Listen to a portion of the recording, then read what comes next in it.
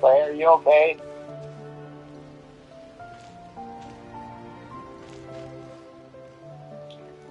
I'm sorry, you want us to be a guinea pig? Okay.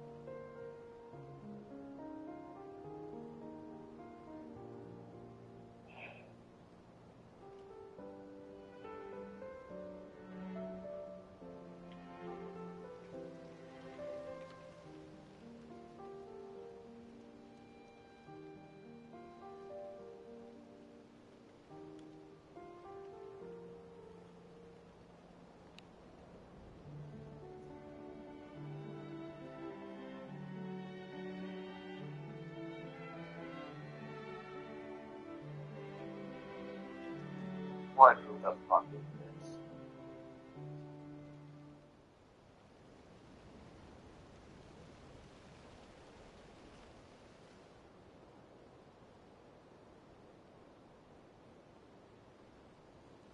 Okay, so it's just that on my...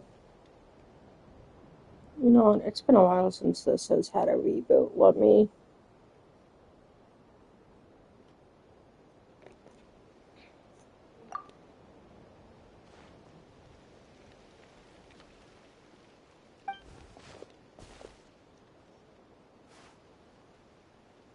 Okay.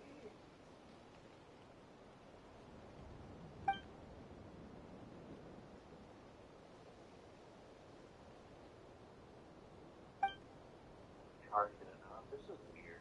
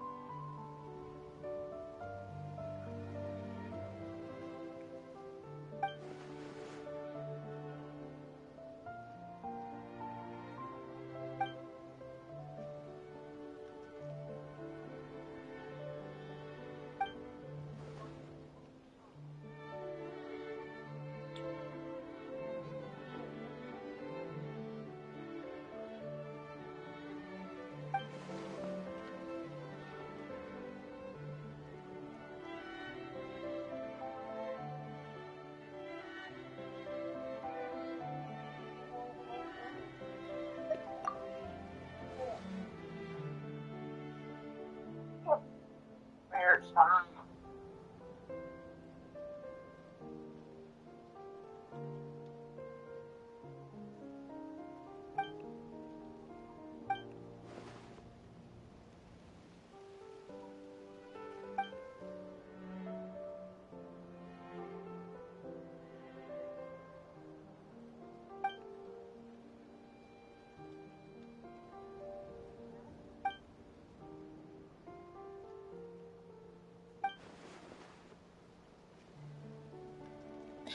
Paimon, you totally make me love to play.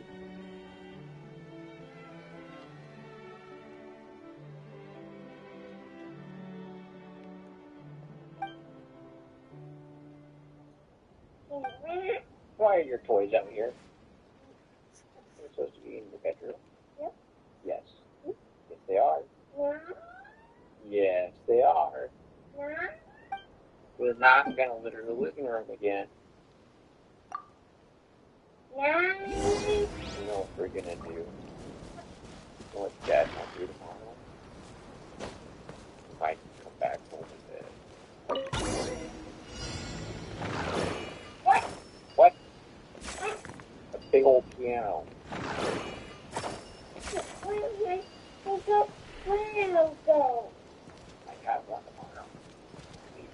Just depends on how much food. Wait.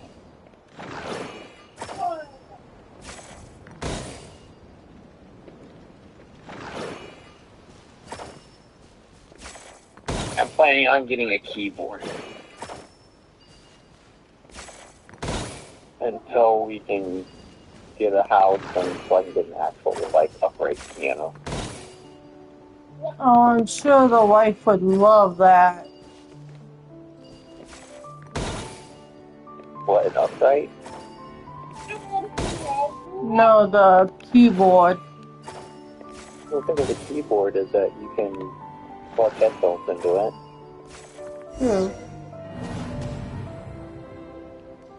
No, I failed? How did I fail?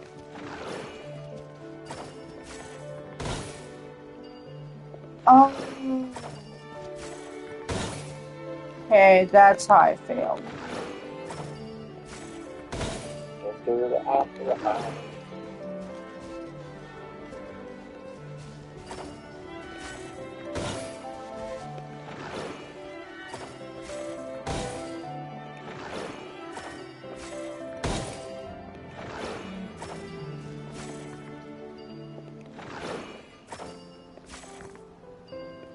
Let me go look at how long does it take to cook this mochi.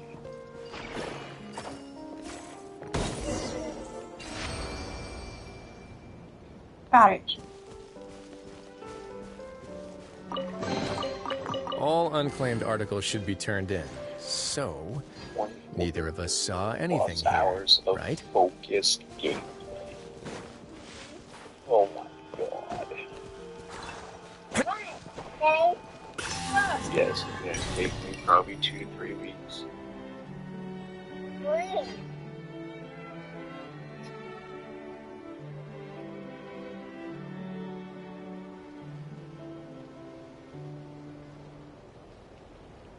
Oh, wait. I once considered keeping some pets in my office, but soon gave up on the idea. It's just not right to keep small animals where they won't be able to see the sun. Thank you.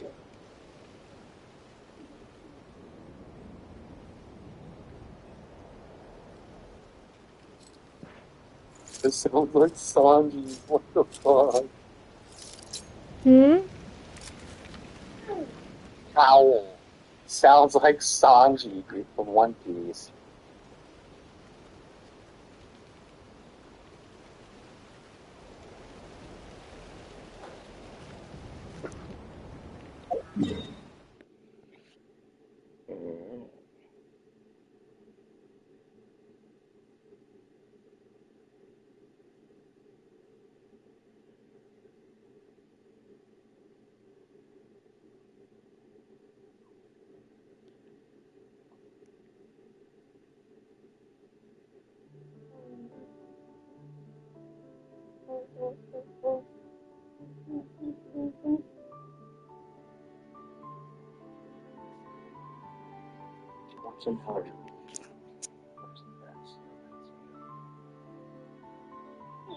Gross, Claire. Keep it out of your mouth. It's not food, it's plastic.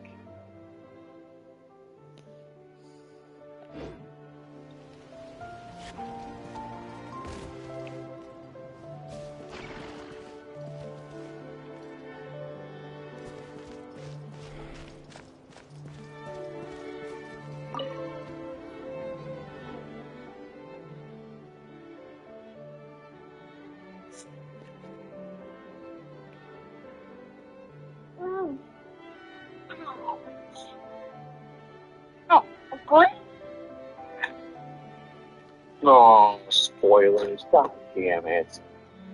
What spoilers? I was trying to look up who the voice actor was for this character I just came across. And it said that this is the only portion in the entire game that he has a voice line because he gets murdered by an accomplice shortly after his introduction. I'm like, motherfucker. Oh, it's one of them? Like, all I wanted was to know who the voice actor was. I didn't need to know anything else. Wait, which one are we talking about? There's... Owl. Winnie's assistant.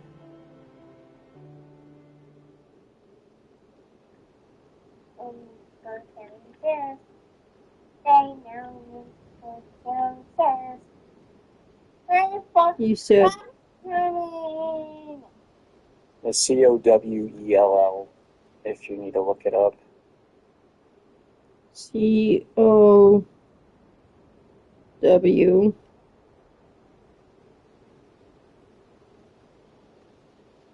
I mean, I guess it's not really much of a spoiler if it's just about to happen, but that's... Hey, Novelette, how you doing, buddy? Pretty sure that's who you are.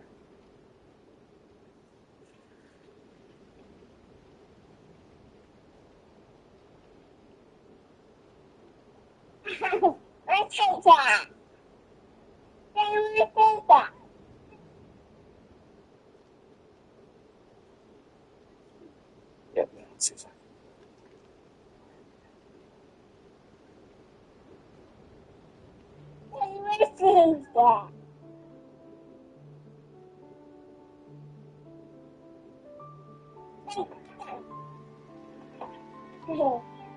I'm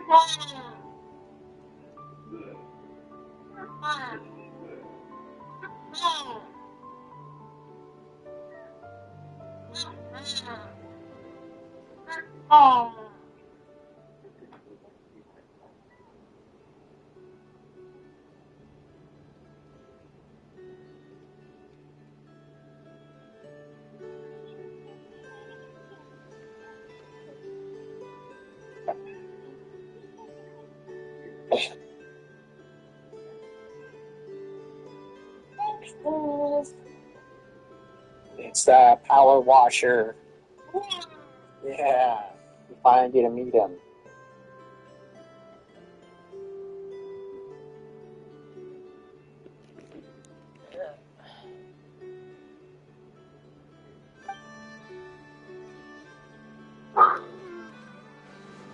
By the way, how is your story only playthrough going?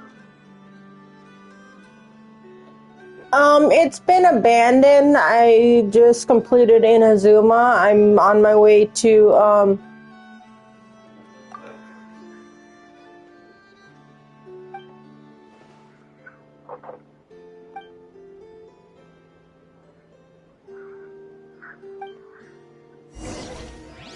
but it's been abandoned for now.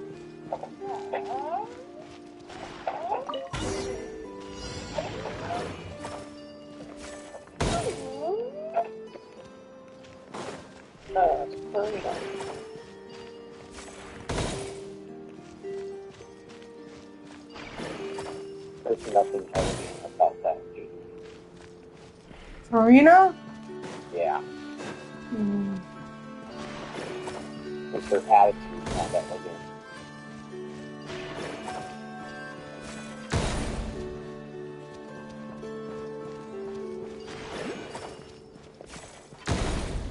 Yeah, a lot of people don't like Farina.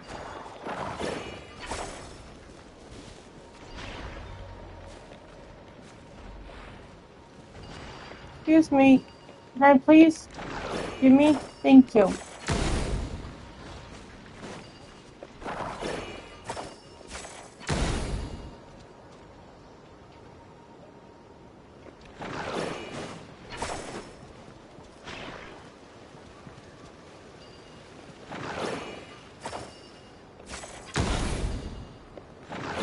I'm not sitting there.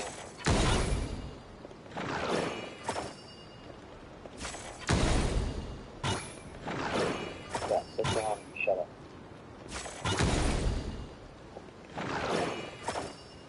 A word of advice, don't break the law. Is there anything else? Yeah, seriously. Don't break the law. Ah, this wasn't locked. How convenient. Well, breaking the law sounds fun, Risley.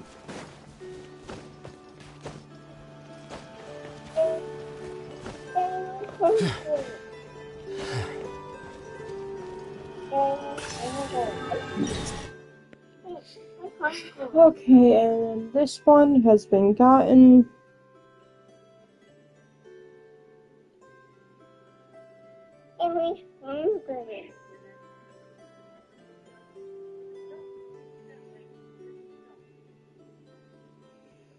Birthday! Thank you, Mellow! How's the Mellow?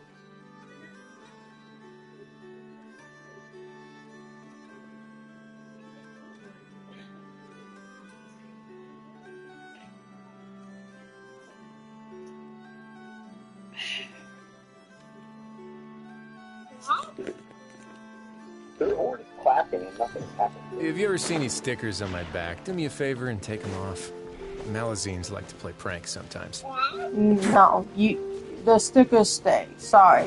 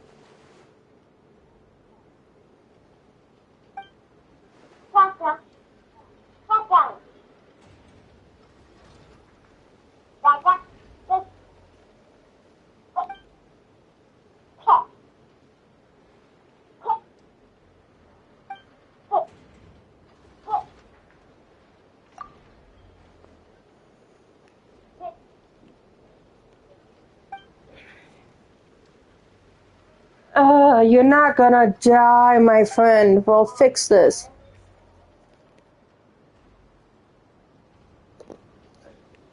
Excuse me, sir. We are much older than you.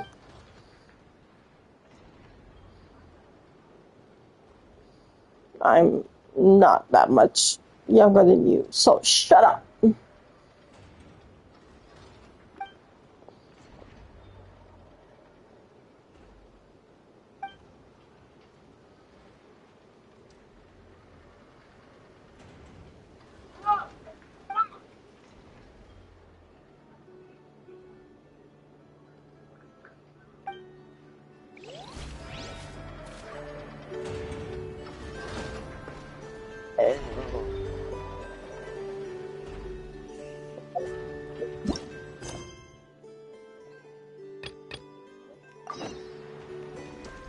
Okay. Looks like I have to do some of these quests. Our conquest is getting put on hold.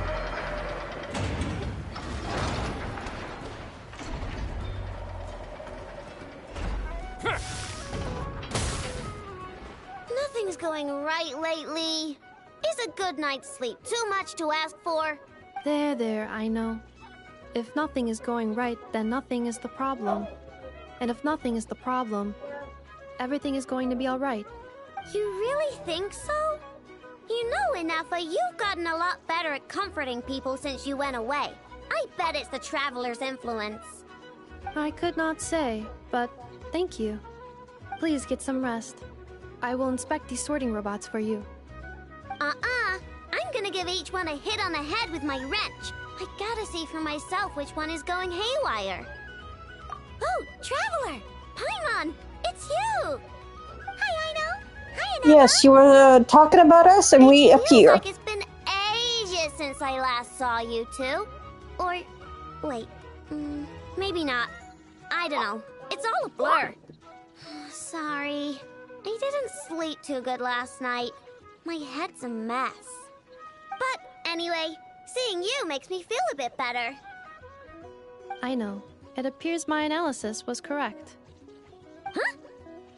You were getting upset over nothing, but now that the Traveler and Paimon are here, your mood has improved. Conclusion. Everything is going to be alright. Huh. Well, I can't fault that logic. Oh, what's the matter, Rhino? You can tell us. Whatever's going on, we'll help you out. Oh, it's nothing major. People keep getting into fights around here, and last night they crashed right into my workshop. All the clinking and clanking makes it hard to sleep. Oh, sounds like the Clink Clank from Kage Craft Shop is living up to its name. Oh, sorry, not the point. So, who are these people? They sound dangerous. Do not be alarmed. It's a group of treasure hoarders on the run after stealing from the Fatui. Treasure hoarders? Dipping into the Vatui's pockets? Wow, the Nod-krai faction's pretty bold. Yeah. Sorry, again, not the point. What matters is, disturbing people in the middle of the night is unacceptable. Yeah, before Inefa came back, all I could do was hide in the workshop and curse them under my breath. But now, I can teach them a lesson. I already cleared them out last night. You will not be bothered again, I know. You're the best, Inefa. Wow, so problem solved, right? Well, the sleeping problem is solved, but now there's an issue with my prospector bots. They're supposed to sort out the useful treasure from the junk. Nice! Sounds impressive. There's a Not but. impressive. There's a traitor among them. Correct. The sorting bots delivered several items of no utility this morning. The ratio of useful to non-useful items suggests that one of the bots has malfunctioned. My bots don't just break down for no reason. You know what I think? It was sabotage. And it must have been one of those people from last night. And we'll find him and make him pay. Yeah! But first, I need to figure out which bot they messed with. How are you going to do that? By staring him down. You gotta put a little pressure on him and see which one starts to sweat. Okay, so psychological warfare? That works on robots? I don't know. If it doesn't work, I'll just drag them into a small room and interrogate them one by one. Whoa! How's that fair? Two of them are just hard-working little bots. If I take them apart, even though nothing's wrong, it'll hurt their feelings. Okay then. Ahem. Alright, listen up, you three. One of you has messed up big time. And if you don't own up, you'll be dragging your friends down with you. So, time to come clean. Or we'll... what are we gonna do again? We'll let you off. But just this once.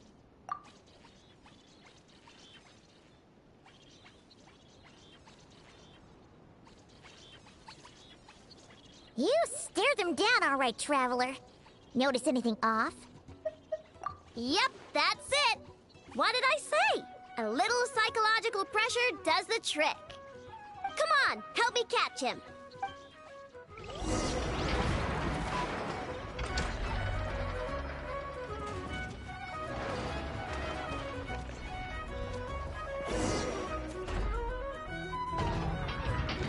I know! Ineppa! We caught him! Do you need to check him over? Analyzing exterior. No anomalies detected. The probability of malfunction due to an external injury is low. Huh. Must be the processor then. Let me open him up and have a look. Uh-oh! He's on the run again! Catch him! Get your butt back here!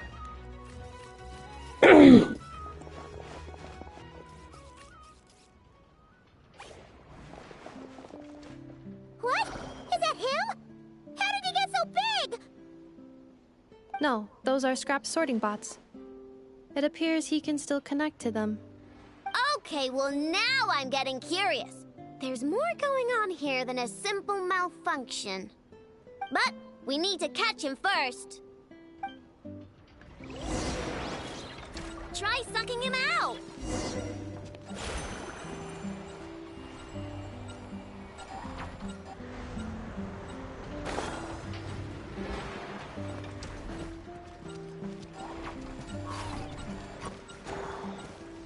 Aha.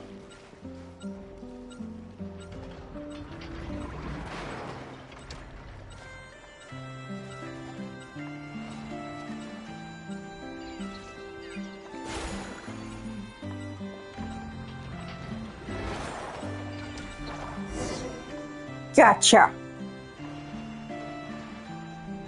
Oh, finally, we caught him. Man, what is going on with this bot? Wouldn't you like to know? Huh? You can talk? I know. Is he supposed to do that?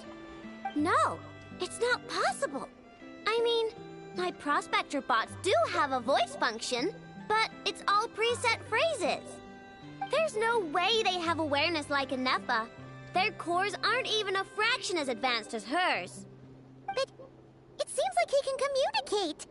Could his core have been upgraded or something? Can you mind your own business?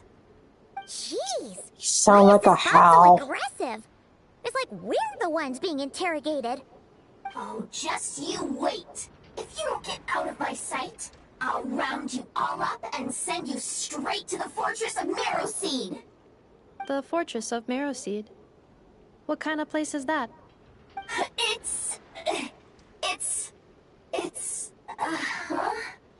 What is it again? Marrowpeed. Yeah, that seems right. Would you stop with the personal questions? So intrusive. Leave a girl alone. Whoa! What do you mean, girl? You're a junk sorting robot. I'm a girl. Okay, well, I'm not sure what happened, but something is definitely wrong here. This isn't the prospector bot I know, that's for sure. Well, guess the only way to find out is to open you up and see what's going on. Don't come any closer! Somebody help! It's okay. I'm a girl too. Does that change anything? The box and Howell is dead. Yep. Apologies, Traveler in Paimon. Aino prefers to devote her full focus to solving problems. Oh, okay. I believe she needs some time to get to the bottom of this issue. Perhaps it would be best to follow up tomorrow. Hold on. I need to...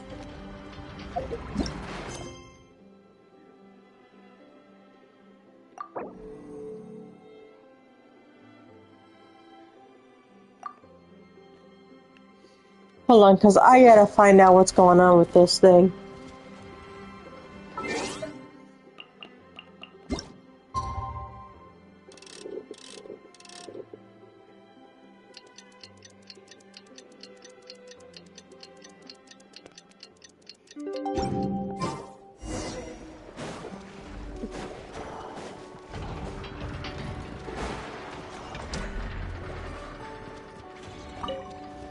Hey, what's up with the bot? I know I only installed an average Nod-krai machine core. I know, and Emma, we're here. Greetings.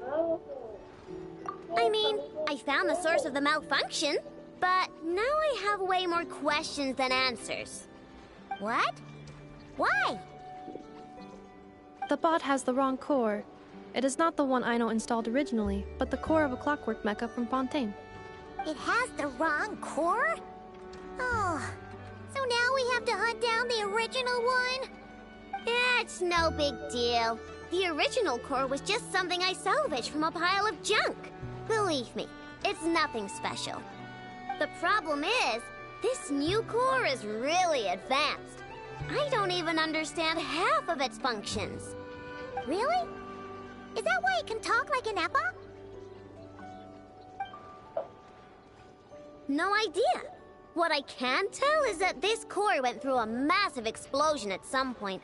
Almost all the modules are damaged, but I can't fix any of them. Wow! If even I know stumped, it must be really complicated. The core originates from Fontaine, but little is known about this technology. Without relevant knowledge, a breakthrough will take time. Yeah, but it's not all bad news. I managed to extract a useful bit of information from the data I could salvage. One word. Charred. Charred? Is that its name? I doubt it, but I'm sure it's important. It was stored in the deepest part of the core. That's the best protected part, which is why I was able to salvage something from there. The best protected part? In the event that my core sustained damage, that's where I would move all Ino-related data to keep it intact. Ah! Knock on wood, knock on wood! Your core is gonna be just fine, Yes. Neffa. Don't jinx yourself like that. I was engaging in a hypothetical discussion. Doesn't matter, you still gotta And you are say Lily's it. lawyer. Say knock on wood. Lawyer. Knock on wood. Like that? And then you'll become someone else's lawyer. Yeah. Whew, that was a close one. Huh? Anyway, I bet there's other data preserved deep in the core too. Otherwise, this thing wouldn't be able to talk. And I'm gonna extract it all. Here, data, come to Ino. Man, this core is so mysterious. But if it's so high-tech, how did it end up inside a random prospector bot? Bingo! That's the question, isn't it? Who replaced the original core with this one and why? I mean, even though it's damaged, the research value is off the charts. Bingo! That has to be the answer. You know what happened the day before it started malfunctioning? The Fatui chased a group of treasure hoarders straight into my workshop. I'm thinking the treasure hoarders stole the core from the Fatui and needed a place to hide it. So, they stuffed it in my prospector bot and handed the original core over to the Fatui to smooth things over. Makes sense, don't you think? I'm pretty clever, right, Anefa? Of course. In fact, intel from the curatorium appears to corroborate this hypothesis. Several of Marinette's subordinates were robbed on their way back to Snezhnaya. Although it is unclear what was stolen, the culprits were identified as a group of 3 treasure hoarders. Their leader is a silver-haired woman wearing a hood. As for the remaining 2 members, there is a man with pink hair and a man with purple hair. Wow! So Paimon was right. The local treasure hoarders around here aren't bold. Actually, this group has only been active recently. The curatorium suspects them to be outsiders not local to this area. Who cares? Yehoda said they're just a bunch of small fry anyway. Yeah. If those treasure hoarders really did mean to hide the core in this bot, they're probably gonna come back for it. Let them come. If they're nice, I'll even share my crunkakes with them. And if they're mean, Inefa will give them a good old knuckle sandwich. And if they try to take back the core? I already thought of that. I'm just gonna hide it. Inefa, can you get Little Chard and the others to come over here?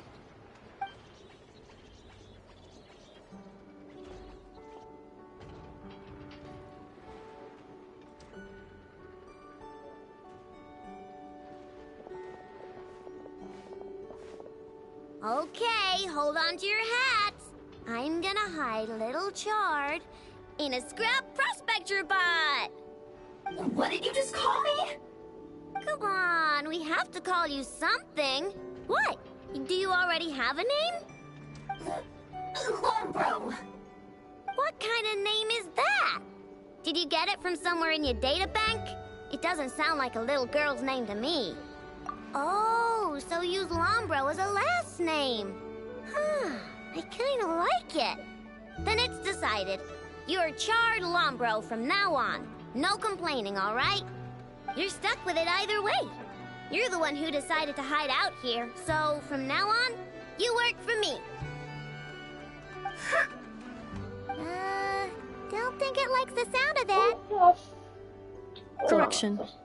This bot has no capacity to like or dislike something in its current state. Why? Because its core was destroyed 6 ways to Sunday. So, right now, its tone and mannerisms are all just a simulation of whatever data has been preserved.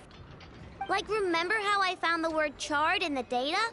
Well, if that refers to a person, then basically, little Chard is just imitating their way of speaking. Oh, so that's how it works. Anyway, we can figure all that out later. First, we need to make sure little Chard is hidden. Why don't you take the reins, Traveler? It's super cool. You'll see.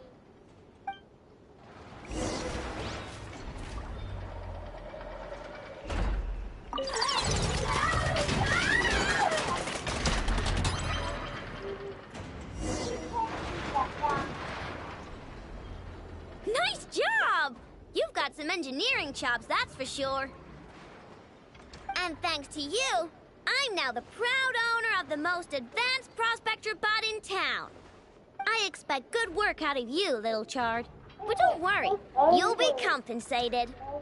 Like I care. We gotta do something about that temper of yours. Maybe a little flour on your head will soften you up a bit.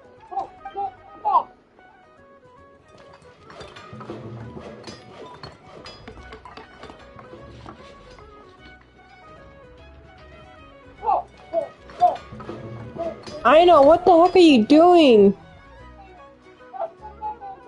There, much cuter. Oh, that reminds me. Traveler, Paimon, if you ever pick up stuff you have no use for, like screws and nuts and things, just bring them to me. I can make them into flowers or use them to upgrade my console. Oh, and I don't expect you to hand them over for free. I pay good prices for scrap. You're gonna want to stop by every day. Deal? Awesome! Turns out Ineppa was right all along. Everything is gonna be alright. Good luck out there on your travels. I hope everything goes alright for you too.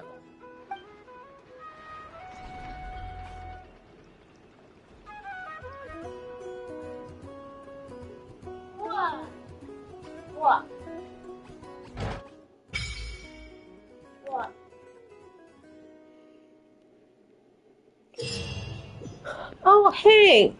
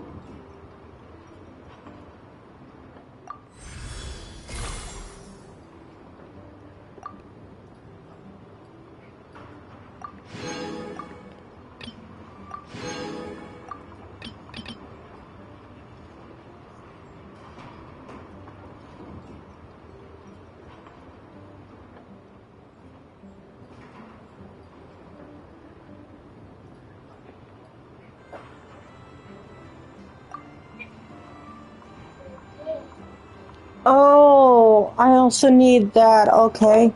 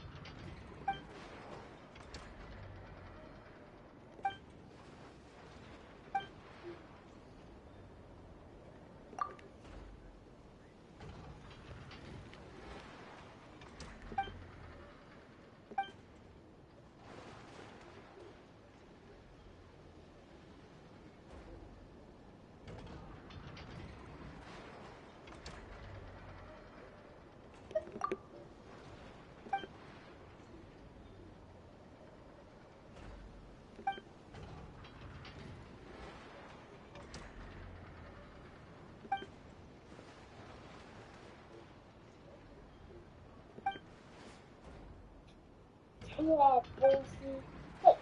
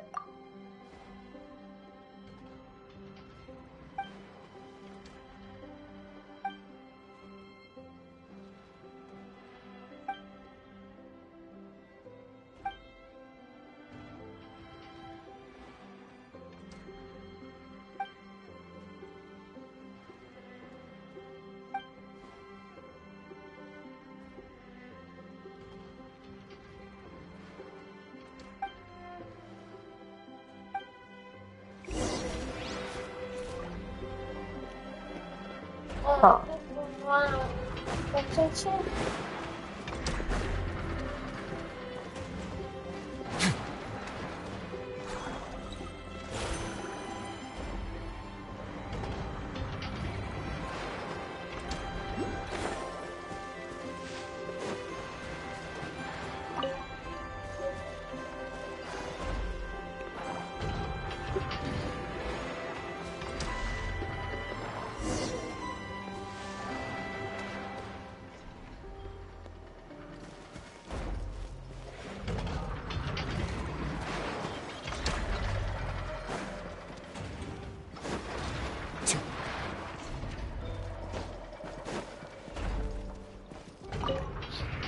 And now have a treasure compass for Nod-krai.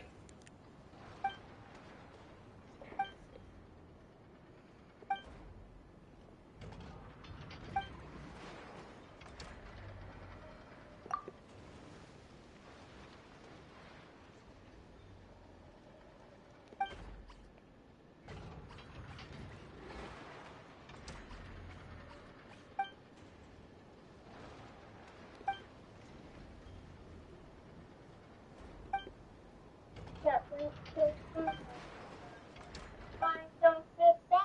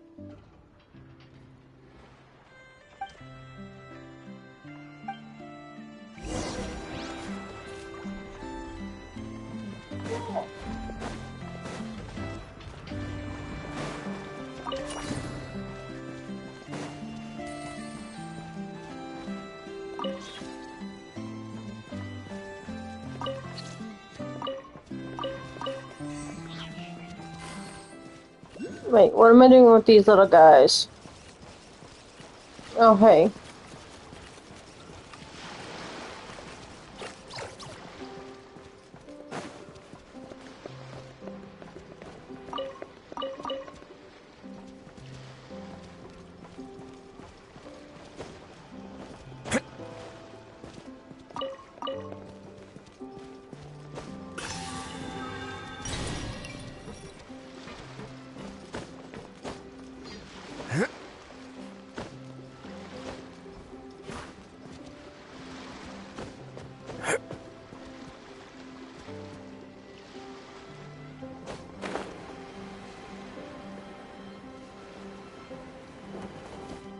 let's just grab these last two.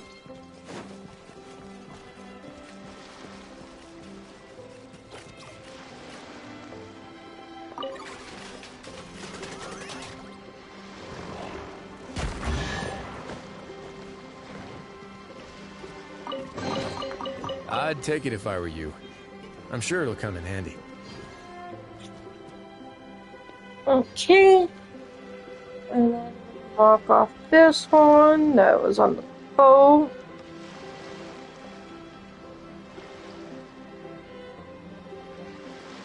So let's see here. Word of So far advice, I've marked don't break the law. 35. Is there anything else? Yeah, seriously. Don't break the law. Ah. Man.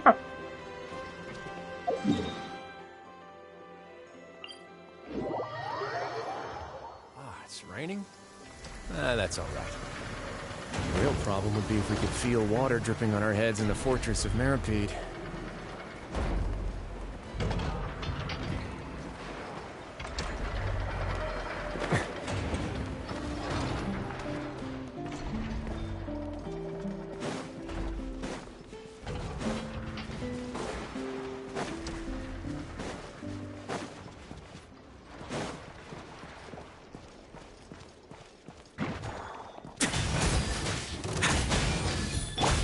Frostbite.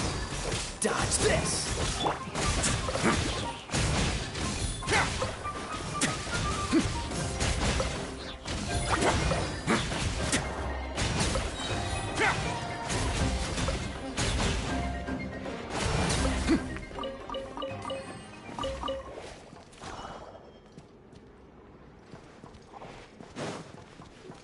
It's raining?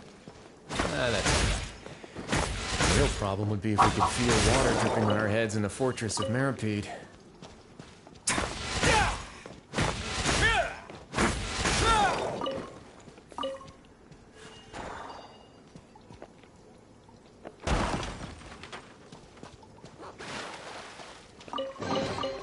Ah, this wasn't locked. How convenient.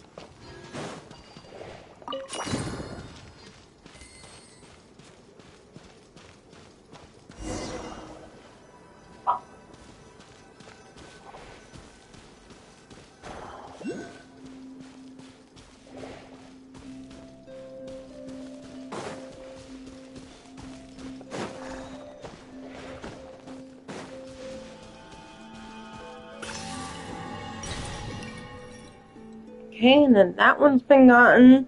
So that makes 36.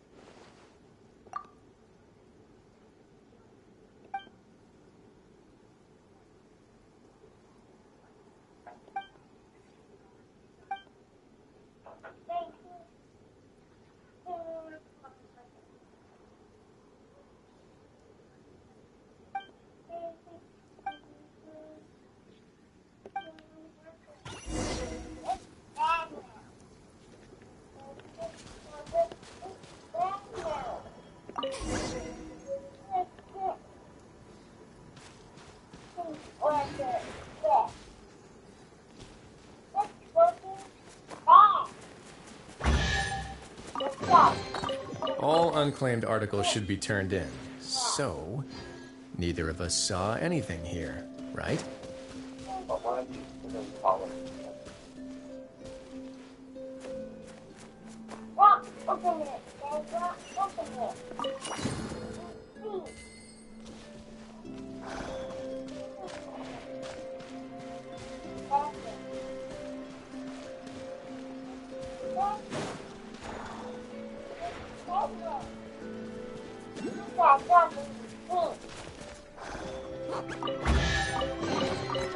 Ah, this wasn't locked. How convenient.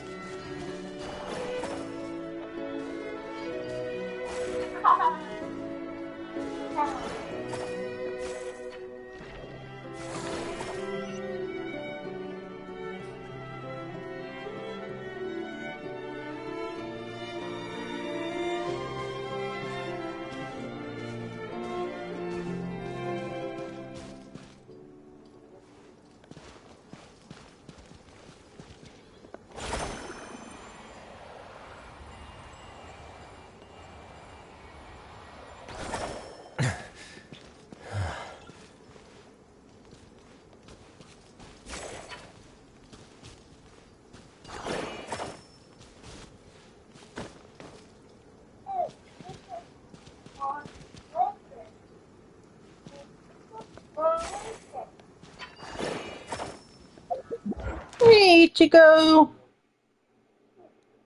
I just wanted to be okay. How you doing?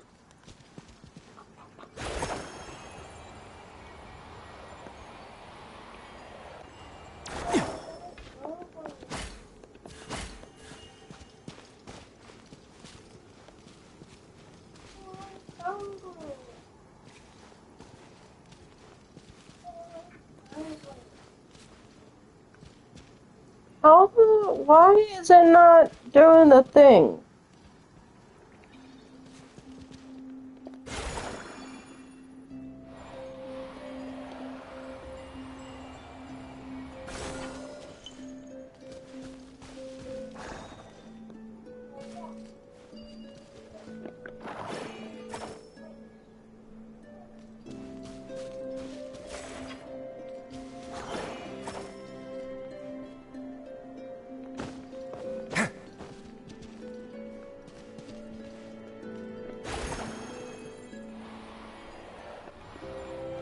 Why is it not letting me do the thing?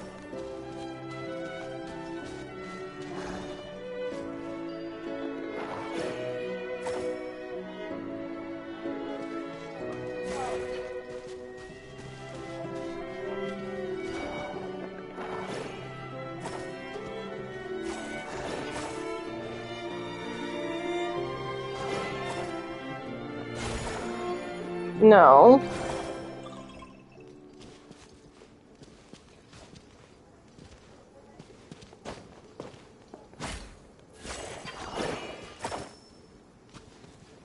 What is going on?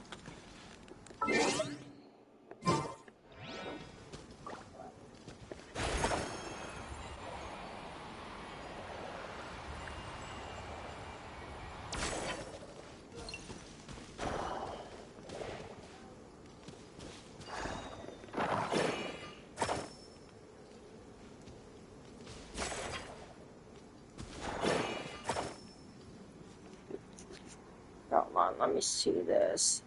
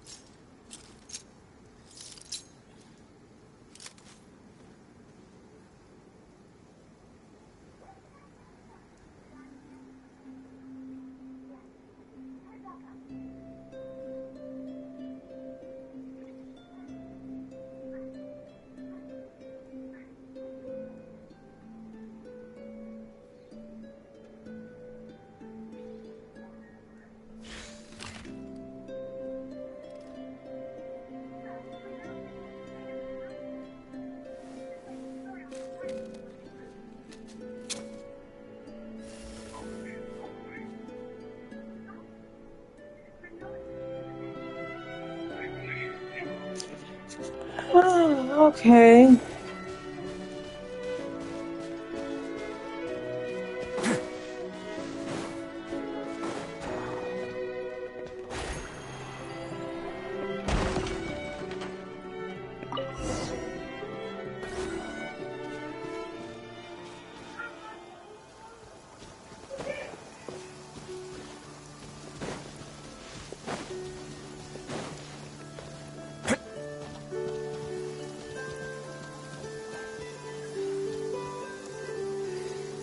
Wait, where is it?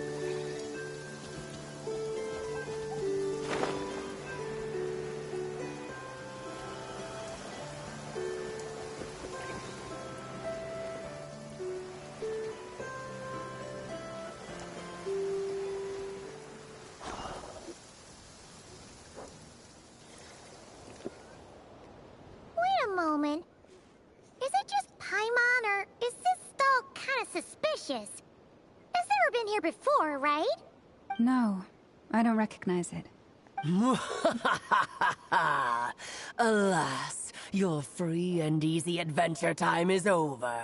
Now, prepare to face the final boss of Nod-krai. Is that Iris? Come from?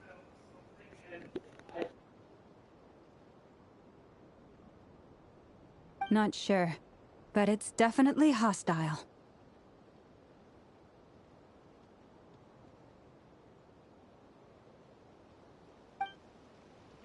No, no, no, not that way. The final boss is right here. The sniffer mole? That's the final boss? Surely not. Is that fucking Alice? Okay, the jig is up. I'll stop teasing you. Turn around. I'm right behind you. It seems I've managed to leave quite an indelible impression, even though you've never seen my face. Ah, nothing could make a great mage more pleased with herself.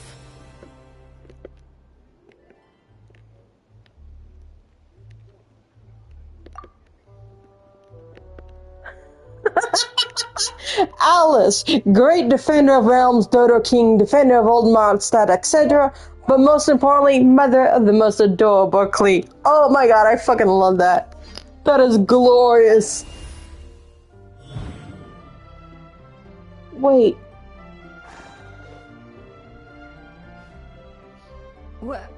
What is going on? I've heard that all the big shots in Teyvat have long, wordy titles that stun people speechless when they make their entrance. Unfortunately, none of them are affiliated with the Hexenzirkel, and we ourselves keep a very low profile. The notorious name-dropping doesn't quite work for us. Still, I, for one, think I'm really quite amazing. So that didn't stop me from coming up with a title anyway. Alice? It's really you this time? Not a lantern or a Dodoko, but Alice in the flesh? Oh, that's right. So, what do you think? How does it feel to finally meet me? You Have them out. look like... Oh, that's the first thing you thought. Go to your room. A little You don't throw surprising, stuff. but that actually makes me very happy. Because that means that when Klee grows up, she'll be just as stunningly beautiful as her mother. So she's a friend of yours? Yes. Kind of. Maybe? This is actually the first time we've seen her in person. I see. Madam Mage, that was, quite a powerful entrance. I certainly won't be forgetting it anytime soon. It's okay, Lauma, don't force it. Paimon will do the honors. This is Alice from the Hexenzirkel. She's a friend of ours. And of Arcus, too. That's right. She's a good person, just kinda...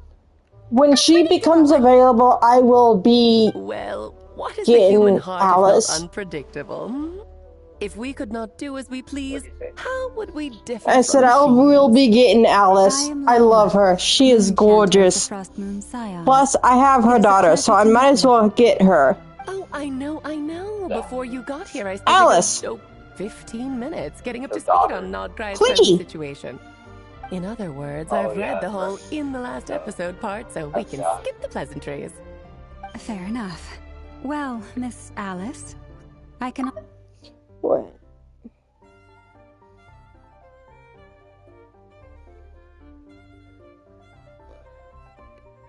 He'll get used to it. Paimon sure is. So anyway, What? Oh, I thought I told you already.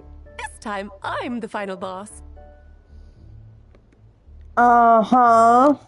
And what a formidable foe I shall be. Powerful, confident, decisive, and good luck finding my weak spot. You will never succeed. Oh, drat. My one weakness, and you found it in an instant. Fate has been dealt a devastating blow. Thus falls the great Dodo King. why are you playing along with this nonsense? Because it's glorious, Please, Paimon. of course. What's wrong, Paimon? Are you disappointed in me? Am I a gigantic letdown? No, it's just... you seem like a busy lady.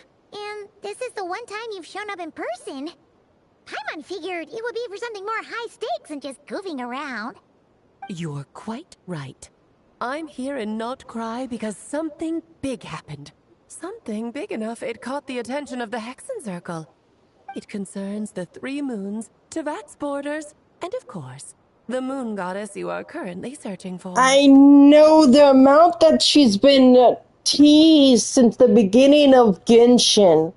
Like, all the way back in the first Genshin Summer event. Kind of. Why don't we discuss this over a pot of tea? Alice, this is not the time for My tea. main reason for coming on this trip to Tevat was, of course, to have some fun. But I do technically have a job to do as well. Namely, maintaining the stability of Tevat's borders. I'll skip over the complicated parts, but to sum it up, abyssal energies are all that lie beyond Tevat's border. We'd find ourselves in a real pickle if they ever made it through. And the phantoms you've been seeing are a sign that the border has been disturbed. Ah, no wonder they tend to show up around Moon Prayer Night. Is it because the real moon is now so close to us that its power can cross the border? In part, but only a negligible amount passes through. Just enough to influence the verdant crests and so on. And as you've noticed, there has been an unprecedented number of phantoms appearing this year. The influence of the moon beyond the border cannot explain this. No, there is another far greater factor at play. The trilunar syzygy. A trilunar syzygy. Eons ago, before the heavenly principles came to Tevat, it was the then 3 moon goddesses who controlled the laws of this world. Oh.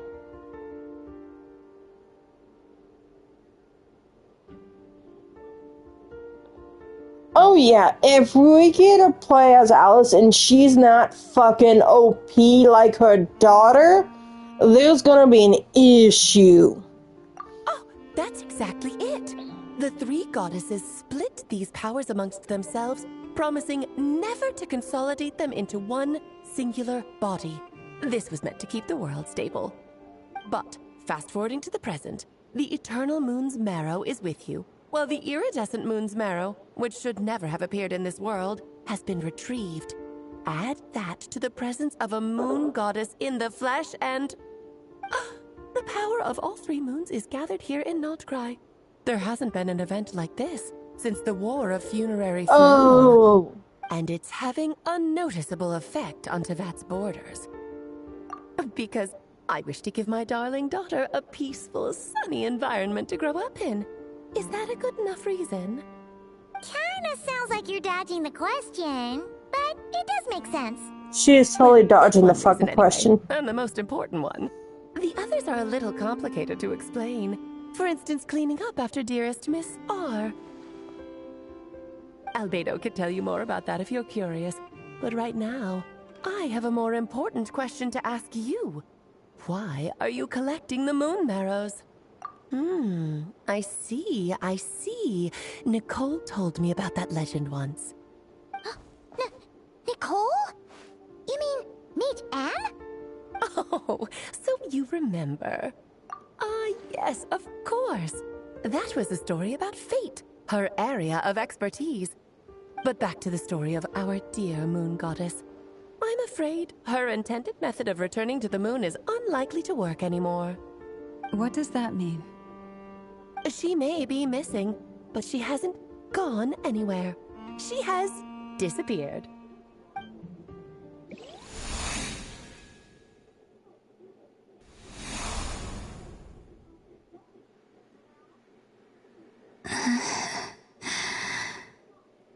My body is so heavy. Wait, no. It's my mind that's heavy. My arms and legs are as light as a feather. What's up? Happening to me? I feel drowsy. Like I've been asleep for too long. The siblings? Yes, they are. Is it daytime or nighttime? Is the moon out? However, well, keep playing the story. You'll find out what.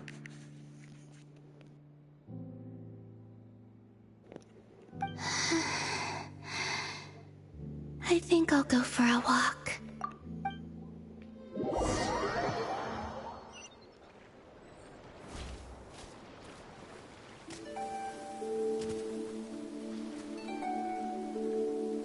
Are you out for a walk too? Huh?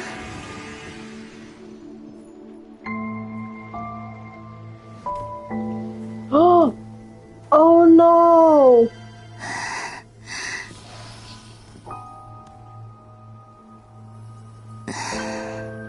The day has come at last.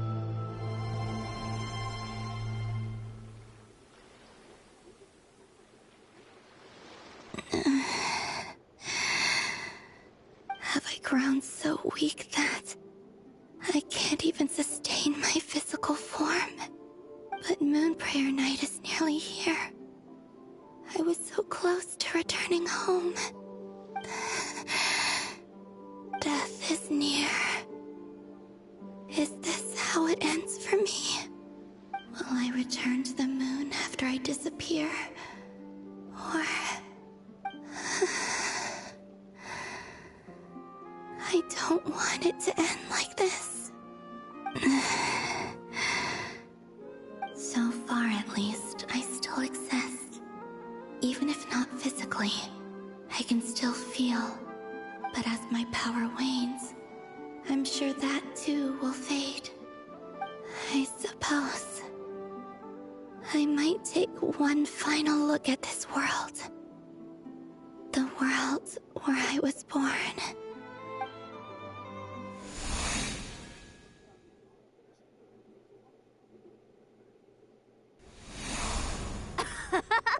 Come on, come on!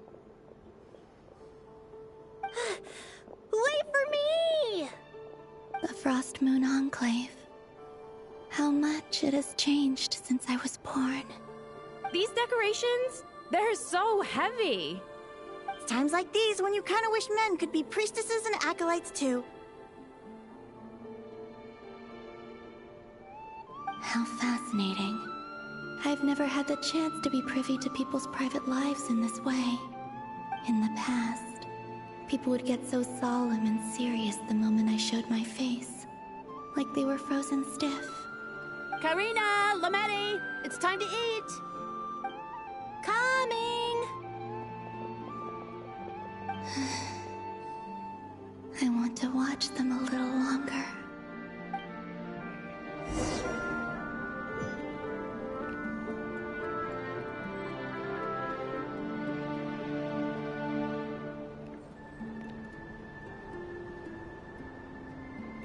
So just fill these balloons with air, right? Yep. Try a couple now to test things out. The rest can wait till Moon Prayer Night. Think fast. Rita! teasing an acolyte of the Frost Moon Scions? Surely that's a punishable offense. Take this! Huh? Alright, enough horsing around. Lady Lauma gave us a task. We should get back to it. The task is just to check that the balloons don't leak, right? Doesn't matter if we fill them with air or water. Yeah. Okay, you got me there. And you got me there. But still, we can't use all the balloons before the festival even starts. We won't use all of them. And as long as Lady Lauma's trusted acolyte doesn't snitch, this can stay as a little secret between friends. A couple more can't do any harm, right? Oh, you menace. Then, think fast! Is pumping a balloon full of water really so much fun? Oh, Columbina's so cute!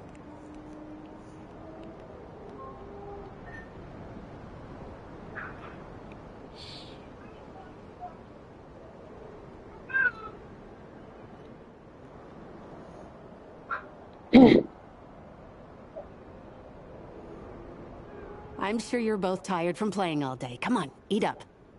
A plain, humble meal. That has always been the way of the Frost Moon Scions. Huh? How come Lamatti got a midsummer berry dessert? Oh, I always get Lockaberry. I don't mind sharing. You can have a bite of mine if I get to have a bite of yours. They're sharing food? I've never shared food with anyone before. Even at the Harbinger tea parties, everyone just ate off their own plate. And when I couldn't finish my food offerings from the Frost Moon Scions, they'd leave the leftovers out under the moonlight for the animals to claim. Hey! That was 2 bites! Oh, then you can have another bite of mine. Oh, you too. Oh, don't fret now. Here, have some of Granny's too. So this is what it means to be family. Oh, the precious Columbina. I'm seeing so much that I'd never usually get to see. They'd never act like this when I was around. It's nice, being able to just watch people in peace in these final moments. What a rare opportunity. I think I'll go take a look around Nasha Town, too. Maybe the Traveler will be there.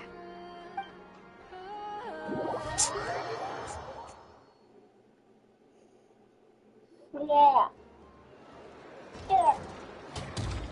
After the War of Funerary Flame, the Moon Goddesses were no longer recognized by Tevat. They lost the whole foundation for their existence. That's why the Moon Goddess's strength is fading. She cannot withstand the world's rejection of her. To be more pedantic about it, the Moon Goddesses did something to offend the heavenly principles, and that's why they were ousted. Something of a recurring theme in Tevat's history. Theoretically, speaking so candidly should put me in their crosshairs too, but they can't tell me what to do. I'll say whatever I want. Anywho, the Moon Marrow energies were but a drop in the bucket for her, and that battle against the Ray Hair of Solnari only weakened her further. Fortunately, it happened close enough to Moon Prayer Night, when the Kuvaki concentration here is high. That's the only reason she managed to survive this long. What do you mean, fortunately? You said she disappeared. We're too late. Oh, what a headache. I thought this was all common knowledge. I guess I have some more explaining to do. Okay, buckle up. It's time for another lecture. Okay.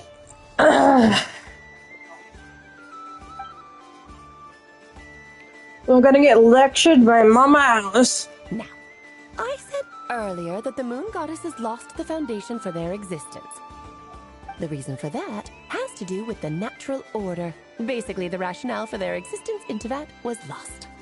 The same logic applies to the present moon goddess, too. Consider her existence so far. Her comrades in the Fatui called her Damselette. And she was worshipped as Kutar by the Frost Moon Scions. But these connections have now been severed, whether by her hand or yours. So, the rationale that once sustained her existence is now gone. Wait, we did that to her? Oh, well, strictly speaking, yes. But let's not start pointing fingers, shall we? I'll only end up as the big bad villain, and that's not the kind of final boss I want to be. You better have some kind of plan, Miss Alice. I do. I'm only the greatest mage in the whole entire world. Now, if you wish to find your moon goddess, there are two problems we need to solve. Firstly, we'll need to strengthen the connection between her and Teyvat, at least enough to sustain her until Moon Prayer Night. Strengthen her connection? But does that mean I'll have to rally all the Frost Moon faithful behind this? I'm afraid a bygone faith and a former home won't be of any help to her now. Do you know her name? Her name? Oh, yes. Names are very important things. A name is a fundamental concept that anchors one's entire existence. Then your first job is to find it. As a moon goddess, I'm sure she must have a name she identifies with. Neither Columbina nor Kutar is her true name, and she's never really accepted either of them. So, finding out her real name is enough to sustain her existence? It's not gonna be that easy. I know it sounds like a small step, but every journey begins that way. So for now, that's all we need to focus on. The second problem is with her plan to use the moon marrows to return to the moon. Unfortunately, piercing through the false sky will take an enormous amount of power. Given her current condition, she won't be able to provide anywhere near enough power, even if she recovers her physical form. But no need to fret. Nicole's the expert in this field, and I'm sure she'll figure something out. Wait, Mage N is going to help us out too? That means we've got 2 Hexacircle mages on the case. This is turning into a pretty big deal. Oh, that reminds me, I need to do sub Actually, this is quests. more of a side quest for me. Like you said, I'm a busy lady, so I can't stay for too long. I'll have to return to Teyvat's border soon. That's the upside you get for looking out for my little Klee. Hopefully that will incentivize you to carry on keeping her company in the future. Anyway, jokes aside, you'd better get moving. It will take quite a miracle for the moon goddess's consciousness to hold out till Moon Prayer Night. Oh, I suppose I might as well tell you where Nicole is before I leave. Yeah, that might be Now, helpful, Alice. Time to meet your new friend. Oh, yes, and a little suggestion. Don't forget to mind your heads. What? I wonder how Durin's doing. I should really go see him before I head back. You really are super busy. I most certainly am. There's so many children I have to keep tabs on just in Mondstadt. Durin, Albedo, Venti, Varka.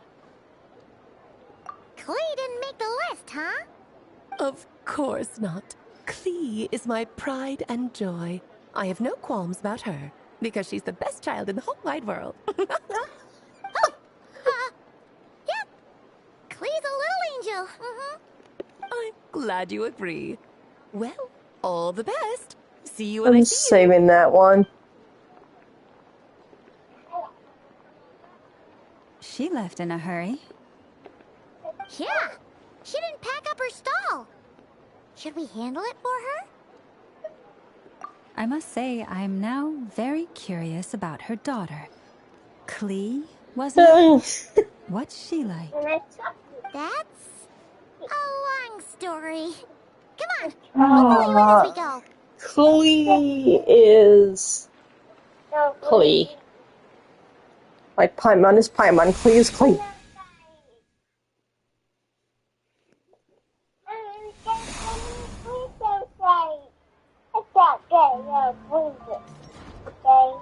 What a lively place. I've experienced Nasha Town like this before. Hey, you old geezer! Your hammer's rusted through! Who are you calling old geezer? Are they quarreling? I'm looking right at him! You've really gone downhill since giving your daughter free rein in the workshop. Can you even swing a hammer anymore? It shouldn't take you days just to fix a single chair! You might as well use that hammer to massage my back for all the good it's doing. Don't run your mouth, or you'll get a back massage that'll put you in bed for the rest of your life. Look, the materials haven't arrived yet, all right? You know how busy it gets in the days before Moon Prayer Night. I'll bet you send all the materials to your little princess. Blood's always thicker than water, huh? All right, you've made your point, Uncle Koski. As soon as the materials arrive, fixing your chair will be the #1 priority. And Dad, if you've got time to chat, why don't you lend me a hand, See? Lolka knows what the score is. I guess they're friends. But the way they spoke to each other was so ugly. Then again, it wouldn't be the first time I've seen something like this. Columbina! Sing outside my door in the middle of the night one more time, and I'll unscrew your vocal cords. You hear me? Oh, Sandrone. So that was her way of trying to be friends with me. What a pity. I won't get the chance to say any ugly things in reply. Oh, poor Columbina.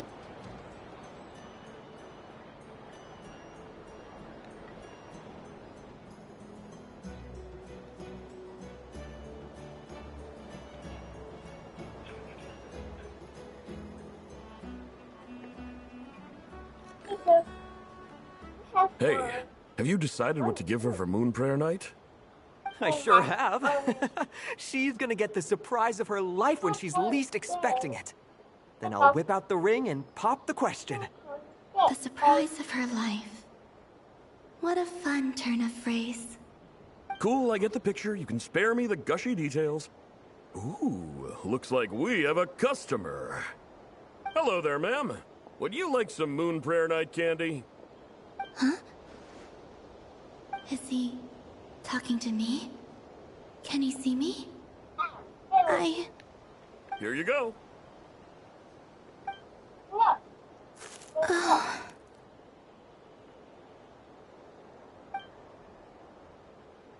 Come back anytime.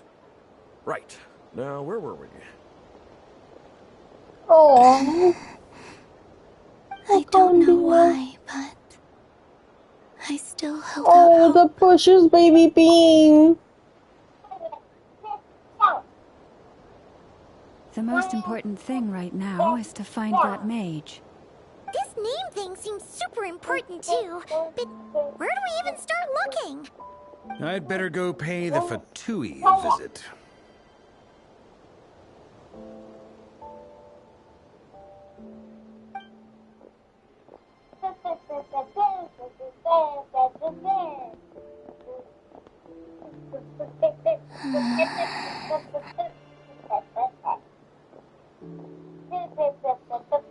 Oh. No, that just makes me even fucking sadder. Columbina?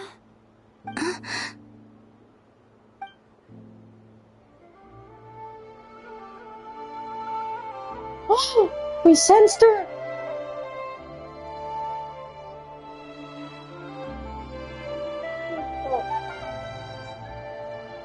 Traveler? Let's go! This is no time to be spacing out!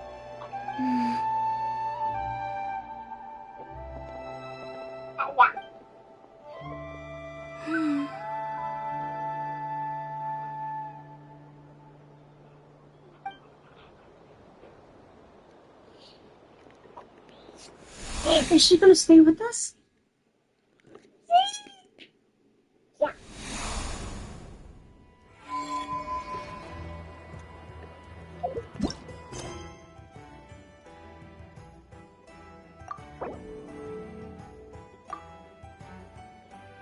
Well, since I accidentally started this one, let's go ahead and go back to it. Oh, what?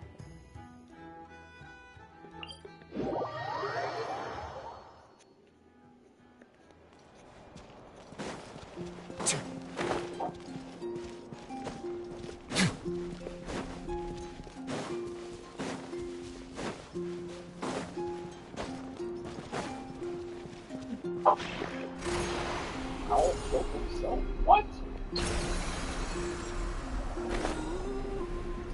By accident, but yes.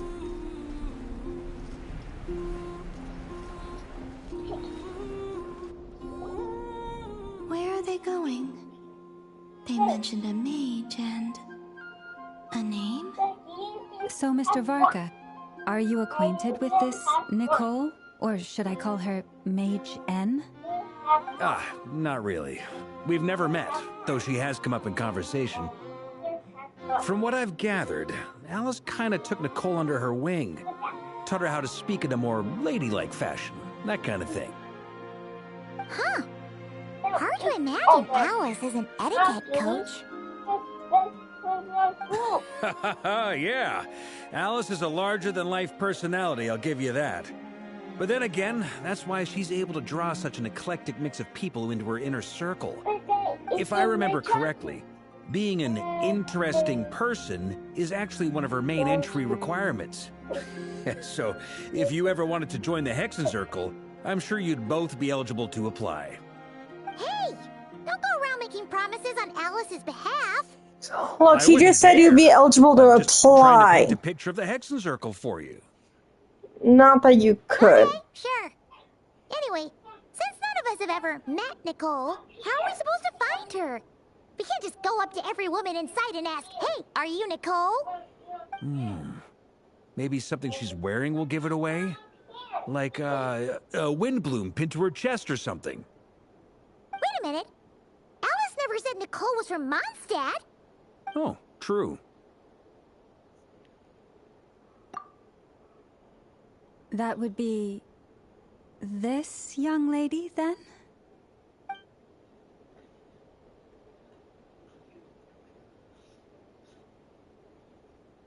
Hey there. Sorry to disturb you, but are you Miss Nicole? Varka, Knight of Boreas of the Knights of Favonius. Alice might have mentioned me before.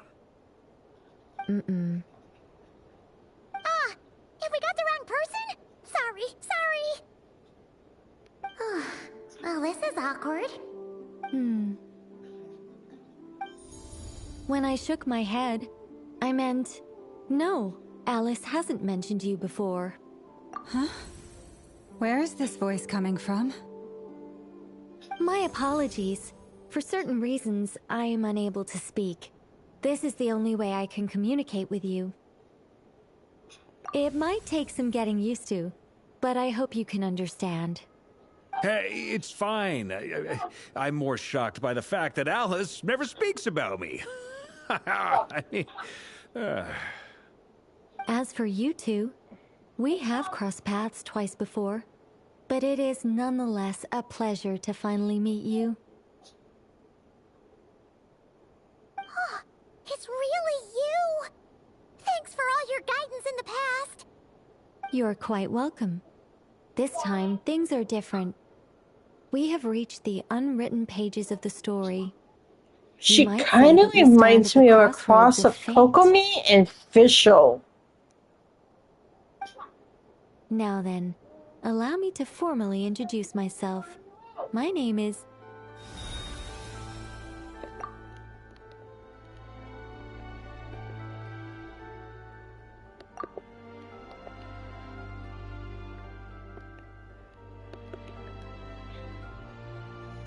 An appreciated master sculptor, the immortal literary giant, if only they'd write, and the silent angel, yet also the orator, the instant they utter.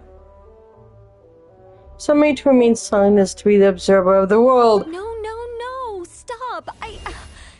Alice! I can't believe it! Oh, that's glorious!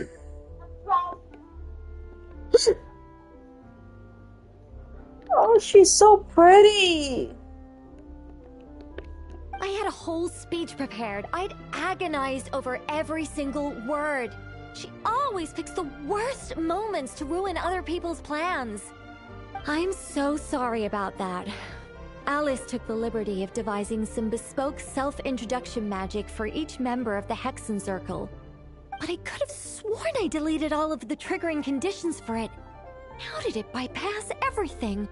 Oh gosh, this is so embarrassing. This is a very different side of Nicole than what we're used to. Is she not used to face-to-face interactions? Probably not. Don't worry about it.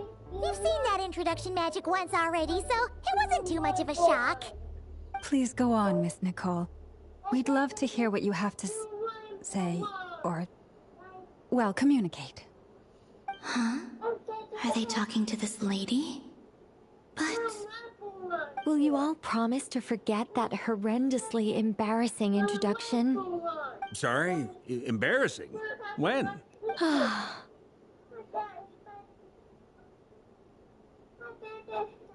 Yes, my name is Nicole, and I am one of a very few angels who have retained both their preferred forms and So their power. let me get this straight. We have Archons, moon goddesses, fae, angels. What's next? What is... I need a drink. I need a drink. I need a drink. Hold on.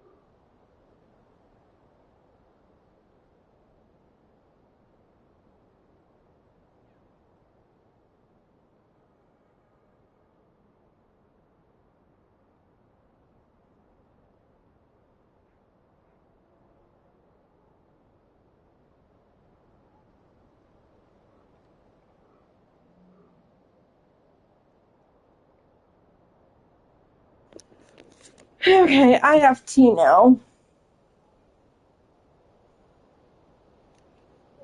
The Traveler and Paimon should be no strangers to this concept.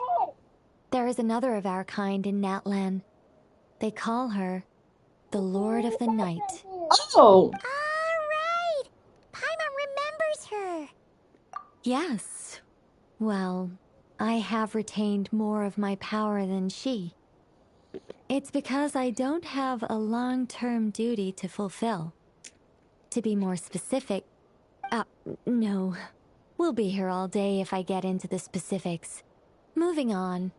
If I'm not mistaken, you are here because you wish to learn how one might reach the moon beyond the sky. That's right. Is that something you can give us any guidance on? Yes, I do know a way. It began with the Hyperboreans, who lived after the War of Funerary Flame. Blank looks. Maybe I should start with the background of the war. Or maybe not. It shouldn't be an issue. I'll fill in the gaps for you when we have more time. Anyway, after that war ended, the three moons retreated to beyond the false sky. The Hyperboreans were humans I once aided. They accepted the civilization and creations bestowed upon them by the angels. But despite accepting many blessings of the angels, many among them still held on to their faith in the moons. They were reluctant to accept the new order, even after the War of Funerary Flame. They sought to contact the moon goddesses beyond the sky and receive their guidance. But all three had passed away by that point.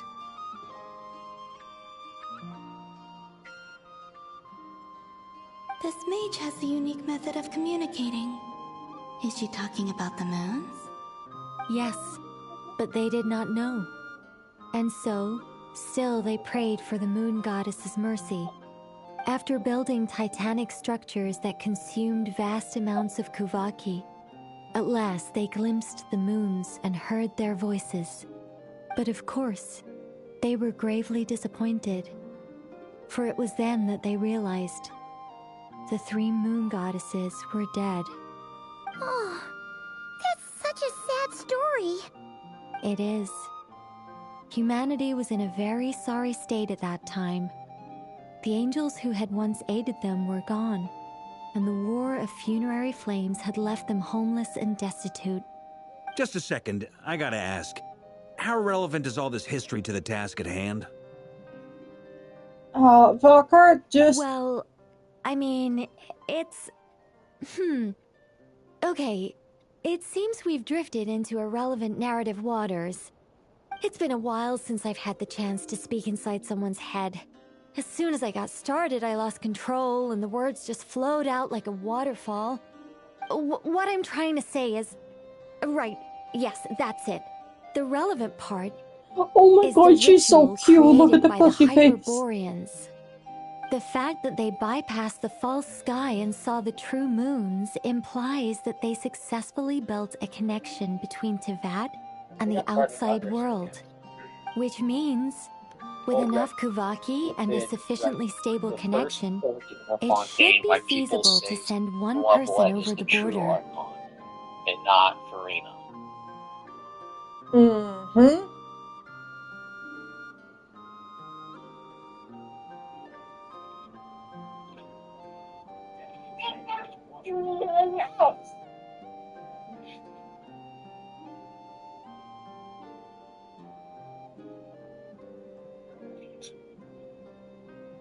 You're right.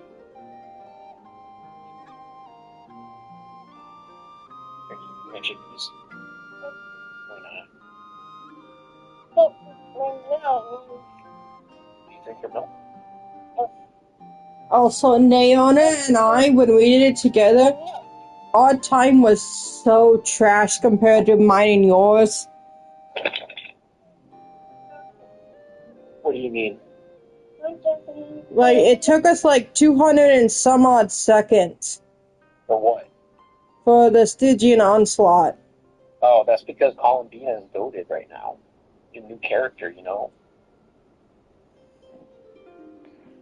And I actually have, like, meta artifacts for the most part. Yes. So it's gonna make everything. It's gonna make my character stronger.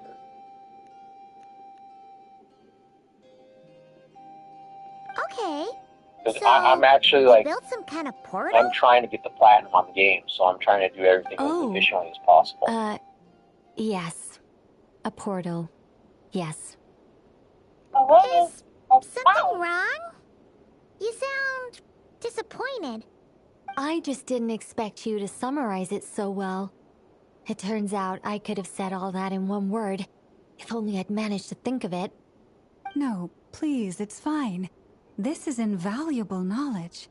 I'll be sure to record and preserve everything in writing. Oh, really? Well, in that case, I suppose I could backtrack and add some more detail. I did gloss over a few things so far. Whoa, whoa, whoa, time out. Let's summarize what we've got first. The Hyperboreans were the last ones to use this method, right? So we somehow need to find whatever structure they built and make sure there's enough Kuvaki to power it up. Luckily, we have the moon marrow of both the eternal and iridescent moons, so we're all good for Kuvaki. Which means the key issue we need to focus on is finding the place. Oh, God. Am I right so far? Stop. Yes. Although, I expect the structure is long gone by now. That said, what if we could take advantage of the phantoms to travel back to a time when it still existed? Well, travel back isn't quite accurate. It's more like we'd be creating a handshake between 2 points in space-time. We wouldn't even have to pick a time when it still existed. It could just be a time when it still appeared in phantom form via projection, or we could project our own phantoms, fold them together, and... You look lost. Was that too hard to follow? Yeah, things got a little, technical there. Paimon's brain is reaching capacity. Alright. Let me think about how to put this more simply. Okay, got it. Over the next few days, I'll search for phantoms that we can use. Once I find one that meets the criteria, I'll let you know and we'll regroup. By completing certain rituals, specific individuals will be able to enter the phantom and make it to the Hyperborean structure. If everything checks out, and it looks feasible, we'll just need to wait for Moon Prayer Night, and we can send the Moon Goddess back home. I'm really skimping on the detail here. Is this making any sense at all? I think so. For now, we'll just wait to hear from you. Yes. Basically, yes. Great. Counting on you. In the meantime, we'll focus on finding the Moon Goddess's name. Are they looking for a way to stop me from disappearing? Excuse me, Miss... Go on, Miss Nicole. This conversation was a little all over the place. I didn't catch your name. I am Lauma, of the Frost Moon Scions.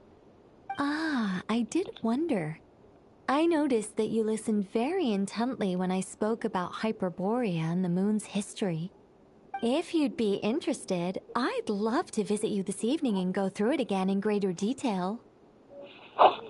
Also, if you were serious about making a record, it would be too risky to simply write down the raw details as is. I would suggest some tweaks. Maybe rewrite the stories as fairy tales or fables, perhaps even prayers. Anyway, we can cross that bridge when we come to it. So, see you later then? Oh, and no need to prepare anything. Just a cup of tea will do. See ya! She seems friendly. It's just... It's so nice to find someone who's actually willing to listen. I've been dying for a chance to finally go through all this systematically from start to finish. Any longer and I'd probably start forgetting it.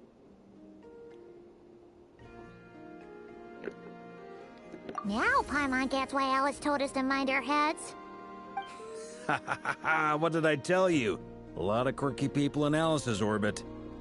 Now then, The next order of business is, where do we start looking for the moon goddess's name? Maybe the rest of what Nicole has to say might give us some clues. Again? Once I've heard her out, Yes. I'll summarize the salient points and share them That's with you very all. rude, especially I'm also inclined to my review our birthday. other documents. Yes, our faith was first established by our Hyperborean ancestors, but many of the more factually accurate records are from after Kutar's birth.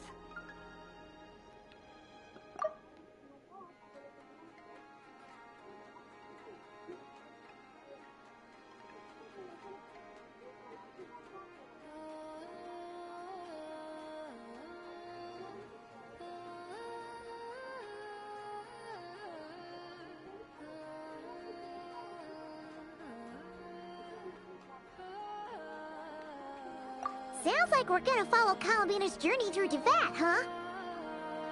In that case, we'll start by heading to the Frostmoon Enclave. Sounds like a plan. Take this with you. I'll see about getting in touch with the Fatui. It'll probably just be Arlecchino and Sandroni again. They're the only ones who would want to help. Thank you, Mr. Varka.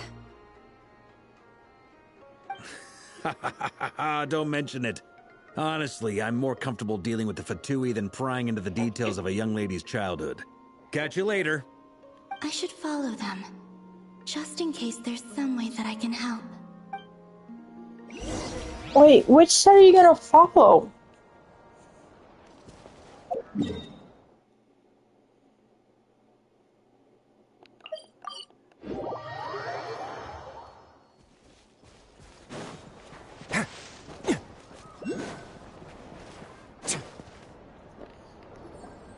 A while ago, I took the time to organize all documents in our possession that pertain to Kutar.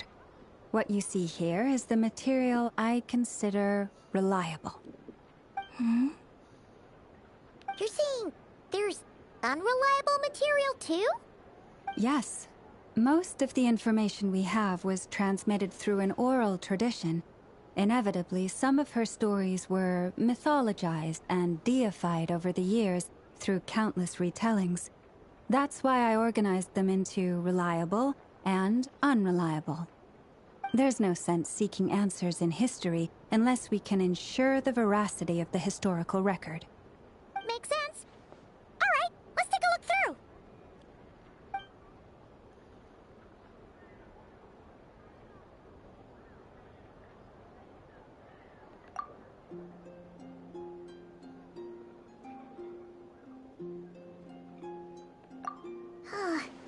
Almost all these records refer to Kutar instead of Columbina. Although neither of those is her real name. Paimon's not sure what point she's trying to make. What we can gather from these records is that the Frostmoon Scions worshipped her as a god, placing impossible expectations upon her. I cannot fault them for their earnest faith, but for all their devotion, worshipping her day in, day out changed nothing.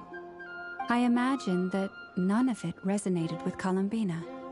It wouldn't surprise me if, even back then, she had already begun to reject the name Kutar and everything it represented. Lama speaks the truth. When I heard them call upon Kutar with hope and expectation in their voices, they may as well have been calling upon somebody else.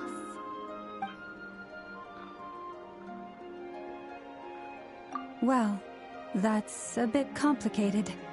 I looked at the level of detail, perceived authenticity, prose style, and how realistic their portrayal of Kutar seemed to be. Amongst the Frostmoon Scions of today, only I know of her existence, and I alone have spoken to her face to face. As such, I know that there are certain things she simply would never do. That being said, I have sensed some changes in her lately. Changes? Me? Seems like this is getting us nowhere. For what it's worth, why don't we check the unreliable sources too? Sure. Give me a moment.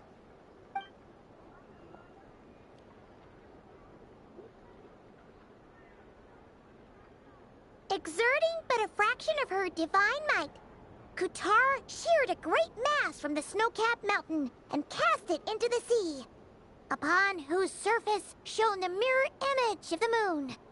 Thus was formed the island of Hisi. Yeah, right. That doesn't even begin to pass the sniff test.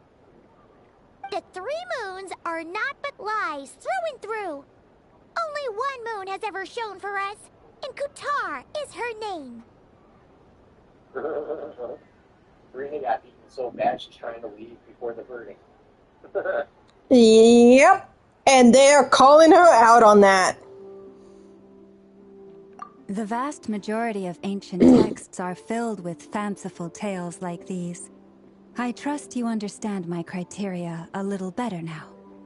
Kutar did not speak, merely gazing into the distance in silence. And where her gaze landed, this was her prophecy. Clearly, whoever wrote this text never even met Kutar. Otherwise, they'd know that her eyes are always closed. What about you, Traveler? What are you reading? Come on, let Paimon see. The child wished to build a wooden nest with which to shield the fledgling bird from the cold. But being so young and lacking in strength, the child could not snap the branches from the trees. Kutar was passing by. Upon seeing the child, she summoned forth a Kuhenki, who built a beautiful nest for the child. I remember that. Not knowing the meaning of Kutar's divine intervention, the child dared not to respond, and thus ran home to call their parents. But Kutar was gone. The Moon Chanter declared the event a miracle and took the nest as a relic, placing it on high for all to see. The child was named as one favored by the goddess and was greatly respected amongst the people. Yet, no further miracles were bestowed, and this matter was forgotten in but a few years. Huh. Any thoughts after reading that? Yeah. Palomina probably just wanted to join the kid in making nests. Ah. I'd originally considered this a fabrication, because Kutar did not perform any similar actions in subsequent records. But now that I think about it, it does seem like something Columbina would do. Who? It's just that... Yeah. From the case, do you think she should be charged?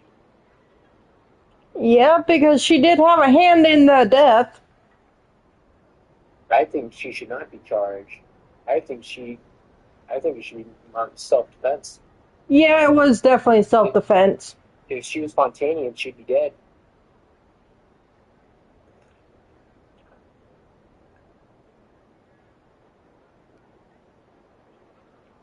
She didn't know how other people would interpret her actions. She was probably worried about making things difficult for people. So, she gradually stopped joining in. The reason why she's still alive is because she's her Mondstadt. Yeah. She get charged for theft, though, for stealing someone else's ticket. But that's just about it. Yeah. But I don't remember if Fontaine's got any self-defense laws. Yes. Oh, that's so sad.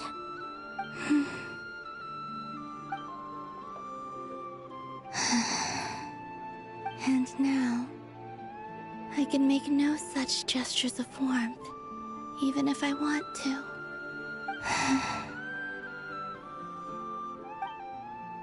Still no name. That's a bit of a shame. But we did learn. Oh no, I fucked up. He was gonna set up a meeting with Arlecchino and Sandrone, right? Let's go back to Nasha Town and see how he's doing.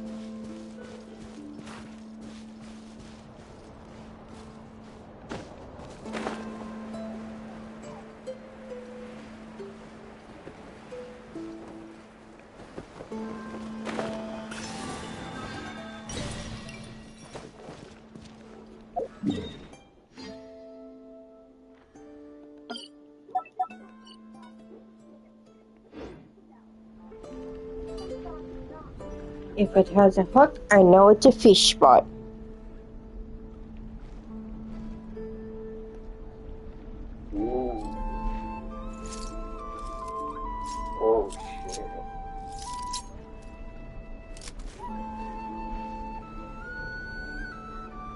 How about those coupon town? That place sounds cheap. You want to do what? I said I want to go to Coupon Town. That place sounds like it'd be cheap. Coupon Town.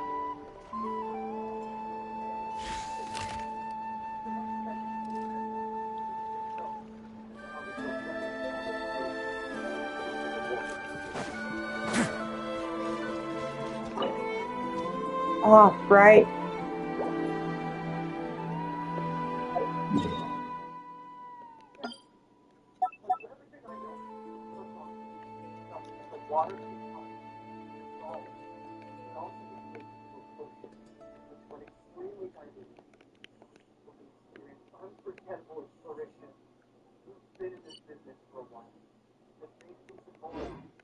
Have you ever seen any stickers on my back? Do me a favor and take them off.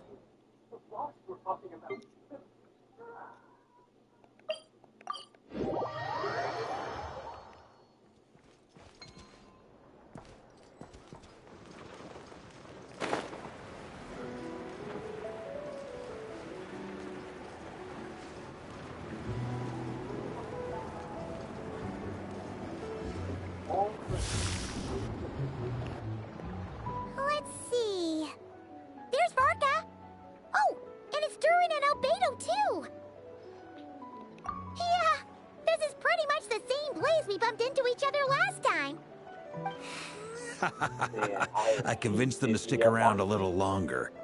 We were all waiting on people, so I figured having a little company would help pass the time. Ah, so you've been waiting for us? Does this mean that you've already arranged things with the Fatui? Sure does.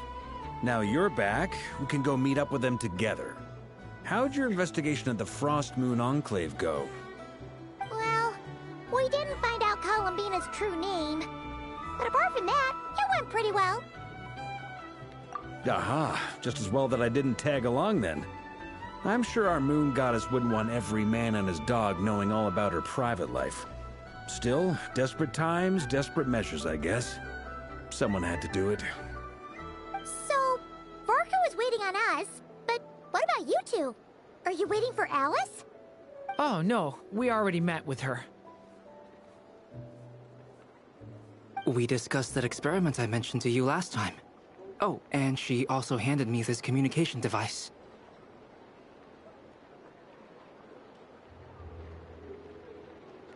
That's right.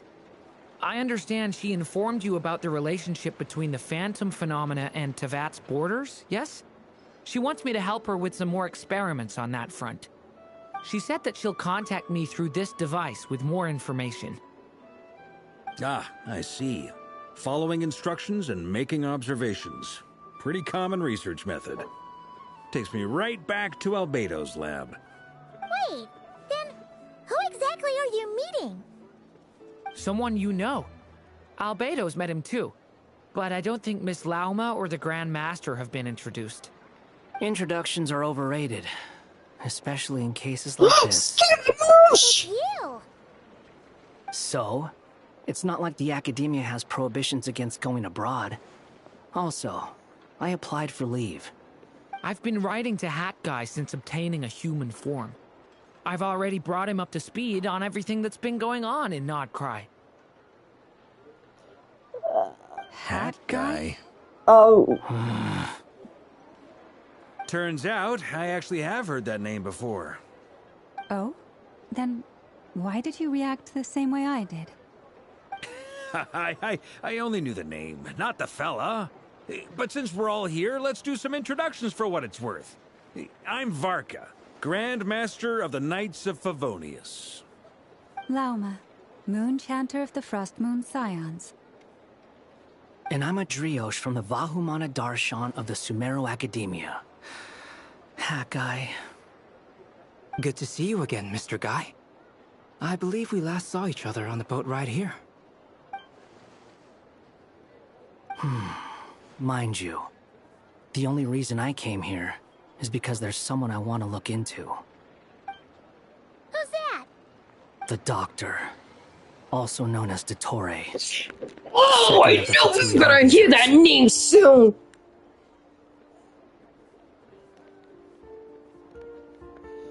From the tone of your voice, it sounds like there's bad blood between you. Llama, you I was have no reviewing our idea. archives and noticed that a lot of information about him was missing. Left a bad taste in my mouth. That's all there is to it. Dottore, or Zondique, as he was then known, once studied at the Academia, but he got kicked out before he could graduate. So the Harbinger's #2 man is a college dropout? Vodka? Ah, how embarrassing for them. Vodka. Last we heard, he was planning something. We actually heard that a few Shut times up. before, even coming to Nod-krai. But we haven't seen a trace of him since we got here. He only appears when something interests him. For all we know, he might have left already. But the fact he did something here at all is worth noting. It'll fill a couple extra lines in his file. Why does it sound less like a file you're writing and more like a criminal record? Anyway, we were just about to meet 2 of the other Harbingers. Want to come along? You might learn a thing or two about him there.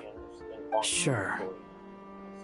Even though they're harbingers, well, they're old acquaintances of ours, so, you know, when you talk to them, try to be...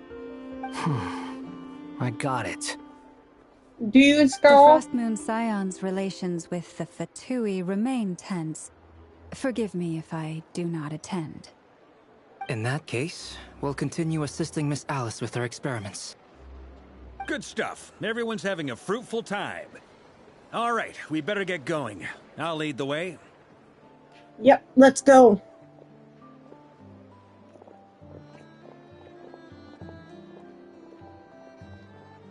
Hey, Avad. Well, yeah, that's obviously part of it. But I'm not the only one who has a score to settle with him. Neither you, nor Lesser Lord Kusanali, nor I want to see him meddling with things again. What's the hurry? Don't worry. Pigeons always know which way home is.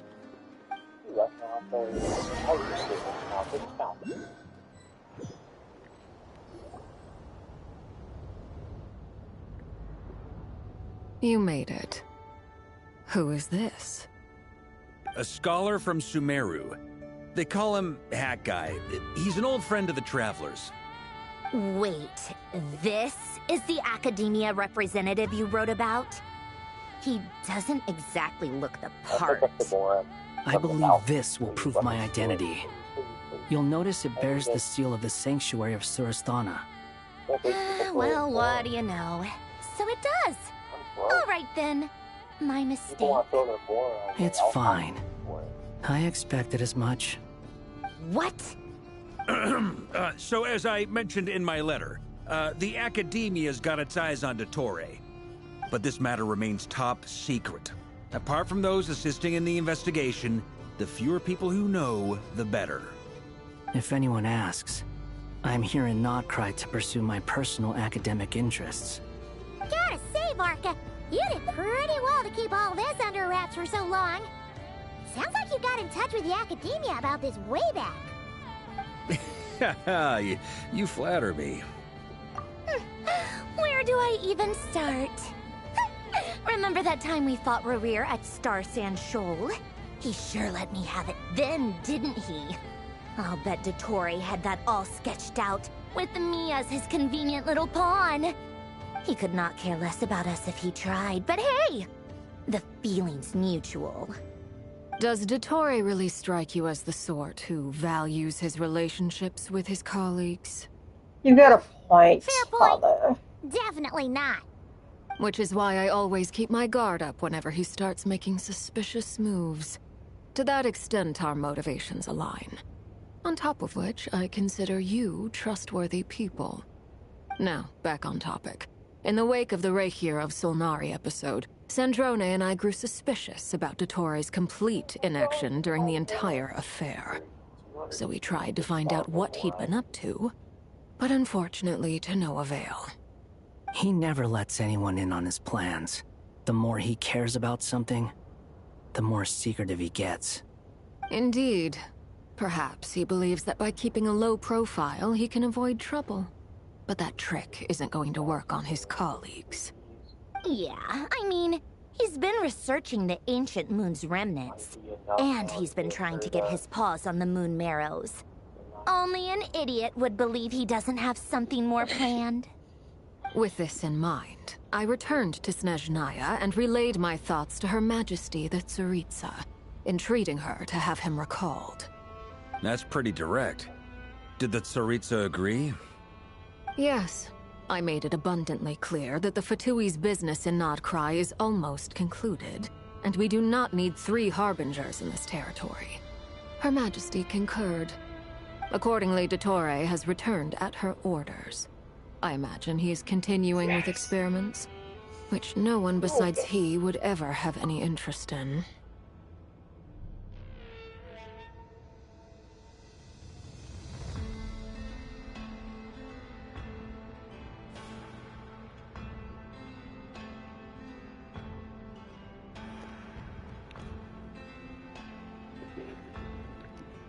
Probably the first animal character I got right. Common sense might mean nothing to him, but he's not stupid. He knows that no good can come from opposing the Tsaritsa. Smarts alone won't get him all the way. He needs the Rooster's resources and Regrator's Mora, both of which the Tsaritsa can strip from him by waggling a finger. But doesn't he have a track record of publicly following orders while going against them in private? He probably has it down to a fine art by now. Wouldn't put it past him. We worked together on a research project once. Only briefly, but it was enough to show me that we're fundamentally different people. He has no interest in doing things methodically, stage by stage. His thoughts jump all over the place, and the moment his curiosity is satisfied, or he gets the results he wants, he disappears. The only similarity we share is that, once we set our minds on doing something, we will see it done. Whatever I don't think so. You'll have to take a look at his Some skill. of that in your battle with Rerir. You got so competitive. Ugh, do not remind me. Then I believe we all concur. Dottore will not simply give up. Fantastic. Now this is turning into a whole day of unpleasant memories. Ugh. Are you talking about the moon marrow stuff? He also strikes me as the kind of person to disregard experimental regulations, ruin all the equipment, and go way over budget. Then leave the first person he can find to deal with the fallout. Exactly. This one time, he was running some high-temperature experiment and the substance exploded. But does he care? No. He orders his subordinates to open the device so he can observe the results, which causes the gas inside to leak out. That gas was poisonous. If I hadn't been there, who knows how many people might have died. And after all that, he left while I was still cleaning up after his mess. What a waste of time, he said. Waste of time? He wasted my time! You've been bottling that up for a while, huh? Hat guy, I must say, you seem awfully familiar with internal Fatui affairs. Especially when it comes to Dottore. Thank you, Lady Harbingers, for providing such valuable information. I have no other questions for now, so I'll be on my way. Wait, what? You're just gonna leave? You're welcome to join if you want. Ugh. Just when Paimon thought he'd finally mellowed out. Paimon, he'll never mellow out. He makes quite the impression. I'll say. I've met tons of headstrong people, but not many of them would join me in bad-mouthing Dottore. Anyway, back to the main agenda. Barca, you said that Columbina has gone missing? Or rather, disappeared. Yeah. We're working on building a connection between her and this world. The simplest method is to find out her real name. I've actually asked her that question before, but she said she didn't know. Considering our relationship, I doubt she was lying to me. As far as I recall, she was never dispatched by Her Majesty to claim a gnosis or anything like that. The Tsaritsa's plans had long contained a place specifically for her. I always thought that was weird. What could she do that the rest of us couldn't? Okay, she's actually. Knowing what we do now, it's probably something related to Yoda? karate, right? Yeah, she's very More than likely. When she first arrived, Columbina would offer. She's good at. Or I mean, I can't say there's nothing that she's good at. There's nothing that she's great at. She's just kind of like a little bit of everything.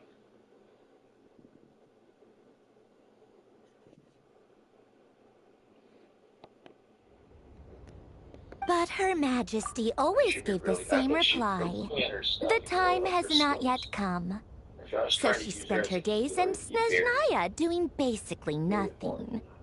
The Tsaritsa has summoned a beautiful blind maiden to be a harbinger, giving her the third seat by virtue only of her enchanting voice. It was a dumb and stupid rumor, but the reality of the situation made it hard to refute. And what happened after that? I imagine she stopped caring. She no longer seemed to care why she had been recruited, and Her Majesty never gave her any missions, so she just continued to sing in the flower garden. For my part, I was busy. So busy, in fact, that watching someone be that idol had me fuming. But still, I got the sense that she had long been used to a life of other people claiming she was needed when she wasn't. I just felt that having a place to stay would cost me something eventually.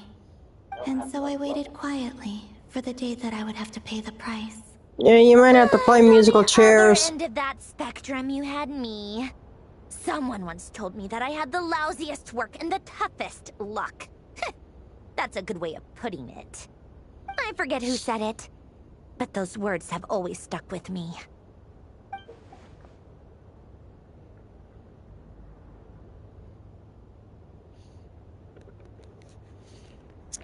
But you've done your job exceptionally well all this time. Because at heart, you are a conscientious person. What is it? Something come to mind?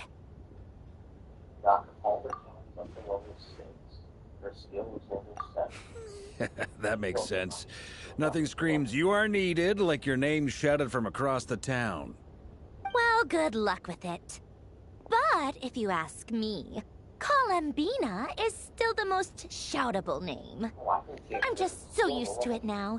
After all the arguments we've had, I can't be bothered trying to remember another name for her. Nor I. Sandrone. Harlequino.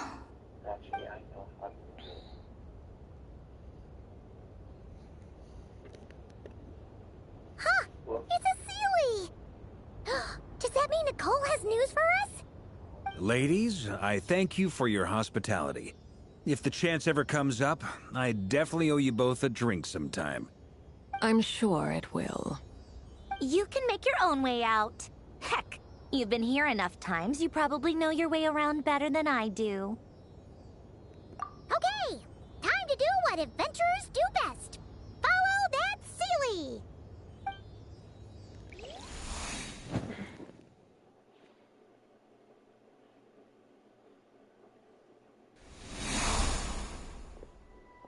Here you are.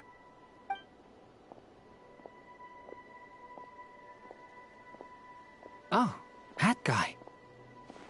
How come you're back so soon? Did things go all right with the Fatui? Fine. Totori's been summoned home by the Tsaritsa. Couldn't get much more than that. How about you? Any progress with the investigation? Unfortunately not. We've tried everything. Different phantoms, different locations, different points in history. But the results were the same each time. Abyssal monsters roaming the land. People crying out in despair, with no hope of being rescued. Every time I see it, I can't help but think, is this what it was like in Mondstadt when Dragonspine Durin attacked? And if I fail in the task I've been given, will I create yet another tragedy? Oh, the precious That's baby just boy. meaningless speculation. When we encountered similar phenomena previously, I tried to interfere with those illusions, using sounds and lights to guide them. However, we could not change their fates. At most, we were able to extend their existences. The events of the past are like fate that has been written into Irminsul. There isn't a living thing in Teyvat that can escape its past. But Miss Alice instructed us to try to find ways to change the outcome that these phantoms face. It's an impossible task. Can't you just refuse? Since she asked us to do this, I feel like it can't truly be impossible. Or if it is, well, mages can make the impossible possible. I could not have been born as Durin otherwise. But you also said that your past 39 attempts were fruitless. That's true. But you're still going. Yes. After this many futile attempts, surely you realize that you're not doing this because you still believe what some mage told you. It's because you want her hypothesis to come true.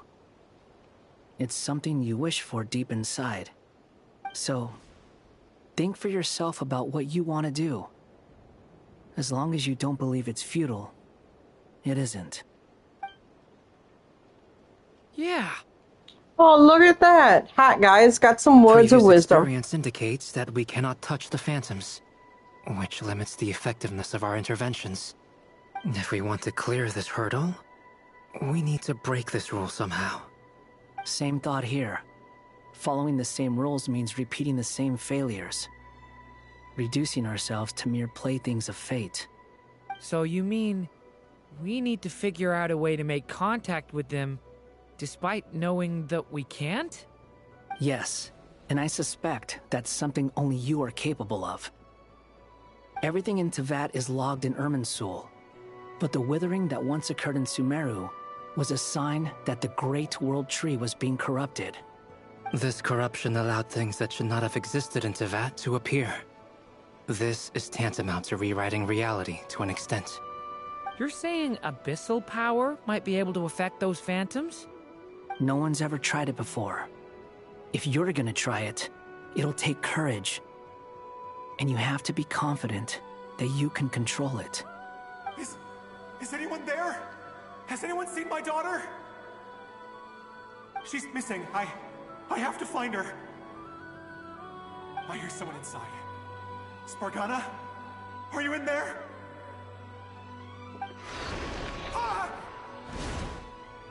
If I can use my abyssal powers to warn him that there is danger here, maybe it'll change his decision. Maybe he'll stay away. Yes. The important thing is not the nature of the power, but rather how you use it. To intimidate and obstruct. Sounds about right for the Abyss. Well, let me try. I should be able to influence that thing. You got this, Durin. Have you seen a little girl?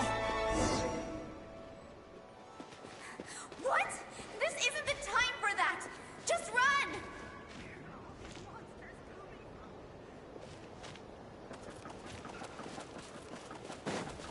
I hear someone inside. Spargana? Are you in there? Where are all these monsters coming from?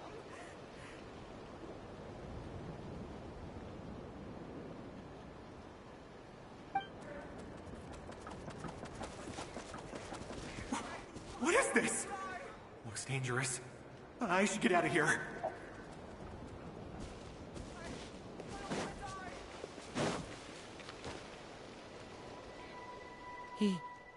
He really left. Ha! We did it! Don't celebrate too soon. Follow him. See what he does next. Monsters approaching from the front. You need to stop them and create an opportunity for him to hide.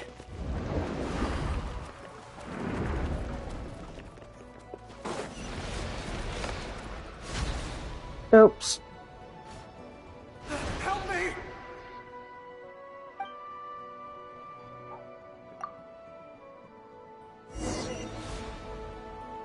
Monsters approaching from the front. You need to stop them and create an opportunity for him to hide.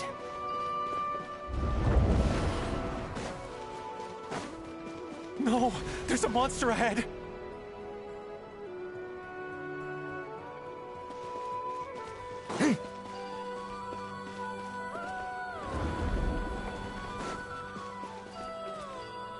No, I fucked up. Okay, I got how to do this. Monsters approaching from the front. You need to stop them and create an opportunity for him to hide.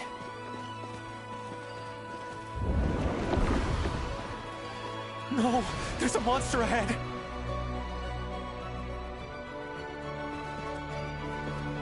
Wait, is that the barrier I saw earlier? Why is it appearing now? It's as if someone's controlling it.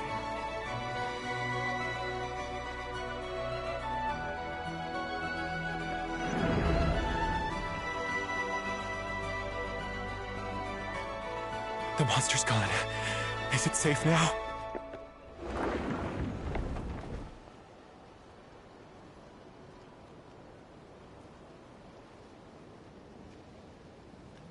The barrier's gone too.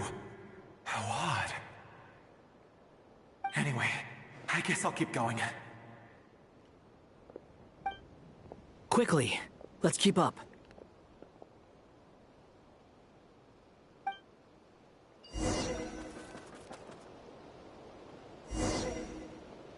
Wait, there was someone else here?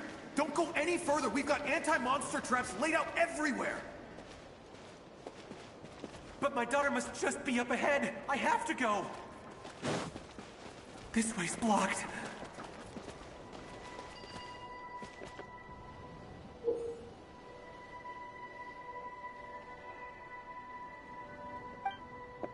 We might be able to use the explosives over there, but we need to take care not to hurt him.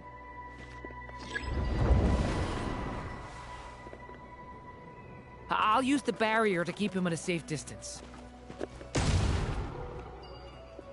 This barrier seems to be helping me somehow.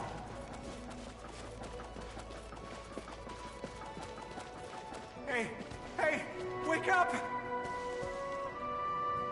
Oh, no good. Gotta keep moving ahead.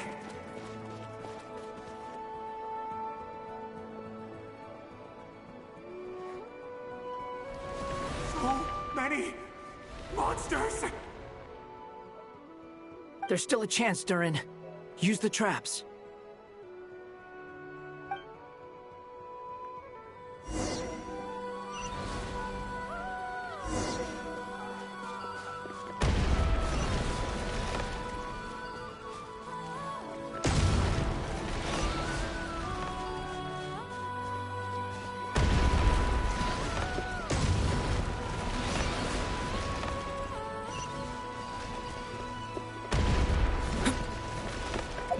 Damn it.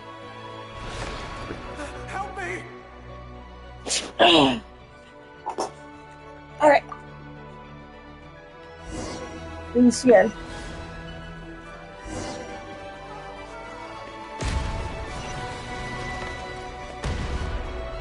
Oh, whoops.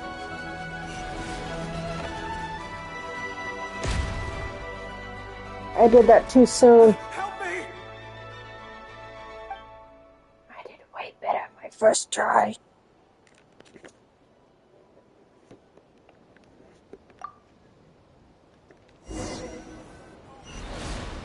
Okay, we got it. The time's charm, right?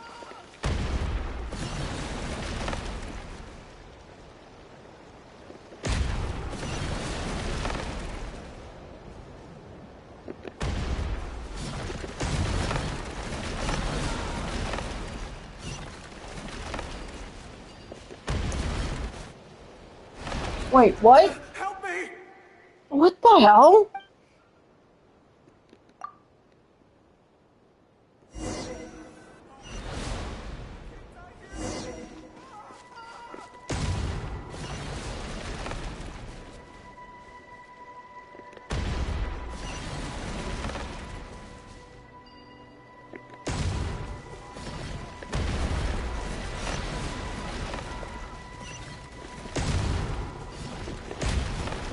Damn it! Help me!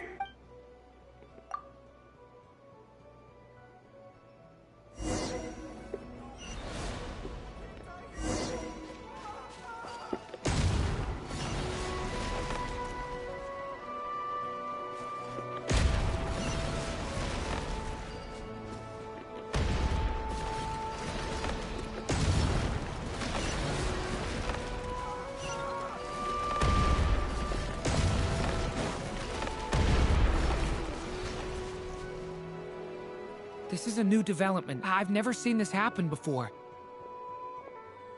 We might just be able to save this person.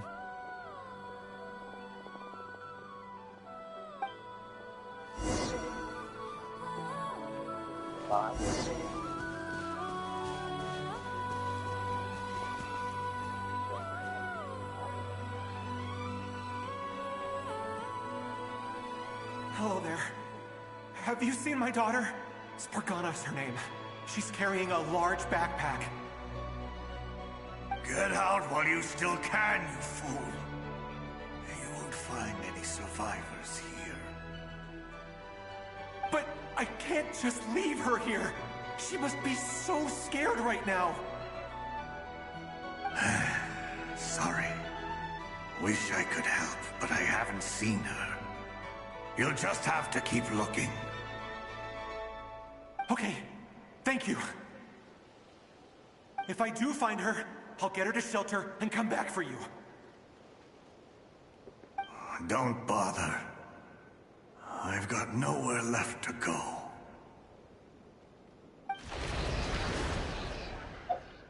What's that noise? Monster! No, if he goes inside, he'll be walking into a trap. Let's try this once more. This time, we have to stop him.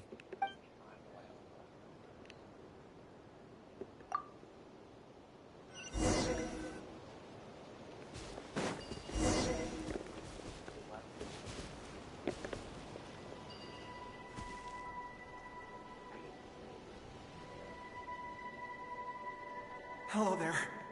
Have you seen my daughter? Get out while you still... But I can't just leave... Okay, if I do find her... Don't bother. What's that noise? No, if he goes in...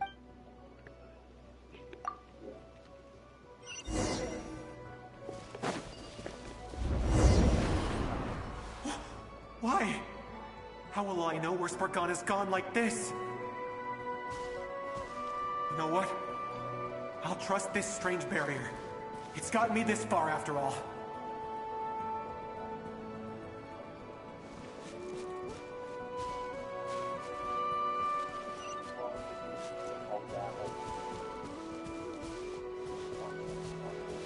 Spargana, are you there?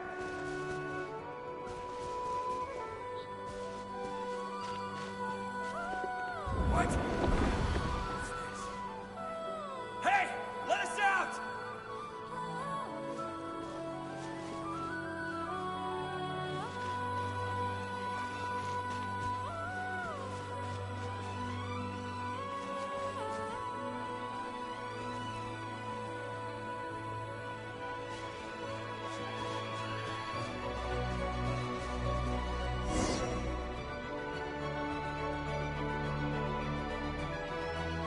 Huh?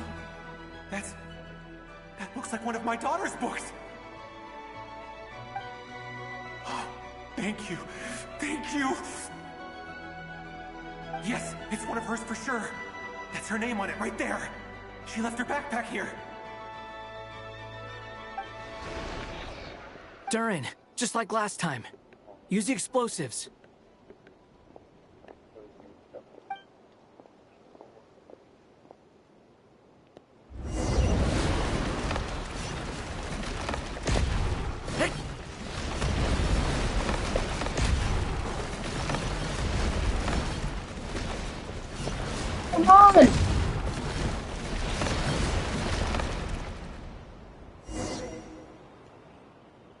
It won't work. There's not enough left. If he makes it in, he'll die. But then, this clue could be the key to him finding his daughter. It might not be the only one. Better he misses that clue than loses his life. I guess so.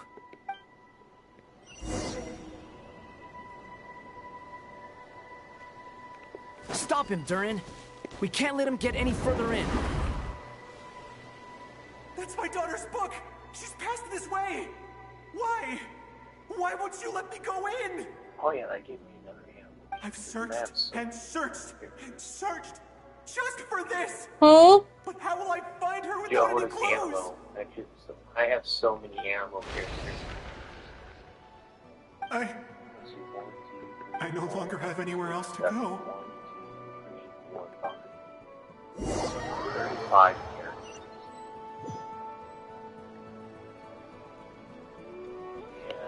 I'd recommend building.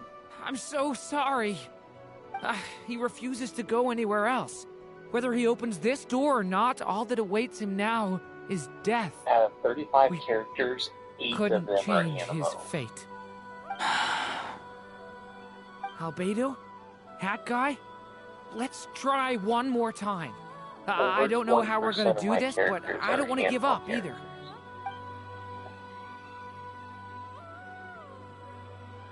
Jane's a pretty decent healer.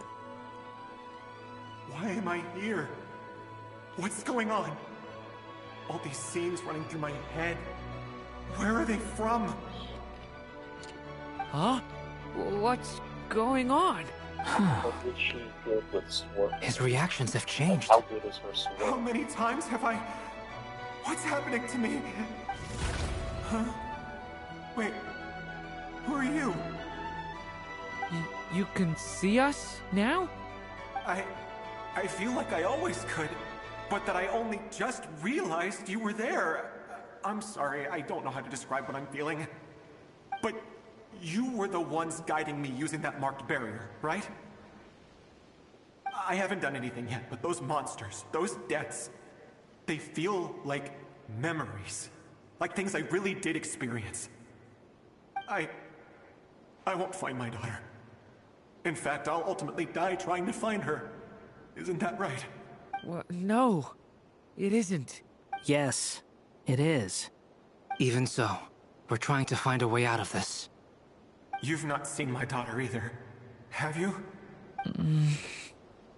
I have. It seems she really isn't here. The clear spiral is 412. I have the team's clear 412 spiral abyss. Do it. I'm sorry we couldn't help you. The problem is, they are... I'm just... I only have 11 days. Maybe this is destiny. Maybe it doesn't matter how hard I search. 3 of them How up. long do I have left?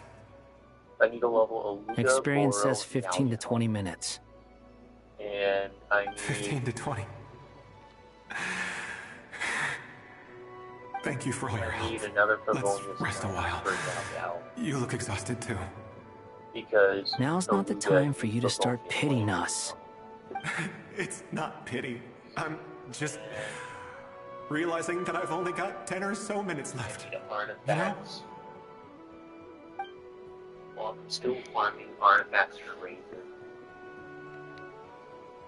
You say you're from Mondstadt, yes? A place with windmills, where people enjoy limitless freedom? And you're from Sumeru, where they've built an academy into a giant tree? Yes. It seems you've never heard of either place. Those names are unknown to me, I'm afraid. Yes. Have you heard of Hyperborea? I have, but I heard that it was destroyed in the distant past. I see. That was where my ancestors once lived. What about Delphi Pytho? Was it later rebuilt? I've never heard that name. Then what about Sal Vindaknir? I have seen that name on stone tablets on Dragonspine. But I'm afraid the only things left of that place are ruins. I see. Sure enough, there was no way to turn this around, huh? I'm sorry. I was the one who asked to chat, but it seems like we're too many ages apart. There's barely any common ground to start from. It's all right. We did hear something new, at least. From how you speak of your lives, things must be going all right for you, I guess. They are. Mondstadt is a place of freedom and happiness. There's a lot of good people in the church and the Knights of Favonius, and even outsiders find that it's an easy place to feel at home. We have festivals a few times a year. Everyone gets together to drink, sing, and be merry. Sumeru is a lot more uptight. Not really the kind of place where you can relax. It's a nation fraught with problems wherever you look. But if all you want in life is to seek knowledge, I guess it's pretty much paradise. That's wonderful. In other words, after this all-devouring black tide passed, humanity did not merely avoid extinction, but rose to build prosperous civilizations anew. I mean, I can see you all right now. That must mean the future isn't a total mess, right? That's true. Well, time's almost up. Let's part ways, I think. Might be best Yeah, if it's you up don't to waste you. too much time on me. The chances are slim, I know, but I'd like to spend these last few minutes looking for Spargana. If things work out, I'd love to tell her about what I've heard. May we meet again. Well, or not, most probably. In that case, may your wishes come true.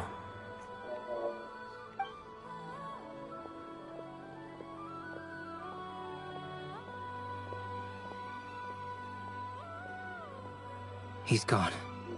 In a few minutes, he will meet the end that was his to begin with. The ending of this tale did not change, but I believe that we've just made the most progress we have yet. May your wishes come true. If only it were so simple. Hat guy, could I ask you a question? You've never talked about your past. It seems complicated, and it weighs heavily on you, too. Would you be willing to tell me about it? I mean, sometimes it's better I'm to sorry, get what things was your out in the question? open. I'm in the middle of Take that cutscene. guy we try to help, for instance. Probably knew At least he his said voice goodbye with a actors smile, right? Probably for quite a while by now. Who's? Rocco? Yeah, and I guess we would have known that he's Animo too for quite some time. Yeah, you can literally see his Animo vision and in the cutscenes.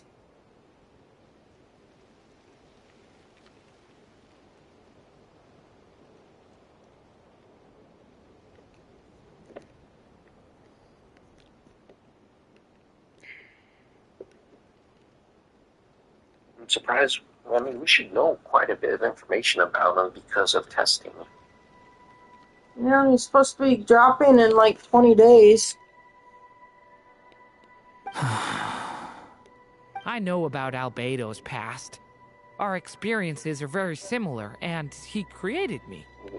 As for you, you're my first friend, and you've witnessed every step I've taken.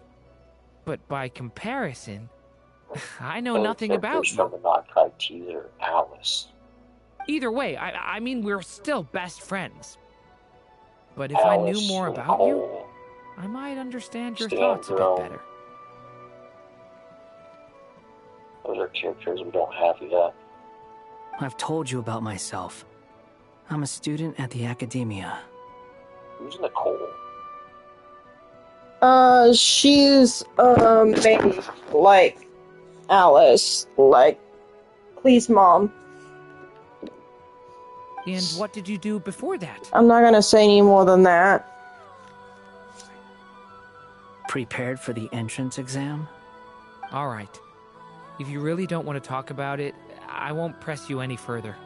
I was a puppet built from the branches of a white tree, using technology left behind by the Conrian schools of mechanical engineering. A white tree? You mean an Irminsul tree? Yes.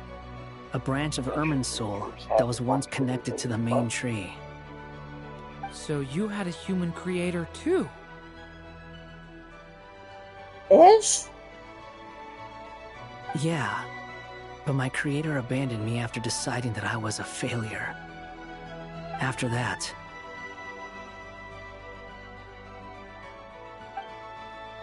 When did I first meet Alice?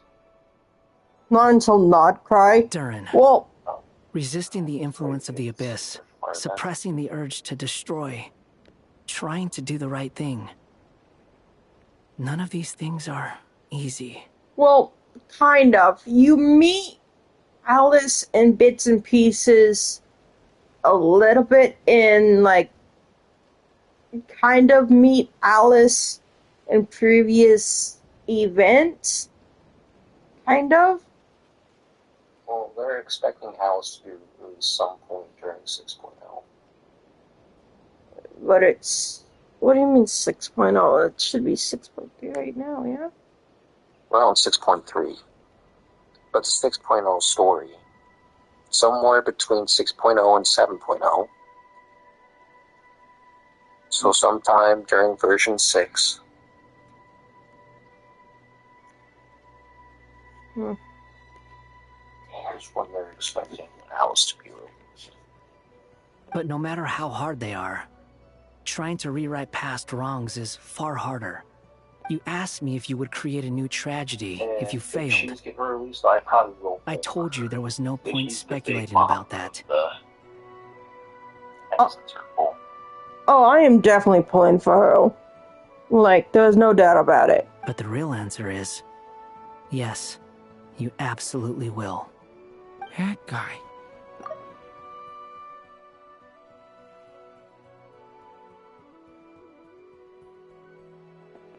But at least you've got people here to help steer you away from the wrong path. So, just keep aiming towards the light. Wait, I thought she was Mona's master. No.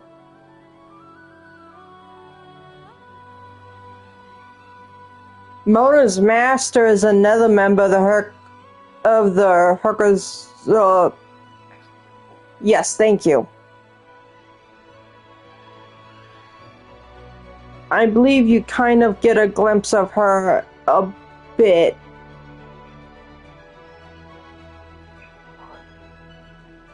I will. I promise.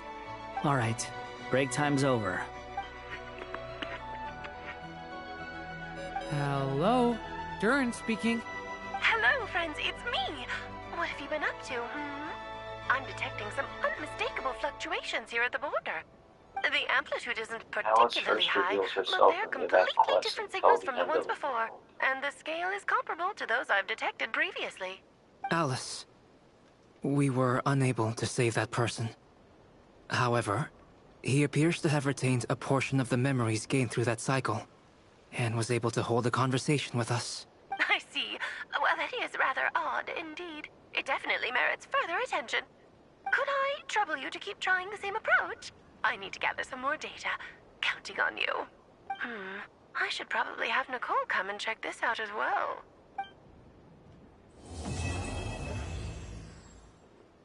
Oh wow, that didn't take me long at all to complete that act. Does Klee have a dodo pill?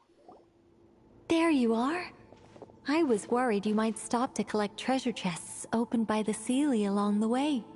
It would have taken you so much longer to get here. She does have a dodo that she's got on her bag. It's that little fluffy little thing on her bag. Another conversation I cannot hear. Oh, poor I am Colombiana. delighted to see that you understand what takes priority, and that your adventurer's instinct has not swayed your resolve. Really, I must applaud you for it. You should know. Paimon's head. Okay, I'll try and keep it short. My senses are telling me that this is where we shall find the entrance to the ruins. Oh, cool! Look, what are we waiting for? Like all the Let's stuff open I'm it up and interested see. in is not so. Patience. This was a sanctuary of great importance to the Hyperboreans. A special process is required to open the gate, I hope I don't get bored with Like the Manland. place that housed the Eternal Moon's marrow?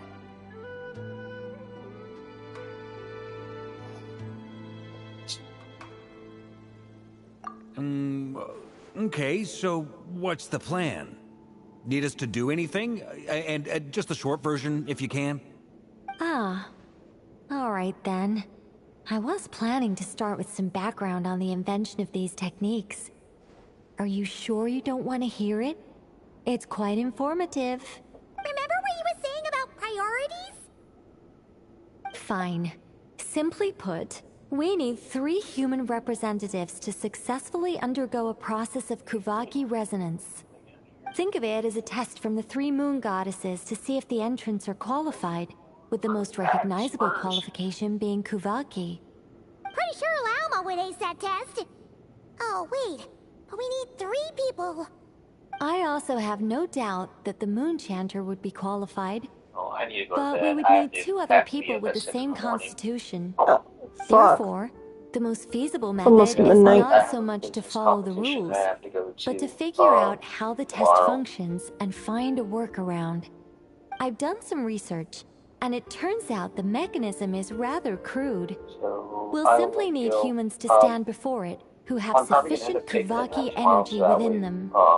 I'm with you so I can far. stay up a little How do bit we get the later to play with Kuvaki you in guys, them? 'cause I don't work. The easiest way would be transfusion. Oh, I'm off tomorrow, Take some but I Kuvaki have. from Nod-krai Oh, soil. let me mute myself. Put it into the bloodstream and get it circulating in the body.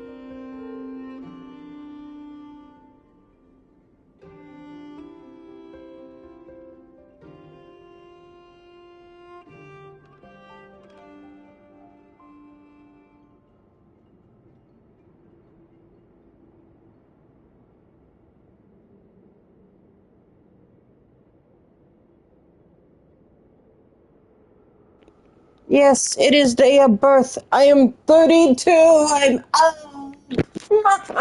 old.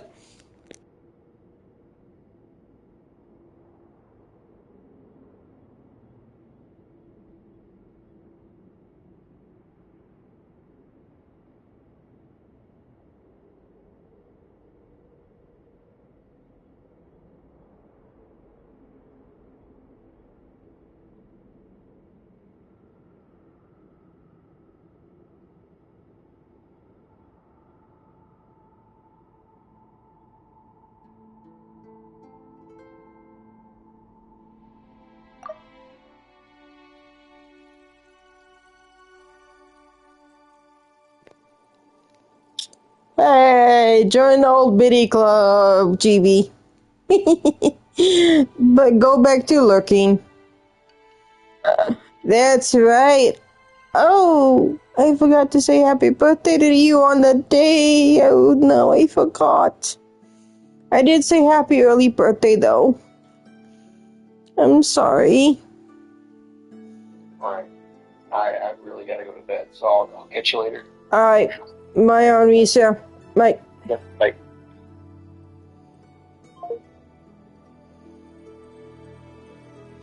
I'm actually gonna take my meds tonight because I've got an appointment tomorrow.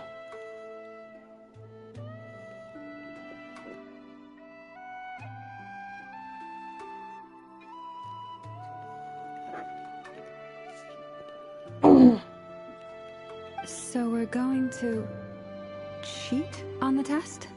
Precisely. There are other methods, but this is the simplest one. Cheating the system is much easier than trying to hide from it. Wait.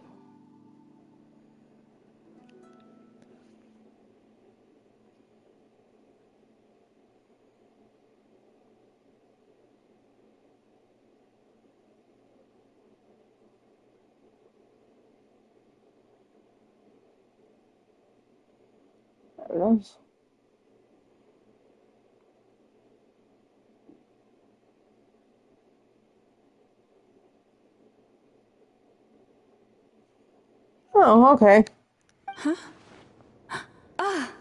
Sorry?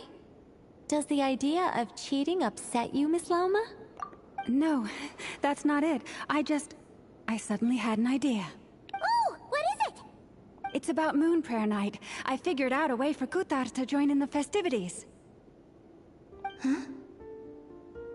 But as Paimon said, we need to have our priorities straight. Let's get back to the test. I'll follow up with Nefer on the festival arrangements. Oh, okay. Anyway, is this really the best method we have? A Kuvaki transfusion sounds dangerous, no matter how you slice it. If you think that's dangerous, wait till you hear the other methods. I'd be more than happy to go through them if you'd like. There are several. No need, we're good. Let's go with this one. Very well. Kuvaki transfusion it is. Now, I should mention that the risks can be greater or lower depending on individual compatibility. It would be rash to simply infuse the Kuvaki and hope for the best. If the body rejects it, the reaction can be quite severe.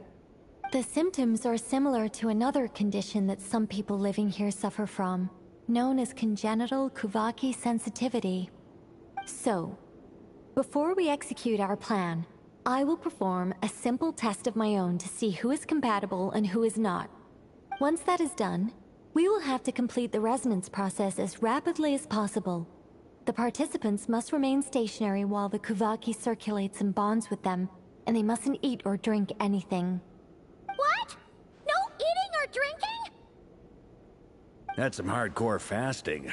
They'll all be monks by the time they're through. 3 days. Oh, that's so long! And we still need to find 2 more people who are not just compatible, but also willing to volunteer. Fasting? What are they talking about? Really? Don't you want to think this through?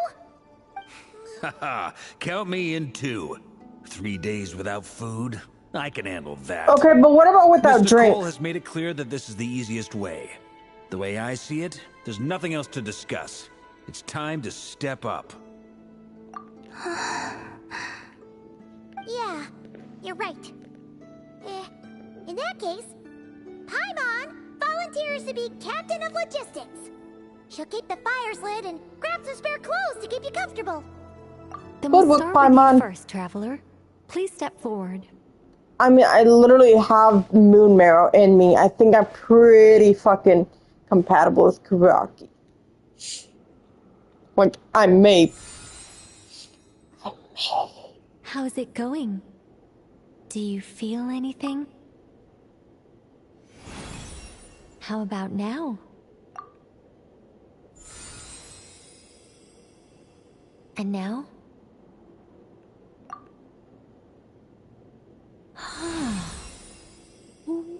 What about now? You guys, it's not a competition, you know. All right, I'm officially impressed. Even as a descender, you can withstand far more than I imagined. It's like I summoned a giant stone titan to arm wrestle you, and your arm hasn't even moved an inch. In my last attempt, I infused 5 times the amount of Kuvaki required. Yes, safe to say, compatibility won't be an issue for you. You're eligible to join. You're next, Mr. Varka. Sure, here goes nothing. All right, I'll start where we left off. 5 times the required Kuvaki dose. Whoa, whoa, whoa, hey, wait a minute. How's it going? Ooh, no, not great. I kind of want to puke. Feels like I've been drinking too much. A few bottles of wine, then a big stein of Dark Horse, with some hard liquor from Liyue mixed in. You think this is funny? I just lost to a young lady in an arm wrestling contest. I'm never gonna live that down. My apologies. I'll lower the concentration and try again. Oh. How's it going now? I'm not as dizzy as last time, but I can still feel it pulsing around. In that case, you wouldn't be an ideal choice, Mr. Varka. Let's try someone else. Okay, let's go ask some of our other friends then.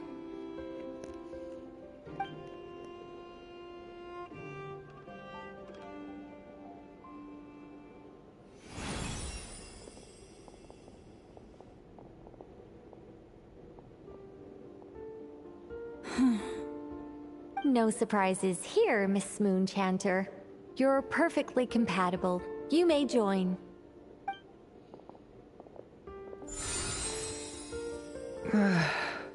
I'm getting a slight headache. Shame.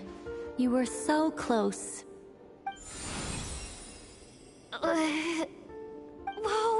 I'm itching all over! Allergic reaction. We can't have that.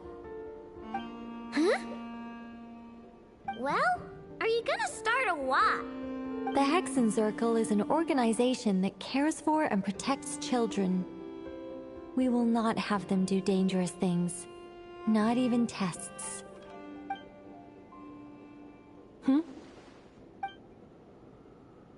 Is something the matter? The candidates have to be human. I guess that rules me out too. Huh. Everyone except the Moonchanter got beaten. Guess I don't need to feel so bad after all. I mean, looks like this isn't gonna be as easy as we thought. Perhaps I could ask for volunteers among the Frost Moon Scions. I'll see about talking to some trusted Lightkeeper colleagues. Itlua springs to mind. In fact, I think we had some former Frost Moon Scions join our ranks recently. Can you give me the scientific explanation for how the test works? I can probably make some kind of test bot. Then we can just zip through Nasha Town, going up to people and pressing a button to check their status. Wouldn't that be way easier? No. Wow! No elaboration for once. How about I contact the Knights of Favonia's garrison in the Wave Chaser plane? Shame that Lohan's already left. And that guy's even tougher than I am. Strange. The moon goddess is clearly revered by many people. So why is she on the brink of disappearing? She mentioned that the world has rejected her from the very beginning. And when we fought the Rakier of Salnari, it seemed like she exhausted her power for our sake. Also, I'm not sure revered is the right word for how people feel about her. Gratitude, certainly. For my part, anyway. It's basic reciprocity. She helped us, so she deserves our help in return. Yeah. Even though she looked like she didn't care, she still saved a ton of people, including me. A review of the relevant data leads me to conclude that Miss Columbina is a good person. Yep, you bet! They really think so? I'm super surprised that Columbina isn't her actual name, though. I think it really suits her. It's light and graceful and... yeah, just a really pretty name. I know, right? Unfortunately, that's not our decision to make. Columbina. That was the code name the Fatui gave me. But it also came up in the song I heard when I was born. But... is that really all there is to it? What do I truly think of my own name? Is there anyone left who will still call me by that name?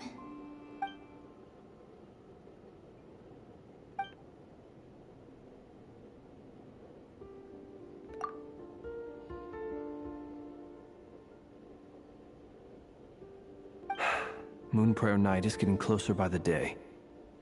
We're running out of time. We need to look for other candidates. Then allow me to try. Huh? What are you doing here? You contacted your friends via the Adventurers Guild. Sandrone has been keeping an eye out for something like that, so she informed me. Since I have the ability to accommodate a moon marrow, I should prove to be a suitable candidate. Arlecchino. When can we begin? I see. We can begin right away.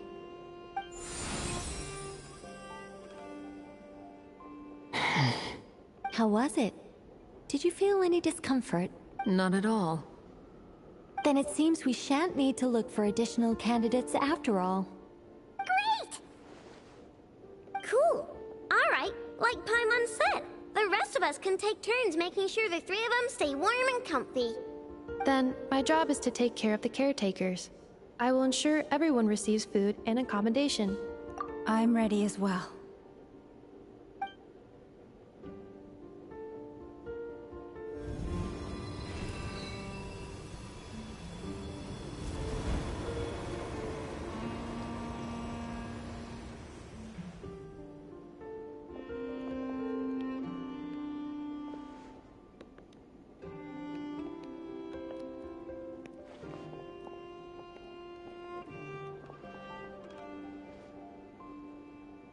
Oh, Columbina's sitting there sleeping.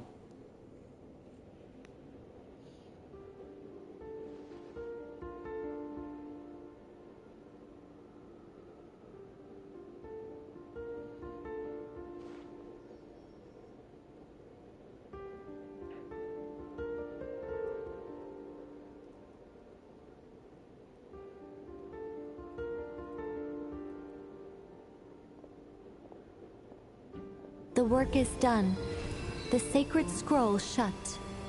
The stars grow dim, the people silent. The white sun sets, the silver moon rises. O path to the temple, appear now before us.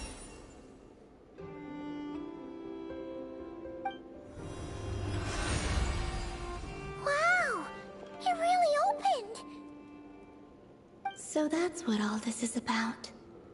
They've been trying to open this gate. With a calm mind, this proved not too arduous.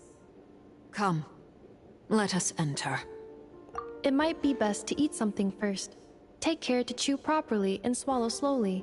It will give your body time to readjust to the digestion process. They will head in soon. They will need to enter this gate.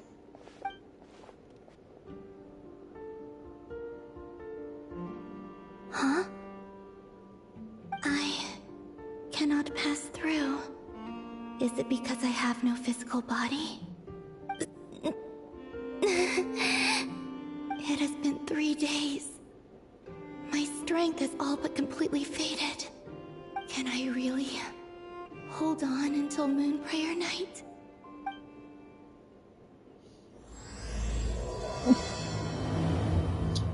Oh, we even got thrown straight into... Okay.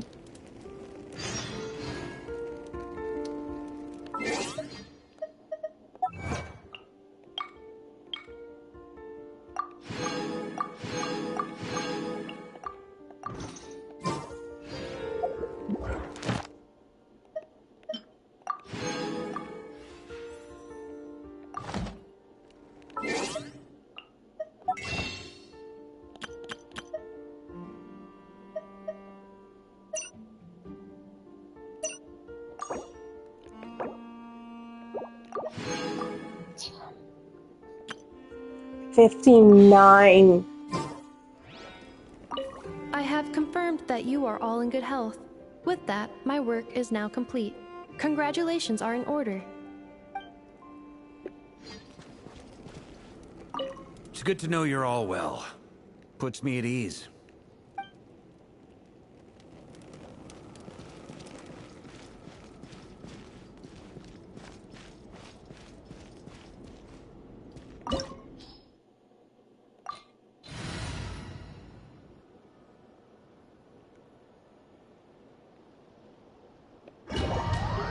Pretty sure it'll probably give us Alakino.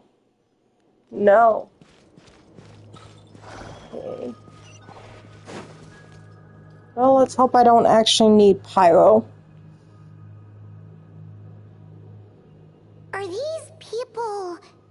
Judging by their clothes, they appear to be phantom Hyperboreans from the distant past. That could mean they have some clues about the moon goddess's name, right?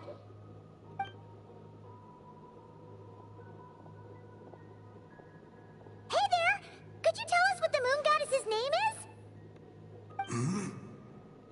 Sorry. That's probably a weird question, huh? How do we explain this? The moons are long gone, and their goddesses are dead. Their names no longer mean anything. When a new moon goddess is born, we will surely know her name We have used every last resource at our disposal. All that remains is to wait, patiently and quietly.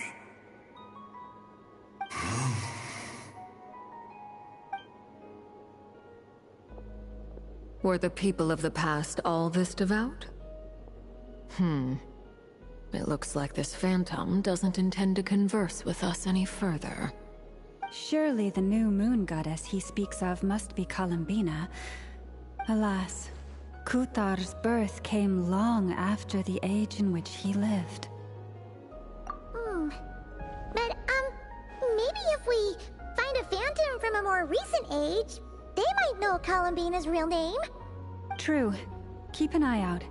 We should be able to tell which era they're from by the clothes they wear. Yeah, you've been pretty talkative this whole time. What changed? Oh, nothing. I'm fine. You all make good points. When the Hyperboreans speak of moon goddesses, they mean the three from truly ancient times. I can't imagine they would know anything about our current moon goddess.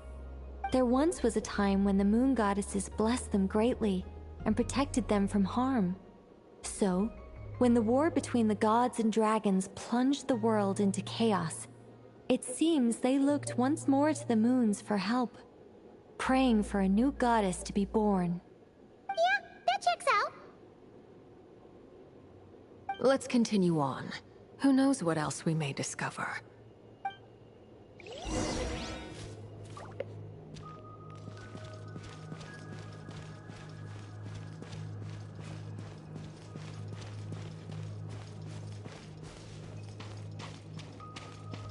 There's a door blocking this path. Not a problem. Try this.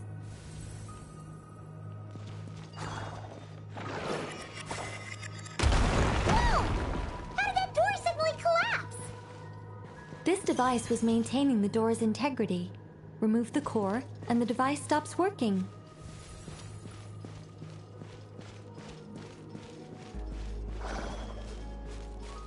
Is this our destination? Impressive. More precisely, this is a device that will help us reach our destination. Let's go.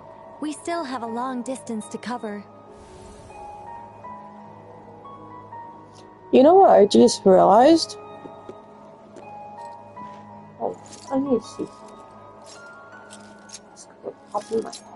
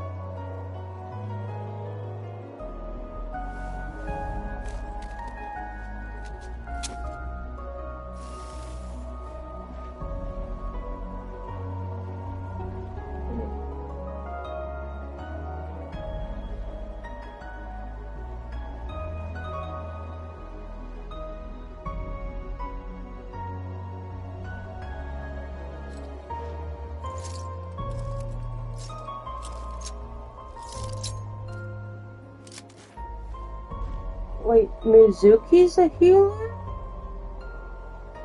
Oh, I'll have to look into her stuff.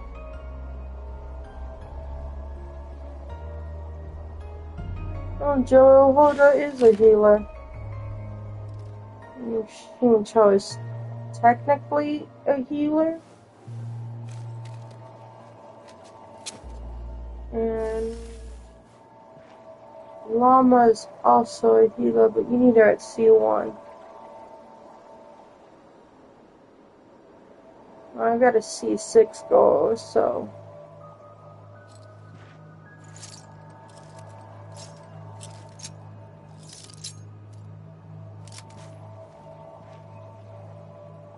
Oh, Sayu is only a C.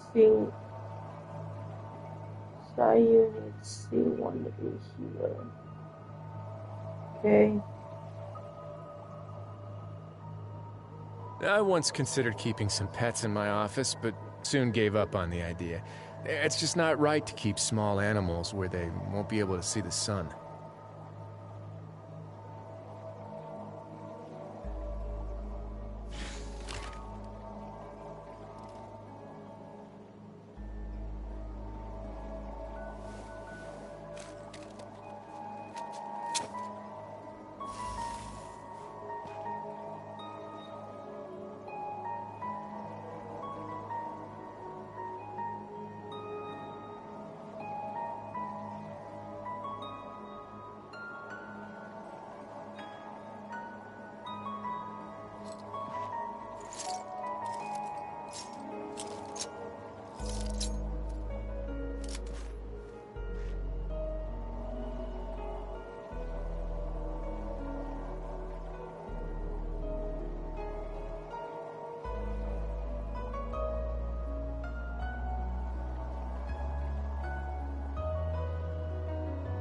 If you ever see any stickers on my back, do me a favor and take them off.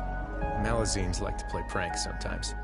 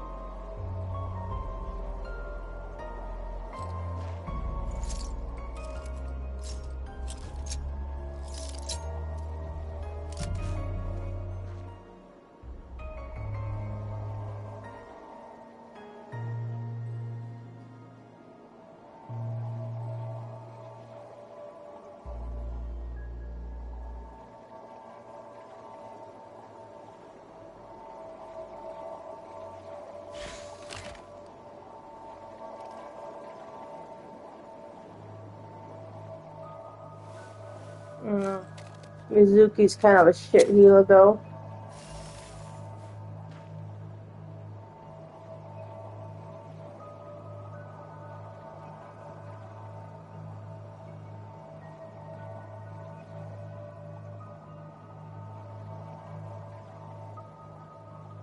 A word of advice, don't break the law. Is there anything else? Yeah, seriously, don't break the law.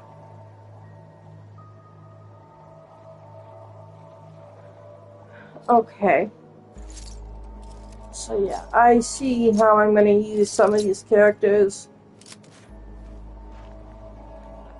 I'm not going to bed.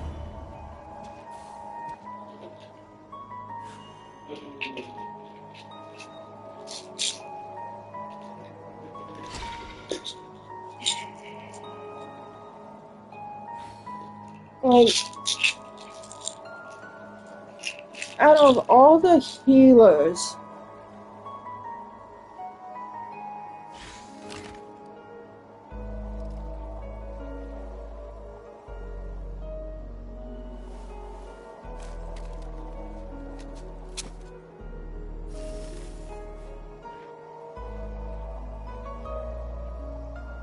there's 1, 2, 3, 4, 5. I once considered keeping some male pets in my healers. office, but soon gave up on the idea. It's just not right to keep small animals where they won't be able But to see the the sun. bottom two needs a cash healer, so I'm not even gonna count them as healers.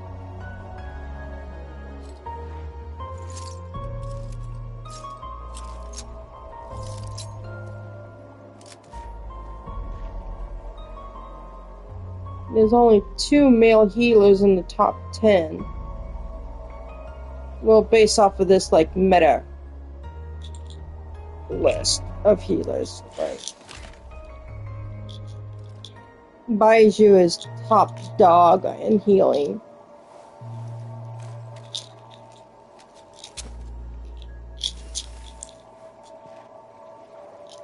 I don't know why I suddenly had an urge to look at that. It just popped in my head.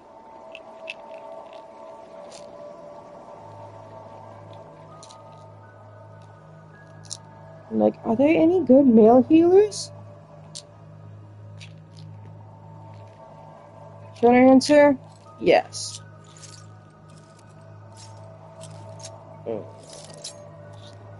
And then there are some male.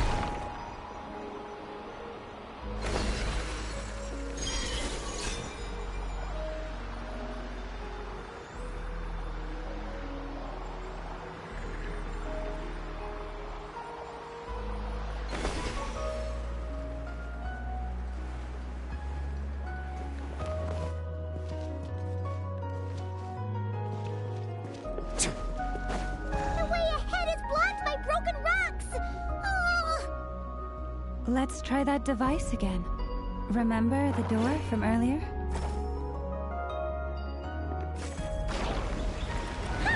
So it works in reverse, too!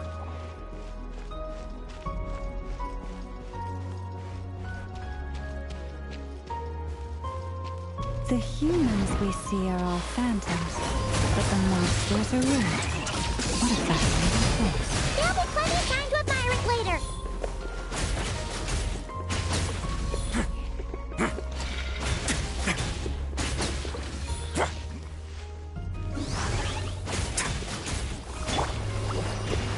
Ouchie. Ready, steady, go! Did she really just say ouchie? Let me leave you a verse. Oh, so sorry.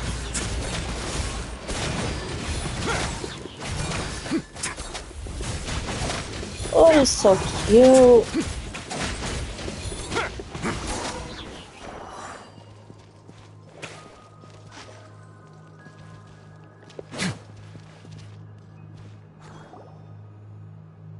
Ooh, there's a whole bunch of artwork in here.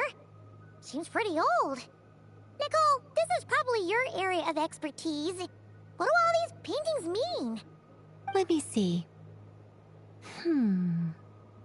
To understand these murals requires some knowledge of the history surrounding the War of Funerary Flame. I shared a little of this with Lauma before. Yes. I think I follow. The dispute between the Moon Sisters. The transformation by Nibelung. Oh no, it's no trouble. I'd be delighted to share the tale again. Alright then. Yeah, it's important for us to know. Three moons and their goddesses were brought into being by the will of Nibelung, the then ruler of Tivat. But when the heavenly principles came, they changed the world completely, down to its very foundations. The moon goddesses were nowhere near strong enough to challenge this entity. But the heavenly principles did not view them as heretical entities that had to be removed. Essentially, the three moons existed to keep this planet alive and operational, which did not directly conflict with the heavenly principles' aims. Nevertheless, the inherent precariousness of this arrangement would soon be revealed. Nibelung returned, yes. He did, and thus began the War of Funerary Flame, a battle for dominance between Nibelung and the heavenly principles. Discord would soon emerge between the three Moon Sisters. One would voice the opinion that they should follow Nibelung, for it was he who first hung the moons in the sky. Another would argue that taking sides in the conflict would only bring the world closer to ruin. There was no telling where it would lead, especially since their creator had returned, bearing the perilous power of the abyss. Nibelung would eventually discover their disloyalty. He had all three imprisoned before transforming the moons into weapons with which to fight against the heavenly principles. What? Weapons? Yes. The very moons that had once defended the planet became instruments of death and destruction, striking terror into the hearts of all living things. And although the heavenly principles and the three moon sisters had once been at peace, it now seemed that the moons posed an unacceptable threat to Teyvat. It is possible that the heavenly principles did not know of the goddess's imprisonment.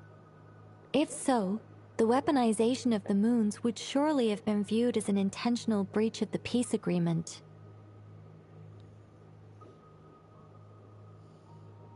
Regardless of who knew what, when, the heavenly principles shattered two moons and flung the other beyond the skies. Whether the goddesses managed to escape Nibelung's captivity after his fall, nobody knows. But this much is certain. From that day on, the moons no longer belonged to Teyvat. The rejections slowly drained their power until eventually they passed away. So that's the full story. You say the moon ceased belonging to Teyvat from then on. Why then would Columbina be born here? That is perhaps due to the lingering connection between the Frost Moon, which was not shattered, and this world. You could see it as the three sisters' dying wish. They never desired war. All they ever wished for was to protect this land. I see. If the final fate of the three goddesses is as you say, then Columbina faces the same grave danger. Our investigation has yet to bear fruit. We must hurry. Yeah, you're right. Let's keep going.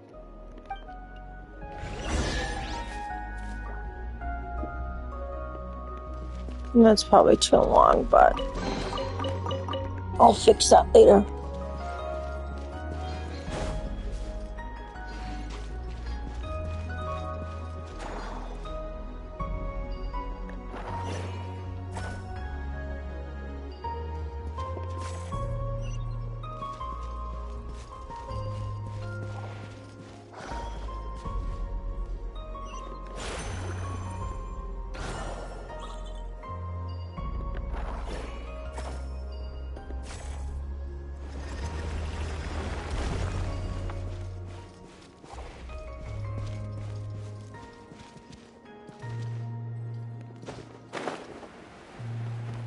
No, it won't let us go there. Okay.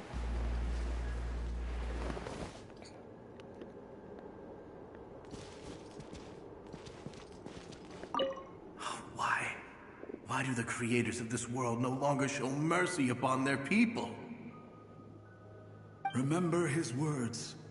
We must change our fate with our own hands.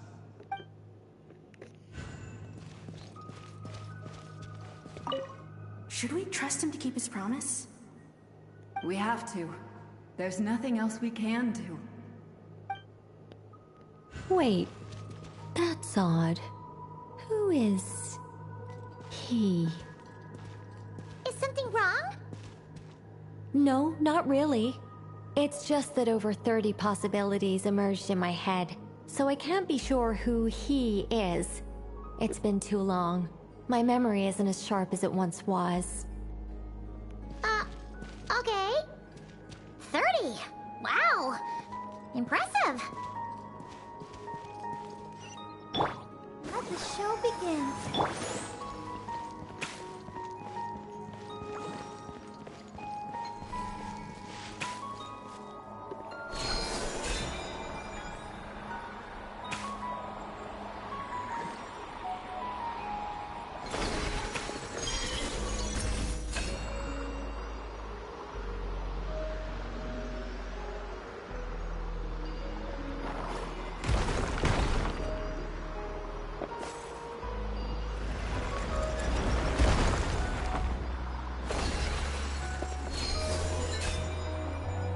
This is actually a really nice domain. I like this.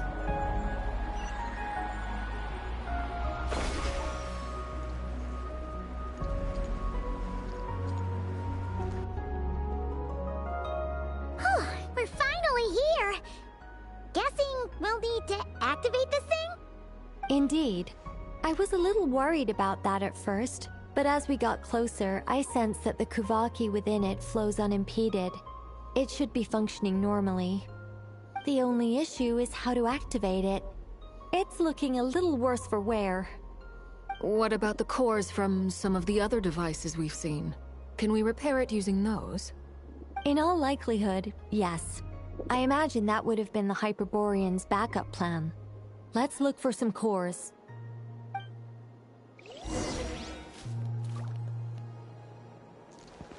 Okie dokie.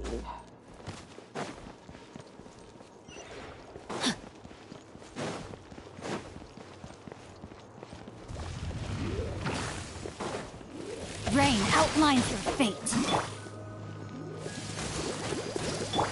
A moment, please.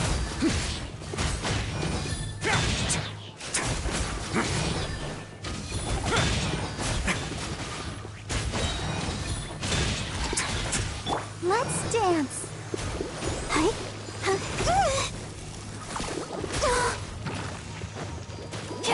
Have a safe trip.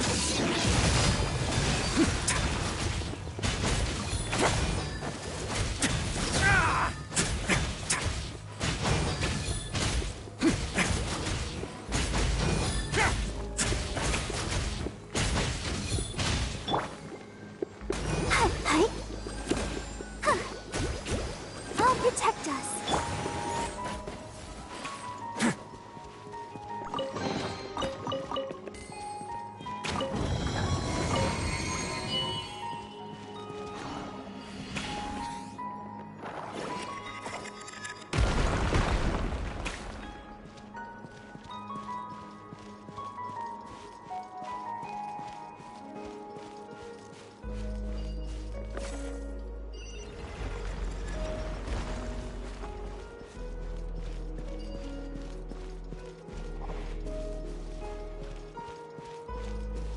I found a core! But how do we get across? Walk up, then jump down.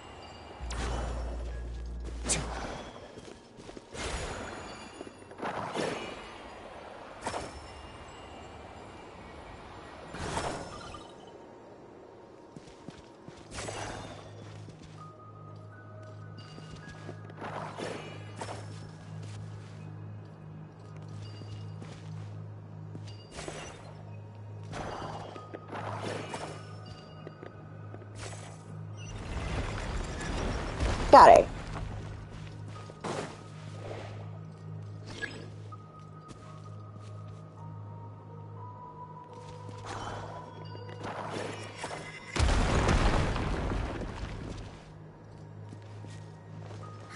That should be enough cores. Let's head back.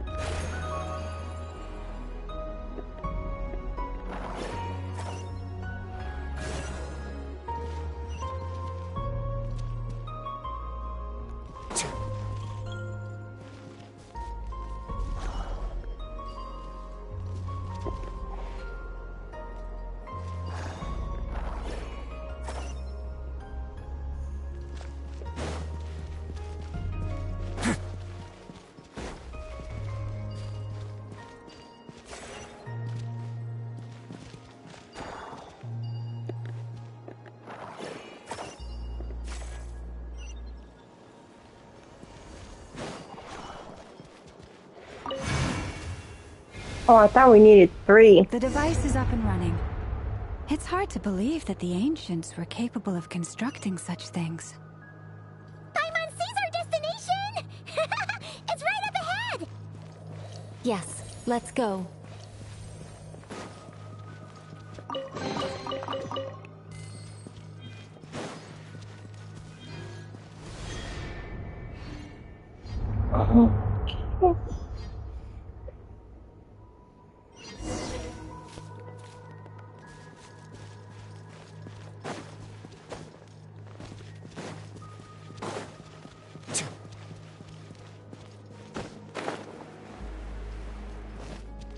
Found that I didn't actually need pyro after all.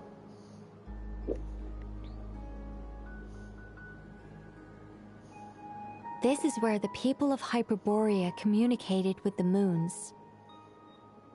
We need only place the moon marrow upon this platform on Moon Prayer Night, and we shall be able to open a portal to the moon and send our moon goddess back home.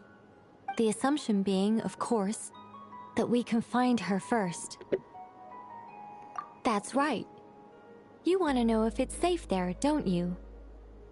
And yet, she has no choice but to return. You know this. Oh, that's not the only issue here. This is the end of the line, right? We've explored everything we can. And despite looking at historical artwork and talking to people from Hyperborean times, we're still no closer to learning Columbina's name. If it's not too much trouble, could you tell me exactly what Alice said to you about finding her name? Oh, sure. What she said was... Then your first job is to find it. As a moon goddess, I'm sure she must have a name she identifies with. Neither Columbina nor Kutar is her true name, and she's never really accepted either of them. Is it not also possible that she has never had a true name? Not at any point in history? That would be a hard pill to swallow. But at this point, we may have to accept that that is the truth. No one knows how she came into being, and she certainly doesn't have parents in any sense that we're aware of. Perhaps she was never granted a name at all. Does that mean there's no way to get Columbina back? She's just gonna disappear and there's nothing we can do about it? Huh? Wait, why all this pessimism? Was it the way I phrased this question? You all seem to be taking this in completely the wrong way.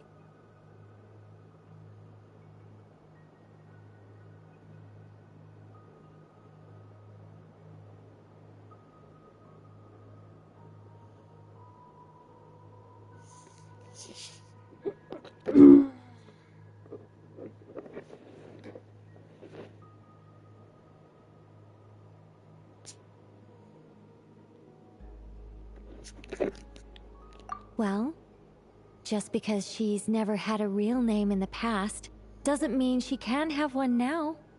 What? Think about what Alice said again. She never once said that you'd have to find a new name, did she? Are you saying what I think you're saying? Yes. Names are anchors that connect us to the world. If she doesn't have one already, then all we have to do is create one, no? It's like... yes. Traveler, when you first arrived in Teyvat, do you think you would have turned around if someone behind you shouted, "Hey, Tumaini"? But what about now? I understand what you mean. Life is a long journey. Even the friends and family by our side can change over time. When people call you by different names, what matters isn't so much the words themselves, but what they symbolize. And of course, whether that resonates with you. Ether. So, close your eyes and picture the moon goddess in your mind. If you were to call out to her in this moment, what would you say?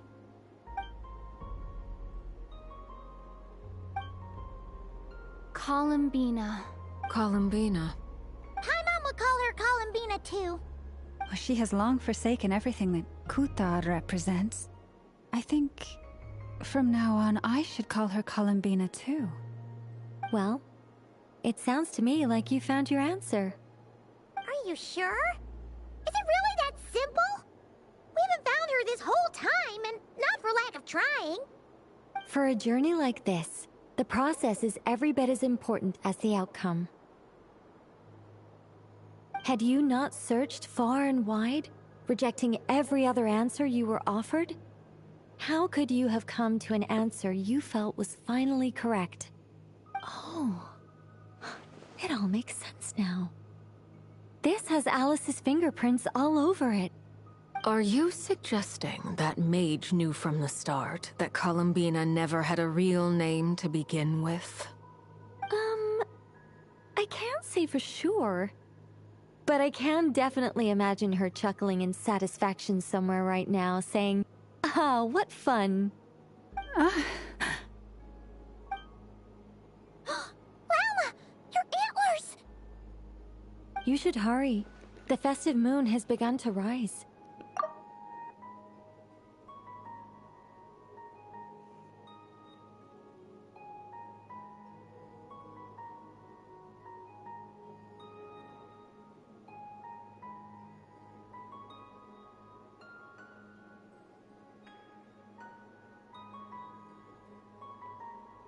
Do not worry, for when you called the name Columbina just now, I could sense that the power within was enough to summon back the moon goddess.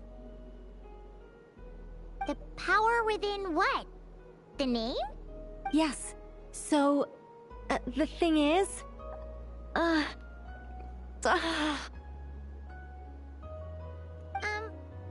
What's wrong now? This is so annoying.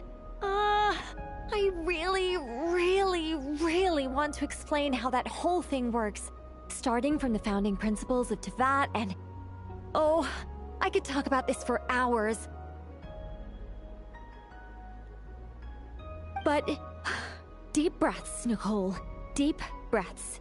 You're an angel. A sober, sensible, solemn angel who has her priorities straight. Okay then. Sorry for asking. Clearly a bad call on Paimon's part.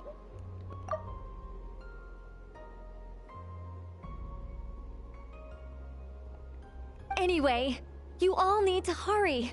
Last thing, remember how it felt when you called out that name. Then it is agreed. By the name Columbina, we shall find her. Then we'll throw her the best Moon Paranite party ever!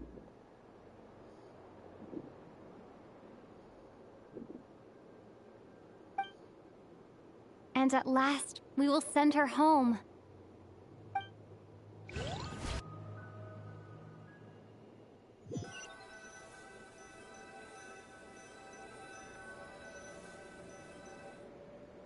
I can barely move anymore. My consciousness is fading away. Have they come back out? I'd love to see them one more time.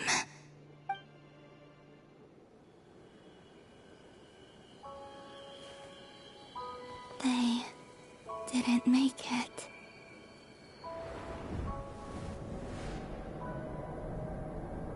Could you tell me your name? My name is... Columbina!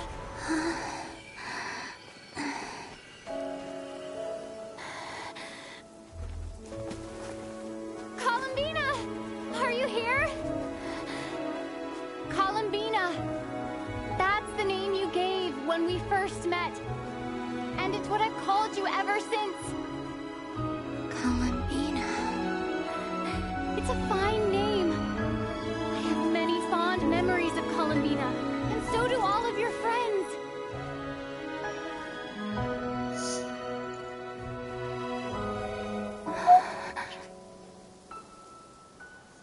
If you like this name,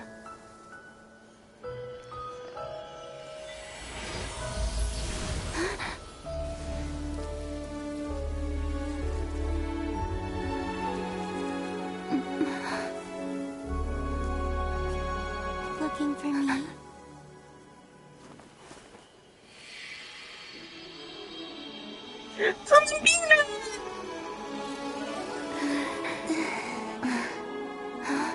I like it.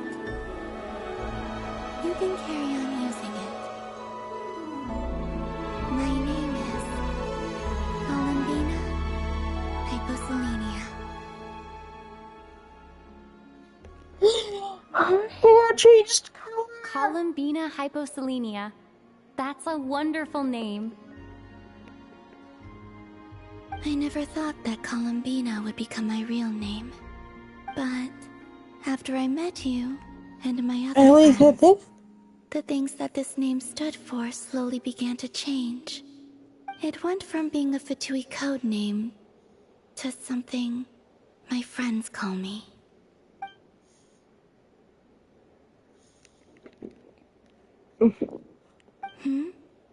What is it?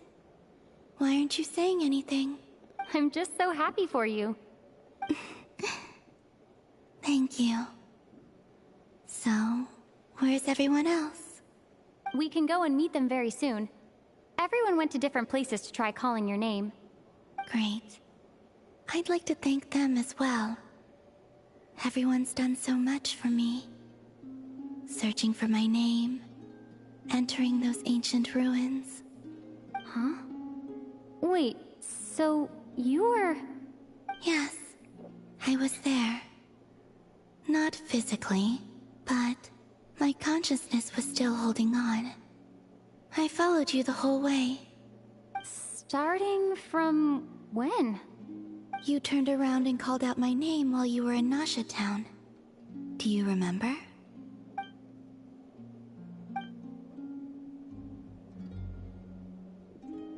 Let's go. We don't want to keep them waiting. Sure. In that case, come with me. But... Hmm? Before that... Could you call my name one more time? Sure.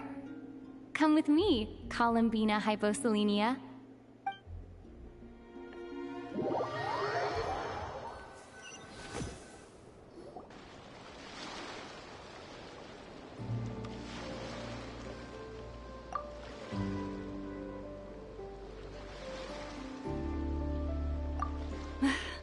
Columbina. Oh, this truly is wonderful. Llama, I can't breathe. Ha ha! Just in time for Moon Prayer Night.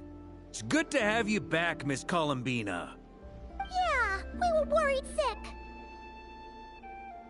Thank you, my friends. With your help, I know. Yeah, her hair changed slightly. Columbina Hyposelenia. Where's the second half from? You added it yourself? That's right. It means... Born beneath the moon. Yes. And by extension, it can also mean born beneath this world. A fine name. Now, as much as it pains me to interrupt this beautiful reunion, I feel obliged to remind you that the Moon Prayer Night celebrations in Nasha Town have already begun. Don't you want to enjoy the festivities? There's so much to see and do. And some of the ambient lighting and entertainments were sponsored by the kind souls in the Hexen Circle. Nicole? Why'd you turn into Dodoko? So you're Miss Nicole. Thank you for helping us, and for helping me find my name. It's nice to finally hear your voice. You're quite welcome. Guiding lost people to hidden treasure is what we Seelie do. And if you ask me, spiritual treasures are far more precious than material ones. Chests are all well and good, but this was what it's all about. Oh, so satisfying. Anyway, I had to go help Alice. It seems like she ran into some trouble. That's why I couldn't be here in person. But don't worry, we're with you in spirit. We'll be celebrating right along with you. Keep an eye out for the Hexen Circle's festive stalls in Nasha Town. I think you'll like what we came up with. Alice said she even managed to rope B in this time. The Frost Moon Scions have also prepared various attractions. I believe Aino, Ineffa, and their crew are setting things up as we speak. On that note, Nefer, about that request I made. It's all in hand. Yehoda is on site to ensure that everything goes off without a hitch. Wonderful. In that case, Traveler? Huh? Come on, Columbina. It's time to celebrate the best Moon Prayer Night ever.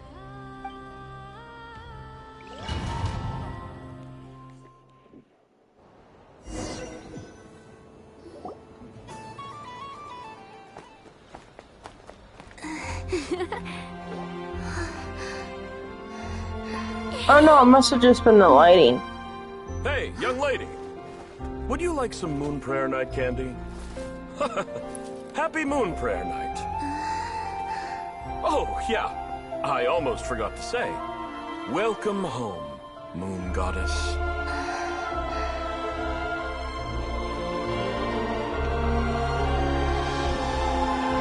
God damn it.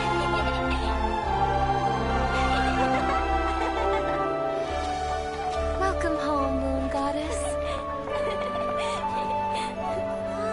Welcome home, Moon Goddess. Welcome home, Moon Goddess. Turning Nashitown into her home is a festive gift. A rather brilliant idea. Perhaps this is what Nod-krai, Columbina's home, should have been like all along.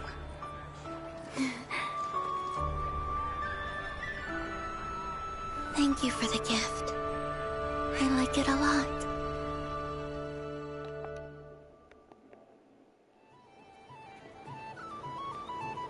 This feels like the surprise of my life.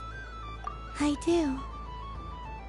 I never imagined I'd ever get to enjoy Moon Prayer Night with everyone so freely.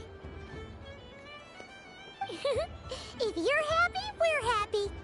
Quite a strategy you came up with. Hide the tree in the forest. It's not your usual style, Lauma. Is there something about Moon Prayer Night that enhances what's in your head as well as the antlers on top? Apparently so. It even inspired a perennial penny pincher to use their resources for a greater cause. It truly is a magical festival.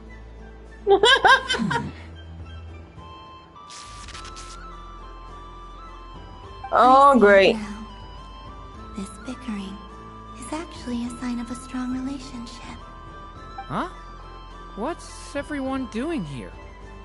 Oh, Miss Columbina, you're back. Yes, I'm fine now. Thanks for your concern. How's your progress with Alice's assignment? Very well indeed. I've never heard her sound so excited. Not like this. This time her excitement seems more serious. Seems like she's had a major breakthrough. She said she'll contact us once she knows more. In the meantime, we're free to relax and have some fun. Enjoy the time off while it lasts. I have a feeling that our next task won't be so simple.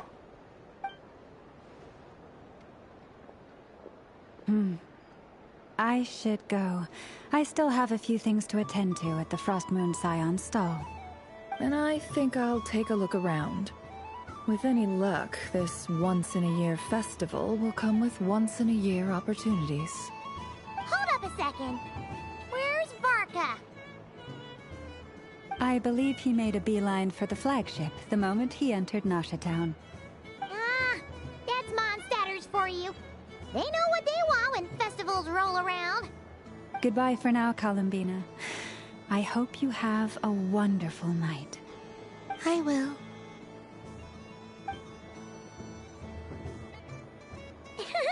Well, in that case, don't just stand there. Get out there and have some fun. You'll definitely get a warm welcome at every stall. Oh, also, take this map with you. It's a guide to the festival.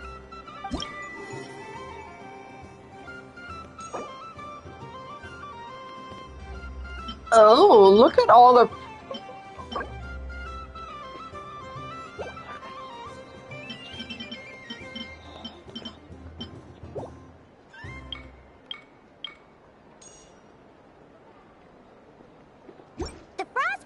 Nashitown stall is over here.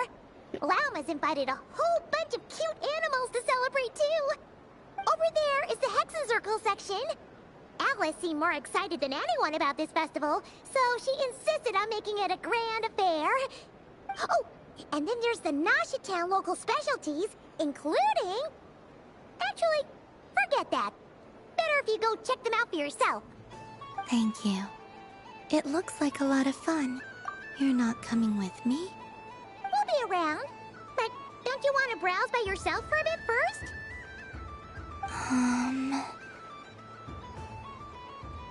Yep. If you find something you like and want to try it out together, just give us a shout. We'll be right with you. Otherwise, just relax and enjoy yourself. There's so much on offer, so try to experience as much as you can. And don't forget to stuff yourself with all the delicious festival food. All right then. Off I go. Where should I go first?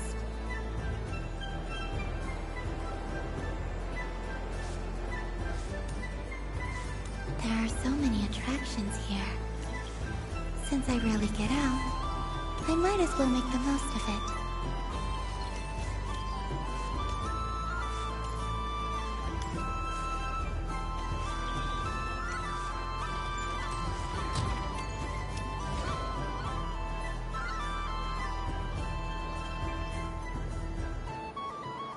This doesn't make any sense. How am I losing every single time? Wait, Inefa, you're cheating, aren't you? Yeah, that must be it. I am not cheating, I know. Uh-oh, sounds like Inefa's turning into a big baloney bot. I think it's time for some serious maintenance. Moon Goddess, help me. Miss Columbina, I know, is attempting to cheat. What the? I'm not the cheater. You're the cheater. How dare you throw it back at me?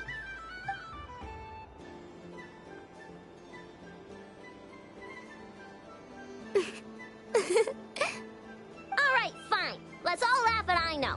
Just you wait till I get home, because I'm gonna make a game bot that can win 100% of the time. Let's see you laugh when I come back and beat your butts. You'll all have your heads covered in stickers when I'm through with you. We came to check everything was okay after all that yelling, but,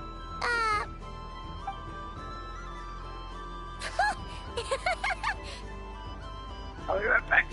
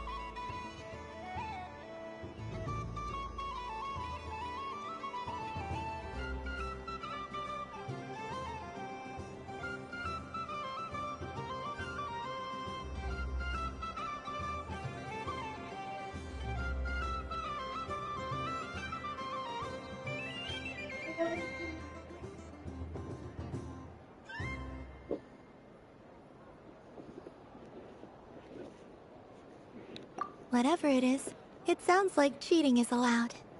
Kuhenki concentration. Each player starts with differently colored kuhenki. Each round, they draw one kuhenki from their opponent.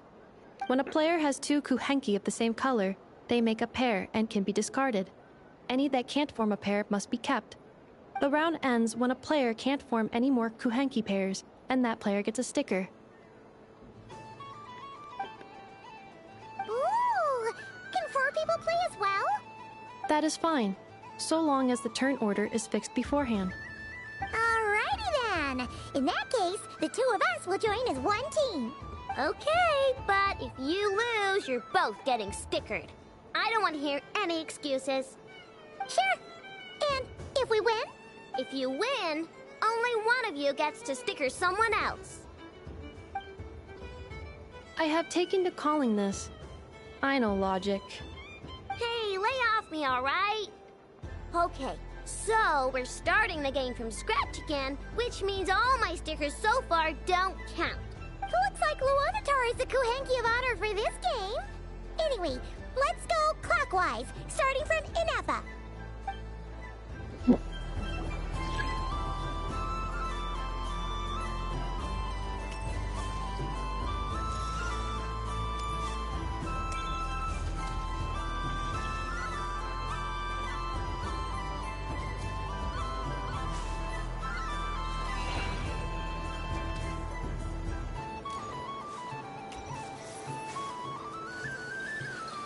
Nice! That's a pair!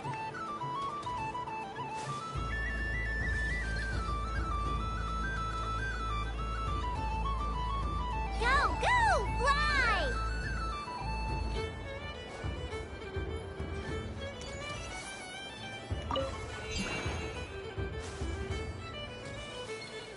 Go on.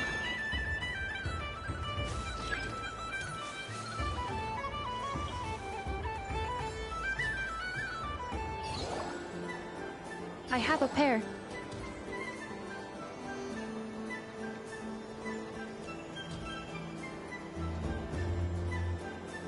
Uh-oh! We gotta pick up the pace!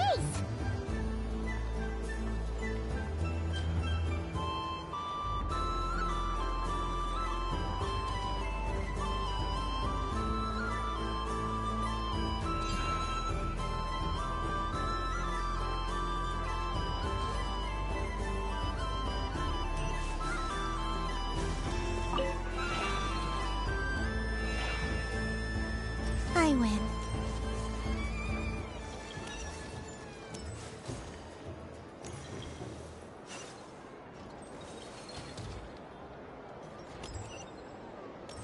Phew, that was too close.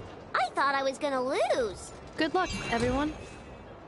Aw, we're out!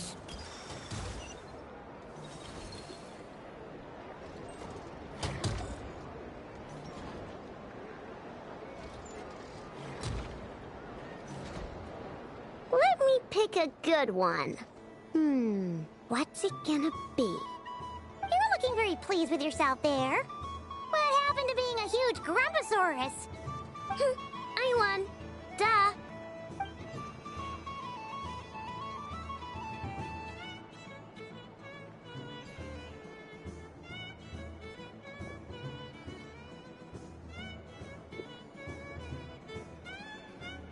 Oh, me again? Don't fidget too much, Aino, or the sticker's going to fall off. I don't care. If it falls off, it falls off. If a pair of Kuhenki get discarded, why not a pair of stickers? Huh? Huh?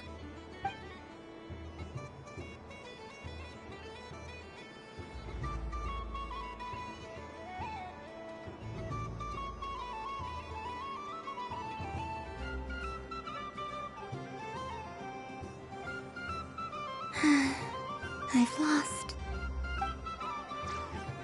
Sticker, sticker, sticker!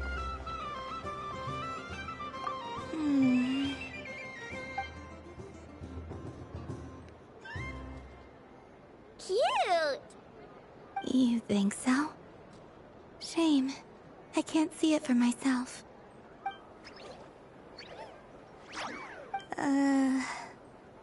What did Luonatar say? She said it looks so cute that she wants me to lose a few more rounds.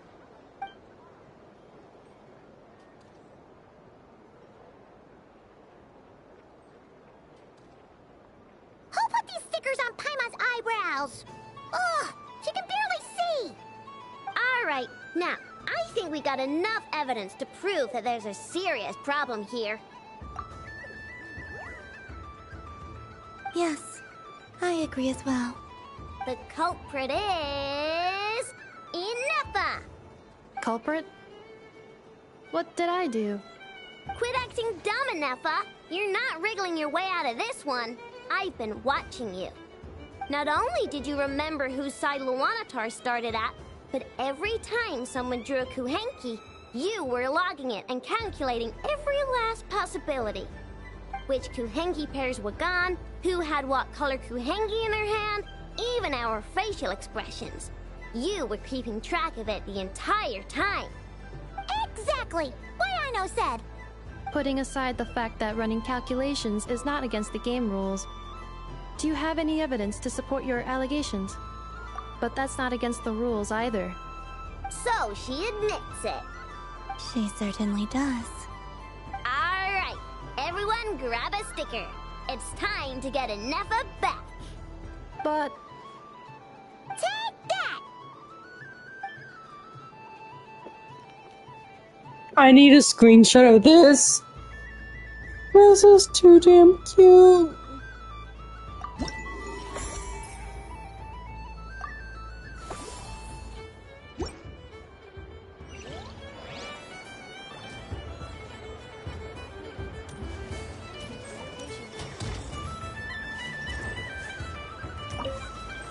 Aino is throwing a tantrum again. I believe it will take 3 crumcakes to constitute a suitable peace offering.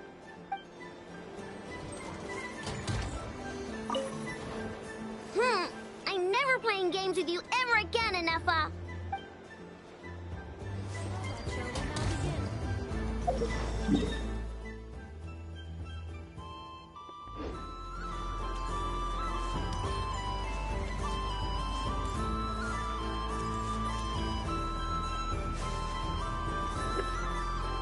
Moon Prayer Candy! Beautiful, tasty Moon Prayer Candy! Buy a whole box, share it with your friends and family! Candy? To share? I wonder what flavors everyone would like. Welcome home, Moon Goddess. Fancy a box of Moon Prayer Candy? Sure. I knew you would. Now, what flavor would you like? I'm not sure. What flavors do you have? Is this for yourself or as a gift? A gift for my friends. Ah, I see. In that case, I'd recommend apple, lockaberry, or midsummer berry. Those are the most popular. Do you have nocturnal blossom flavor? Huh. I've seen couples give those as gifts before, but I did not know they were edible. No? Okay then. Moonfall silver? You did say this was for friends, right?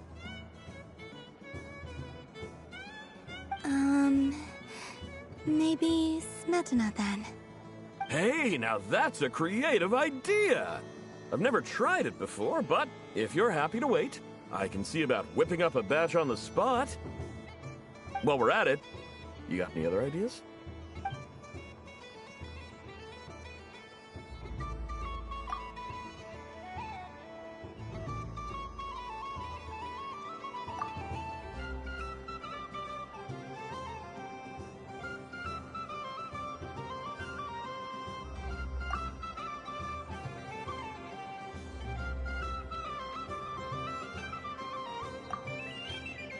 Here you go.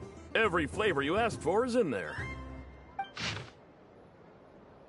Thank you. I should be the one thanking you! You brought me a whole bunch of new business. It's like a genuine blessing from the Moon Goddess. I hope you and your friends have a lovely night.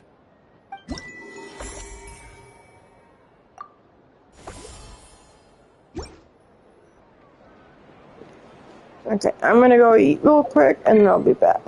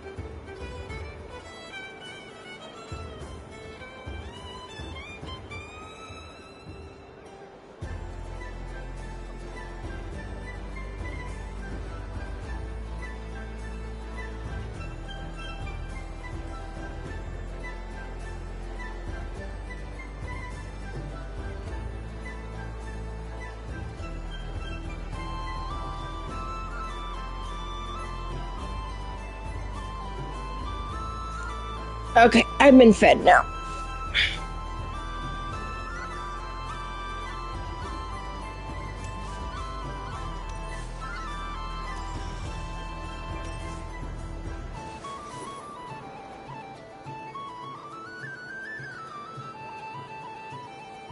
Well, well, look who it is. I heard someone went and disappeared on us the moment we let her out of our sight. They looked all over for you. Frankly, I didn't think you'd be back for Moon Prayer Night. Were you worried about me, Sandrone? You would like that, wouldn't you? Do you even hear what you're saying? It seems to me like you disguised yourself with festive headgear, just so that you could come see me on Moon Prayer Night and make sure I'm okay. You didn't even bring Polonia with you. You? I thought you couldn't see.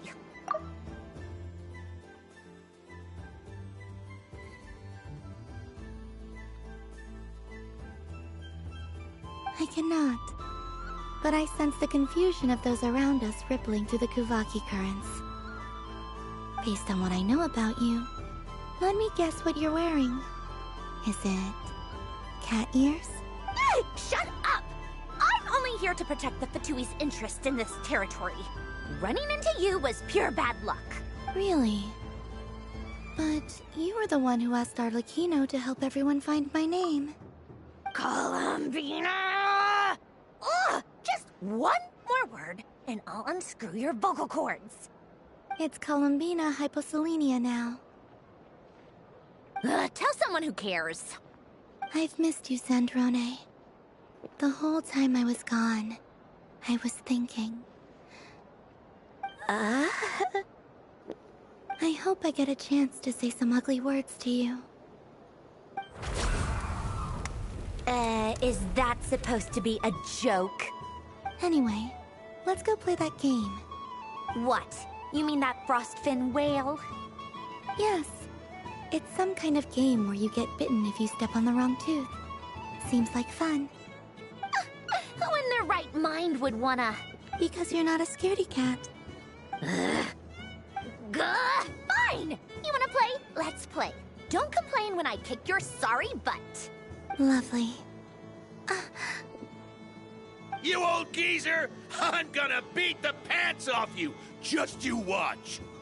I almost forgot. Sandrone? What is it now? You'd better not lose, or I'm going to beat your head in. What? Oh. Allow me to demonstrate since I'm feeling so nice. You just step on the teeth, like this.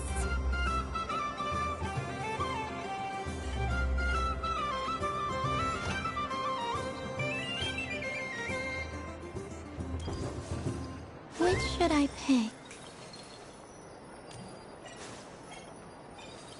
Your turn, Sandrone.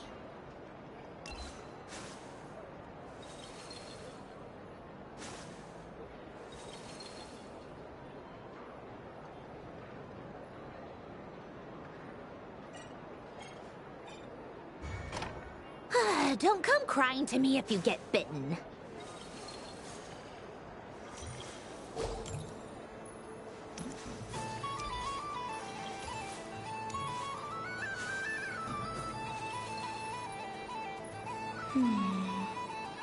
I'm getting a bad feeling from this one.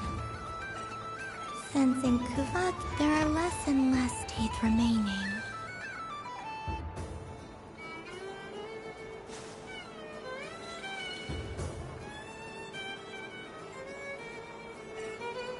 Huh? What's that noise?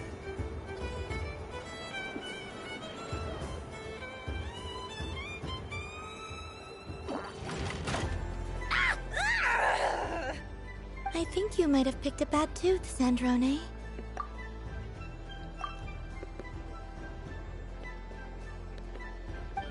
Shut it!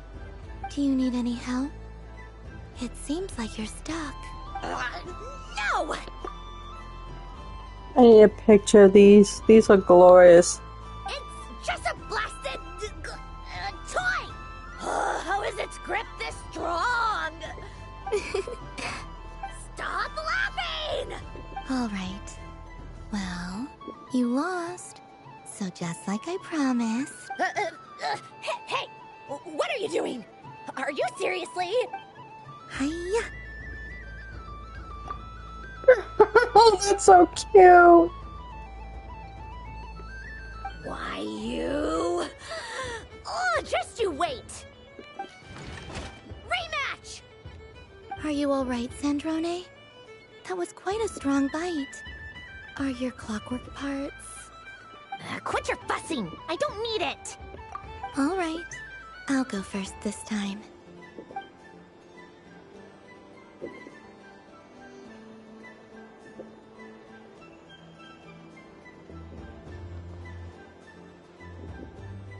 I see it now.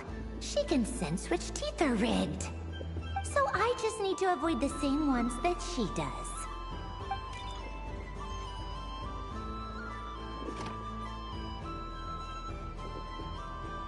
This one... Seems fine. She avoided that one then? Now I've got you. All right, my turn.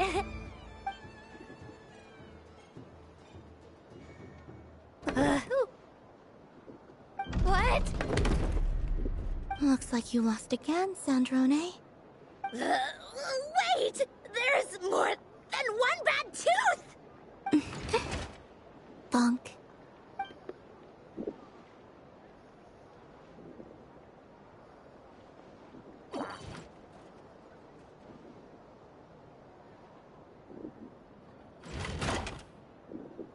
Stupid game! What idiot came up with this? Are you alright, Sandrone? You said some nasty things just now. Oh, I'm peachy. Should I let you bonk me on the head as well? Ah, forget it. Come on, bonk away. It can be your consolation prize for losing so badly. I told you, forget it! Gah, you've always been so annoying. Singing right outside my door, inviting yourself to my tea parties, going AWOL. And now you're off to the moon or something. Of all my days with the Fatui, the times I spent with you, Arlecchino, and Rosaline, they were my favorite. I will not forget them. Just as I shall not forget this moment. We'll always be friends, no matter where we are, right? Who'd want to be your... Oh. I'll miss you, Sandrone. How cute.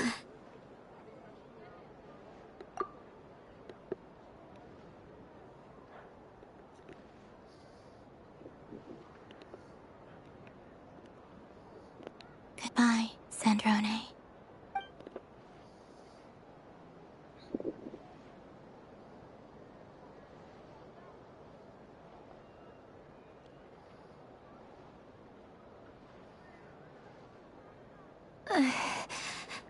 I'll miss you too, Columbina. Sorry, what was that? Ah! Ah! Yeesh! No need to freak out. What's wrong? We've been looking everywhere for you. What do you want? Oh, nice ears. What do you want? This. Huh? It's your turn to draw something. You're one of her friends too, aren't you? Doesn't know how lucky she is.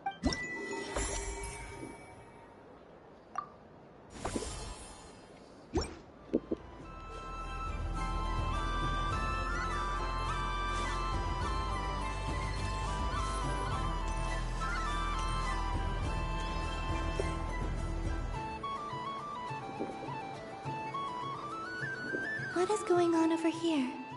It looks like fun. Hold it right there! You can't run away from me, Moon Goddess. Are you talking to me?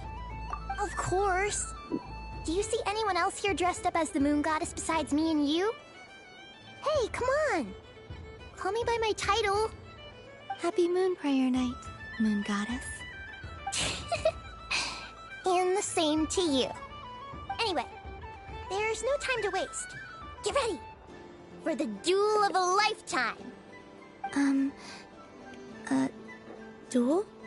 Meet my partner, Stacko. Come on out, Stacko! Don't just stand there. Let's see your partner. Partner?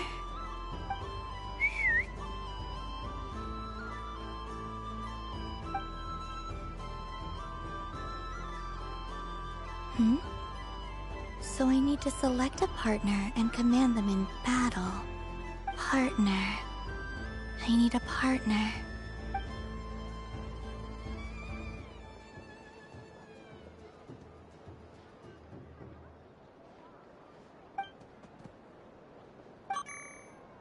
Whoa! Am I seeing things? Where'd you get a Kuhenki? They're super rare. That's great. But you can only bring one partner to battle against me and Stacko. No ganging up allowed. They all look so eager to be picked. Which one should I choose? This deer came to celebrate the festival with the Frost Moon Scions. It wants to help me with its antlers. They are its pride and joy. They all look so eager to be picked. I'm not sure what this bot is trying to say, but it seems very happy. That bow. Does it want to dress up as the Moon Goddess too? They all look so eager to be picked. This one usually lives in Nasha Town. She likes falling asleep to the sound of striking hammers. And I bet she's quite familiar with robots' weak spots. Testing! Testing! Oh, this is an emergency broadcast! An exciting battle is about to take place right here at the Nasha Town Special Arena! In this corner, we have the Moon Goddess and her robot partner. And in the other, we have the Moon Goddess and her Kuhenki partner. Only one Moon Goddess can be victorious in this ultimate battle of destiny. But who will it be? There's only one way to find out. Now, without further ado, let the Battle of the Moons begin! I don't care who we're up against. Stacko and I ain't gonna lose. Let's strike first. Stacko, formation shift. Ho-ho-ho! The robot has kicked things off with a change of formation. But how will this affect the battle? Nobody knows. The other party chooses to attack. Let's see how their partner performs.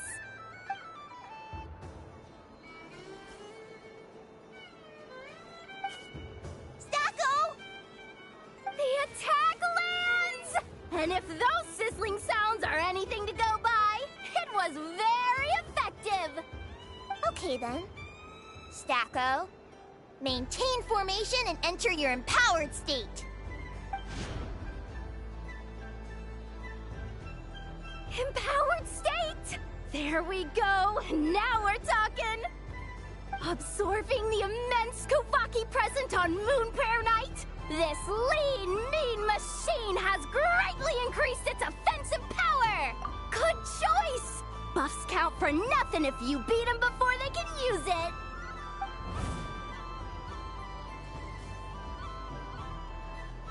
Oh, it's a hit! But the battle is heating up fast! I'm about to start sweating machine oil over here! Go for it, Stacko! Set Kuvaki to maximum!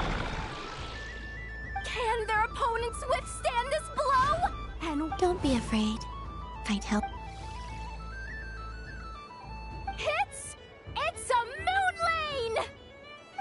correct use of a moon lane allows the Kuhenki to dodge the blow. And now it's spiraling around its foe in circles! 1 loop, 2 loops! The robot screen is bugging out! It's getting dizzy! Stacko! Oh, Stacko is down for the count! Our winner is the Moon Goddess! The slightly taller one, I mean. You did your best, Stacko. I'll take you to Ainos for a checkup right away, don't you worry. Well, you beat me fair and square, I guess. Honestly, I underestimated you. Won't make that mistake again. I think my partner deserves most of the credit. Just you wait. When I'm a little bit older, I'm gonna come back a whole lot stronger. Be ready for a rematch.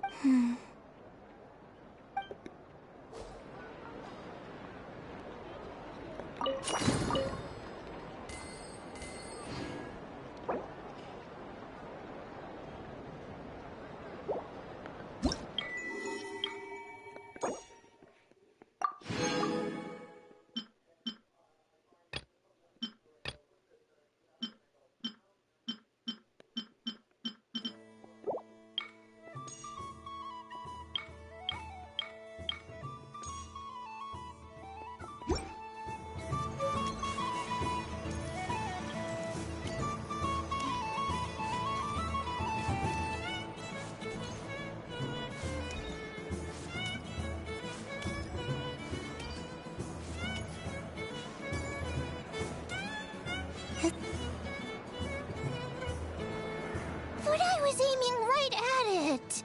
Aw, what a pity. I saw it with my own eyes. You were so close. So very close. That's not true. It dodged out of the way right as I was about to snag it. I'm sorry? You heard me. This paper frog can move. I swear. Dear, oh dear, what are you saying? How could a paper frog move? Unless you believe there really is magic in this world. Even if I, the mere humble merchant that I am, knew such magic, surely I would not use it on a paper frog. I'd sooner give Mora legs, so it could walk right into my purse. My dear, dear customer, why not have one more try? This time I'll give you 12% off, a very generous discount for one of my most regular customers. Just think about how much experience you have under your belt now. You're sure to win the next one. Darn, I used up all my coins. I'll be right back. Just gonna fetch some more from my house. Take your time, but don't take too long. This event is Moon Prayer Night only. Miss it, and you'll have to wait a whole year before I'm back. Next customer, please. Welcome. Hello. Whoa! What's this big one doing over here? How do I tell my employees not to go running around this time? Shooting them a glance won't work. I haven't known them long enough. Dory?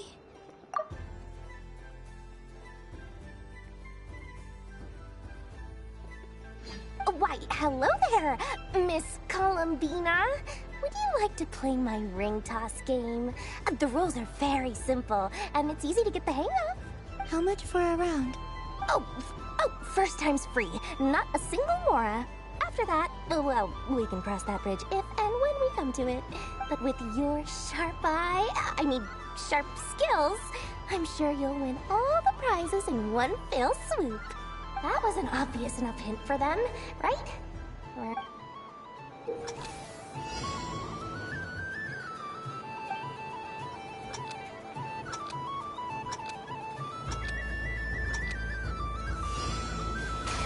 Here comes the ring!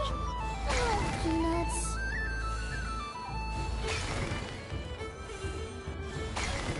Change tracks! Roselle, should we move or not? Just a tiny bit. All right, then I'll... Oh, sugar plums, not the clock hands. How do I move the legs again?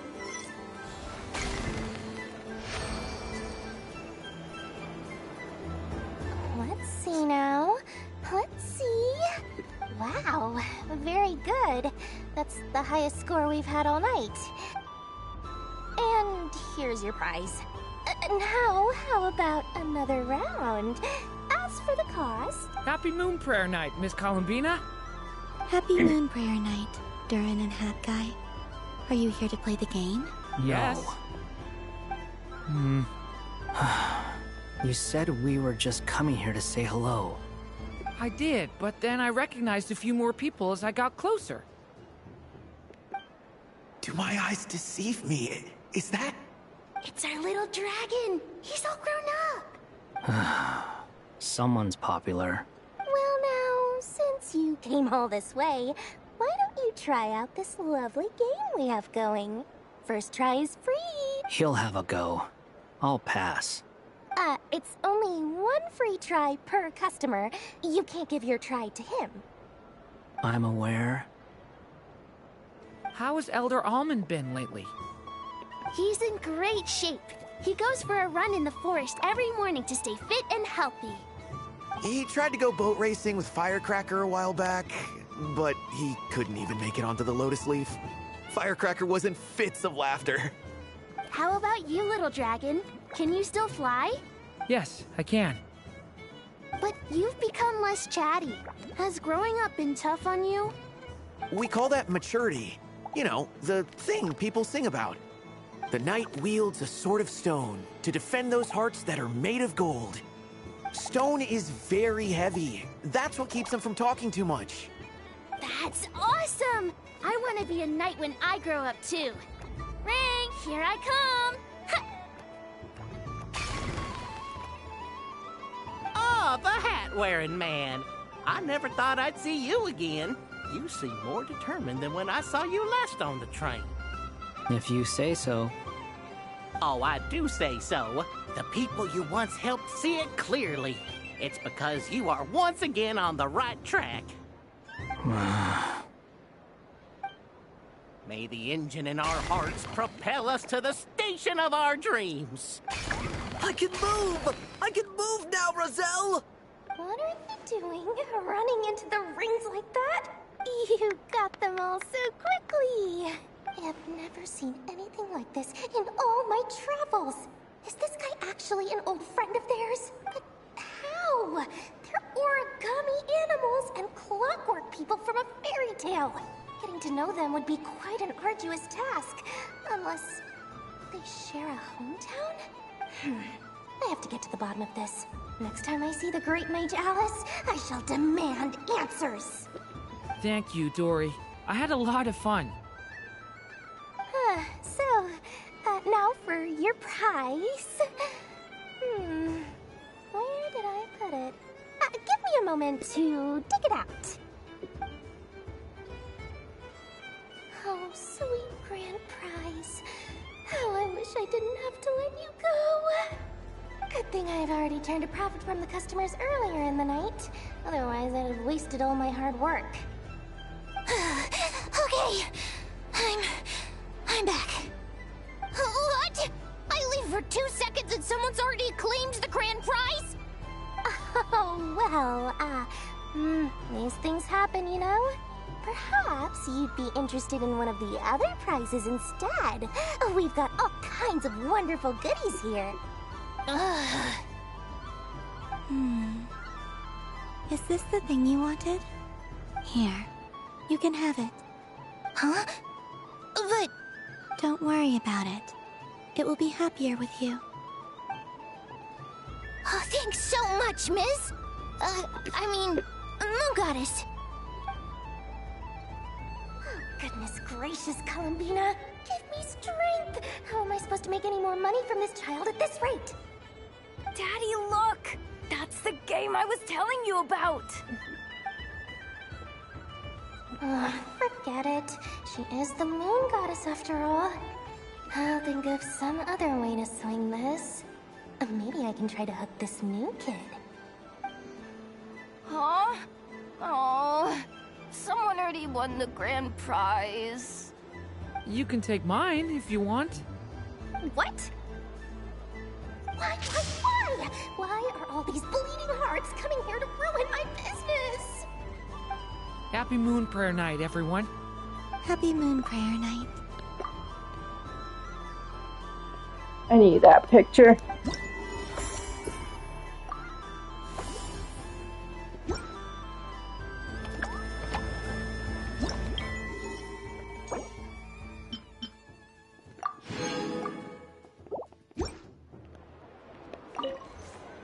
If all the prizes are gone, I might as well close up shop for the day.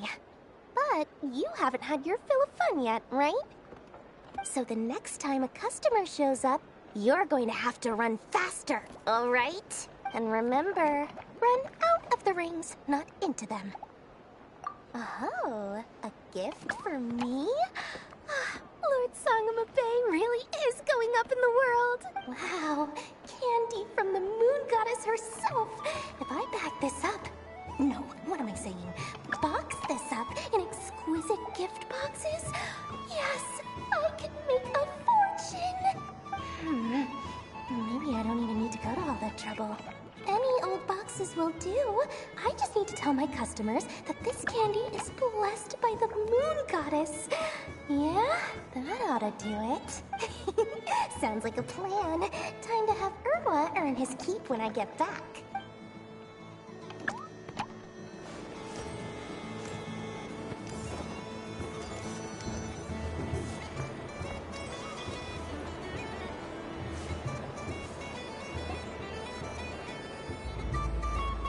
Dodoko's Whirligig!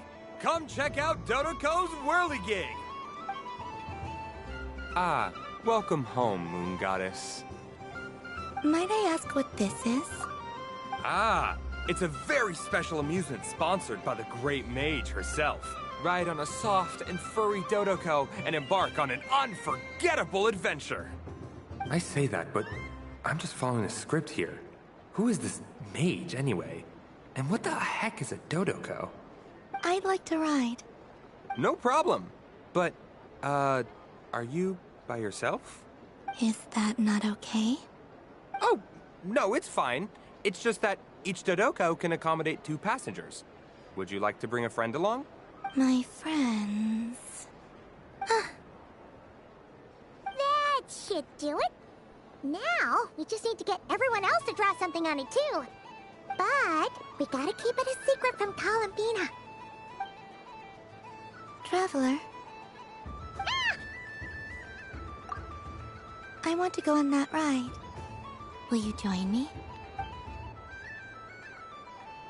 Let's go then. Don't worry. Paimon will do the rounds. You go have fun. All right. I think we have to wait in line over there. Please take your seats. For safety reasons, you mustn't try to leave the ride before it comes to a complete stop. All right, you're all set. I wish you both a wonderful journey.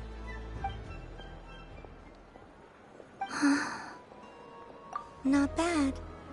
It reminds me of riding a moon lane.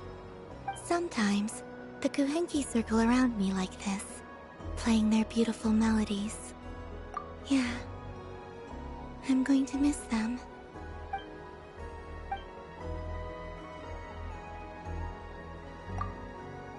It does.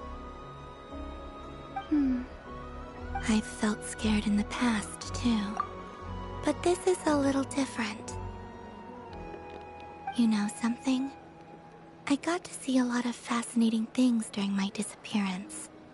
I saw how the Frost Moon Scions act around their families. So different than how they used to act in my presence. And I also saw how they interact with their friends. It made me curious at first. Why do people act so sincere when they're worshipping gods, but save their truest, warmest feelings for each other? Slowly, I came to realize that it's because they trust one another. They know, deep down, that they'll be accepted for who they are. All of it. The good and the bad. I know. I knew it the moment you started calling out my name. What I fear now is the end. I fear losing all this the very night I have gained it.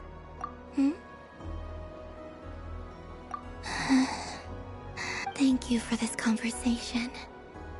Thank you for listening to me. Don't worry. This fear I have, and the unknown that awaits me, they cannot hurt me. Not when I possess a treasure far greater. I just want you to remember this version of me. The real me.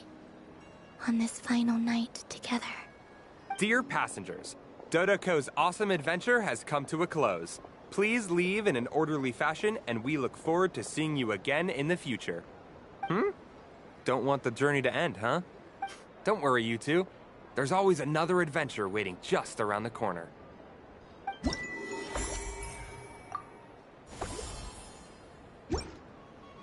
So this is the Frost Moon Scions area. It feels very familiar. But everyone looks much happier than usual. Fun ride, huh? You and Columbina looked pretty sad to leave. This isn't gonna make Paimon dizzy, is it? Oh, candy for us? Thanks a bunch, Columbina. Don't mind if we do. Whoa, this one's intense. But it's so tasty. What about you, Traveler? How does yours taste? Oh, sounds good. Paimon's drooling now. Are there any more Smatna candies in the box? Yes, I believe so. Okay, gotcha. Let's see. Sure. This one, and yep, this one looks right too. Okay, that's 3.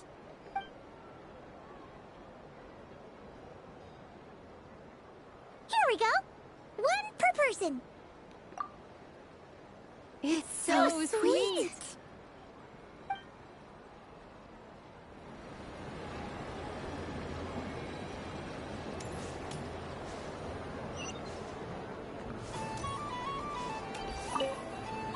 Done being a do-gooder yet?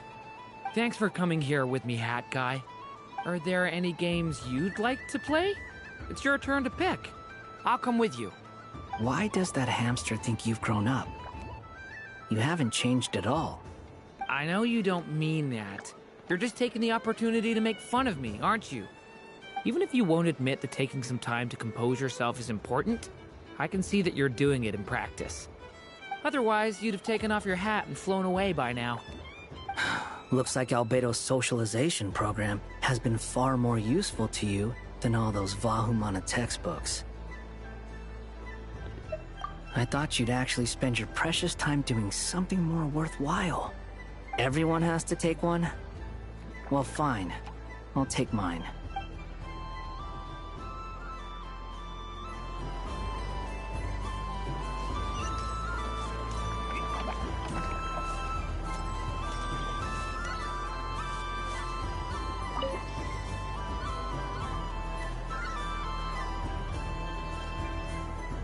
I wouldn't say it's unfair, exactly.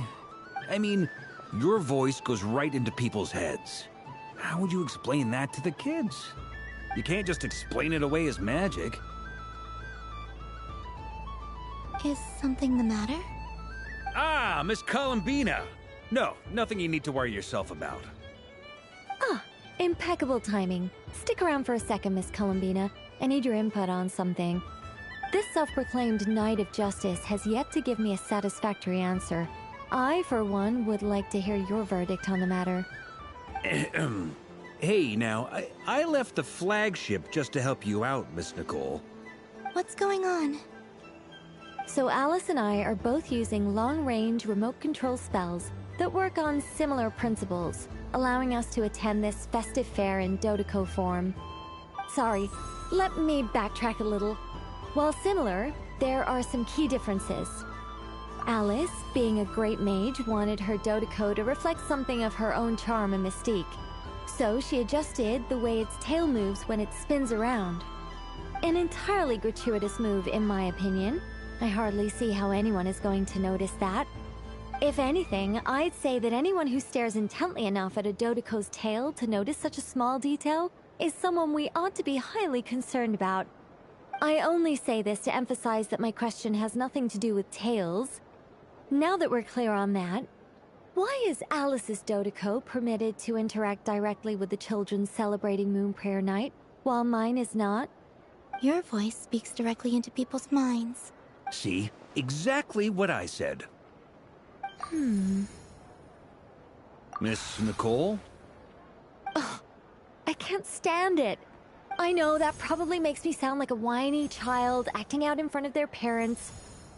And it's a little embarrassing now that I think about it. But hey, I said it now, I can't take it back. That would be even more embarrassing. Also, don't go reading too much into that analogy. It was off the top of my head. I'm actually an awful lot older than either of you. Miss Nicole, are you saying that you'd like someone to play the game you've prepared? I'm not so invested in that. It's just something cobbled together using items I borrowed from Alice. She probably didn't even make them herself. The point is, I want to know everyone's thoughts after they receive their prizes. But as you've said, I can't just ask. I've been biting my lip for so long, and I've had no one to vent my frustrations on. I thought this was going to be a nice, straightforward festival where I'd get the chance to guide people to treasure. Well, can I play? I can't guarantee that I'll win a prize, but... You will? I'd like to try. Then what are we waiting for? Let the game begin! It's like they forgot I was ever here.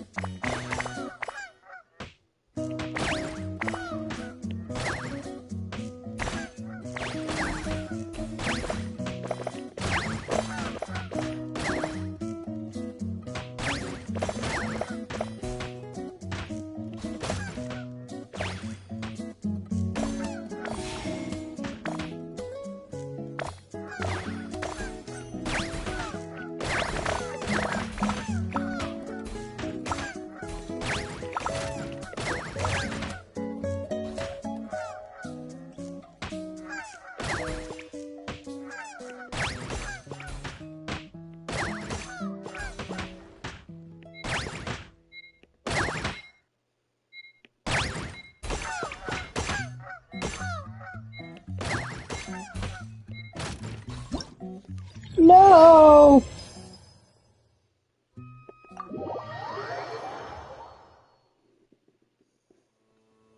Congratulations, Miss Columbina! With your great wisdom, you have overcome every obstacle in your path and conquered the great challenge posed to you by fate. Fate? Well, something to that effect. If you'd prefer something more poetic, it could be the icy winds, or the dawn. Anything you like, really. You could even go with the challenge posed to you by Dodeko, if that's what you're into. Anyway, you can take or leave my suggestions. Moving on. All my hopes are now resting on this. Can I open it now? Stop teasing me. Please, I'm begging you. No more talk. Just open it. Wow. What a lovely sculpture. Classic and cute at the same time. Thank you, Miss Nicole. I'll always treasure it. There we go. Music to my ears. You have my sincerest gratitude, Miss Columbina. Thank you for sharing your precious time with me and fulfilling my wish. Don't mention it. You've all done much to help me. And still, I'm the one receiving all these gifts.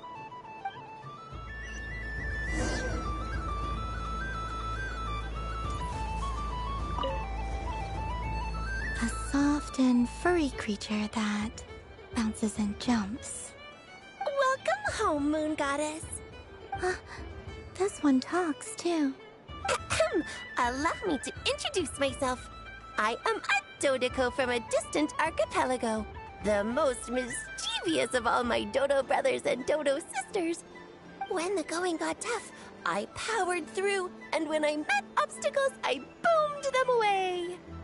That sounds like a lot of fun. Doesn't it just?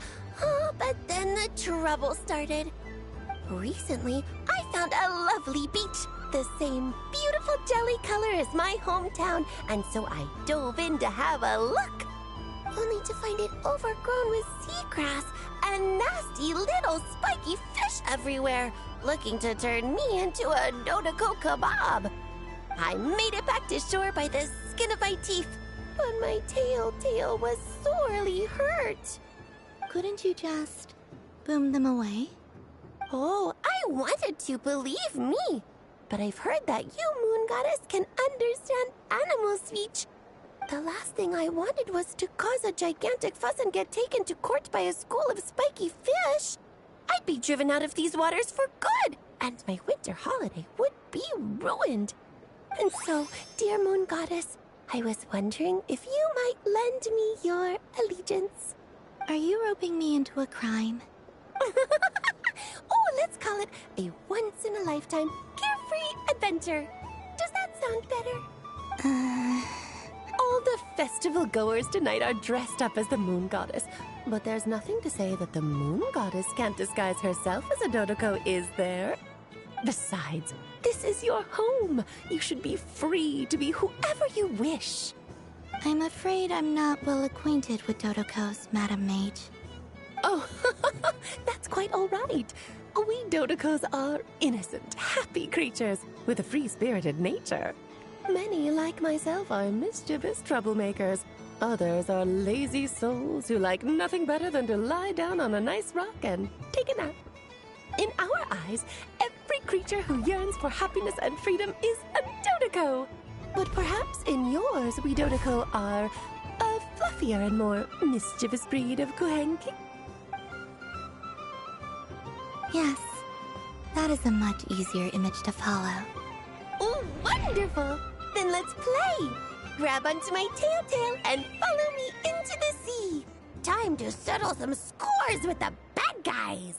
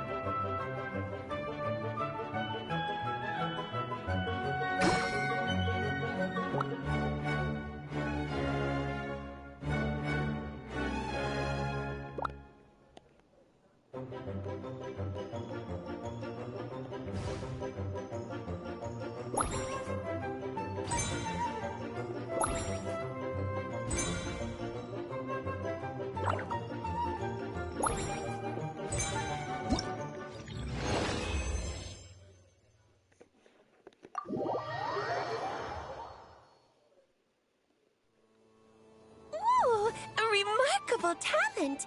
So, what do you make of it? The use of Jumpy Dumpties doesn't come as naturally to me as Kuvaki. But their unpredictability makes it fun. I think they call this... novelty? Indeed! And how did it feel blowing those pesky nuisances away? Not bad. Any guilt? What do you mean? Oh, wonderful! Lovely answers to all 3 questions. You've passed the safety test. Now I can give this special bomb to you as a souvenir. Remember, if you find any meanies living on the moon, you can use this to boom them into oblivion. I will. Up for another round of fish blast? Oh, I mean of bye-bye bad fishies.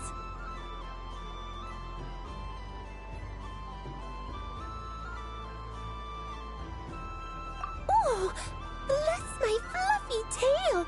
Dodoko has never seen candy shaped quite like this before.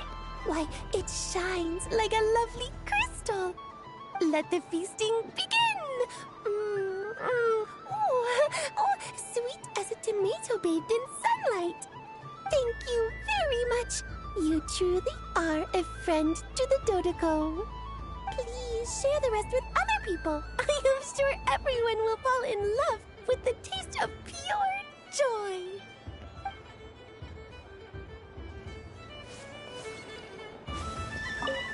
I don't suppose you... Don't get me wrong, once is plenty.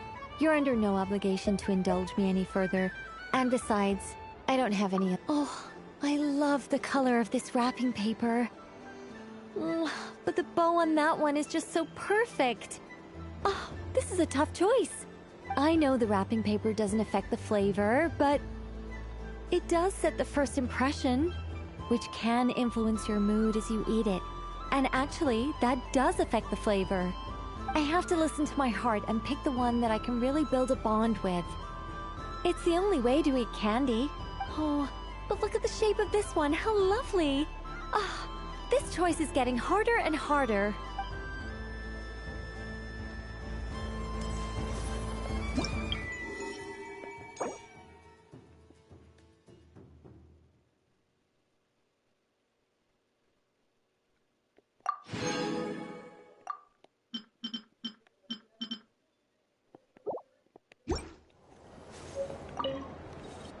I'm pretty sure this is... Welcome home, Moon Goddess. Oh, you're the genuine article. Alice was right. This moon prayer night was worth watching after all. Another one that talks. Greetings. Pleased to make your acquaintance. I am the Hexenzirkel member they call B. Barbeloth Trismegistus. Columbina Hyposelenia. Pleased to meet you too. Hyposelenia. A fine name indeed. Now then, Miss Columbina, do you wish to hear a mage's divination? Divination? The Frost Moon Scions used to ask me what would happen in the future. Is this like that? From the perspective of the one seeking answers, perhaps. As you look to your journey ahead, if you seek to understand the unknown, resolve your doubts, and soothe the confusion in your heart, divination could be for you. The unknowns on my journey. Of course, if one wishes to peer into fate, then hydromancy is the more precise option. But that is a complex affair. And to relegate that majestic art to the status of a festive amusement Yeah, would seem she's not his somewhat master. uncouth. Besides, it is sometimes better to not know fate with great certainty. Hence, I shall use the suitably festive Luna Arcana to tell your fortune instead. It is more popular with the youth in any case. Lunar Arcana. Indeed. Unlike hydromancy, this will only display possibilities and trends. People like to think of themselves as creatures of agency and free will. Peering too far and too clearly into the future is detrimental to both body and soul. I'd like to give it a try. Of course you may. Come then, take a seat, Miss Columbina. Before we begin, are there any specific questions you would like to ask? Let's stick to general possibilities and trends, like you suggested. Ah, very well. Then I shall use the basic Lunar Arcana deck. Now, try to relax. Cast your mind upon the things you have experienced and the things you are soon to experience. I will shuffle the deck. Would you like to cut the cards yourself? You do it. No problem. Now then, to make things easier for the Seeker, that is to say, you, I shall decipher the cards from your perspective.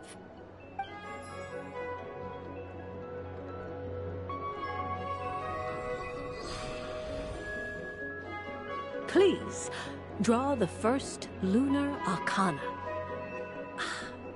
This represents destiny and is the foundation I for really the want divination as a whole. Well, I do have a Genshin deck, but... Now, draw your second card. This will stand for the past, the sum of all your experiences that have come before. And now the third Arcana. This is the present, your interpretation of the current moment. Finally, the last card. This shall speak of the future, which... Oh. Kuvaki Pulse? Fascinating. I've never encountered this before in my role as a diviner. Something has exerted an influence upon this card, causing it to leave its designated position. What do you make of this, Miss Columbina? Perhaps this is the guiding hand of fate in action. Of course, if you wish, you can choose to deny the validity of this card and draw the future for yourself. No, it's fine. Let's go with this one. A bold decision. I must say I'm looking forward to the results. Well then, let us flip the Lunar Arcana in sequence and see what emerges. Sure. First, Destiny. No surprises here. The card that represents yours is the moon. The moon. Indeed. The moon can represent the truth at some times, but deception at others.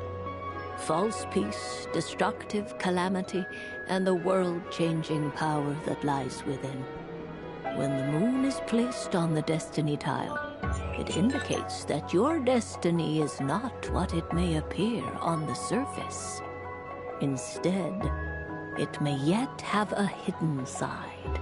It symbolizes a journey through the fog, fraught with uncertainty and deception, where one must face inner challenges head-on. I don't understand. Patience, my dear. This is but the first card, which serves as a basis for the interpretations that follow. Our divination will only grow clearer from here on out. Now then, flip the second card, the one that speaks for the past.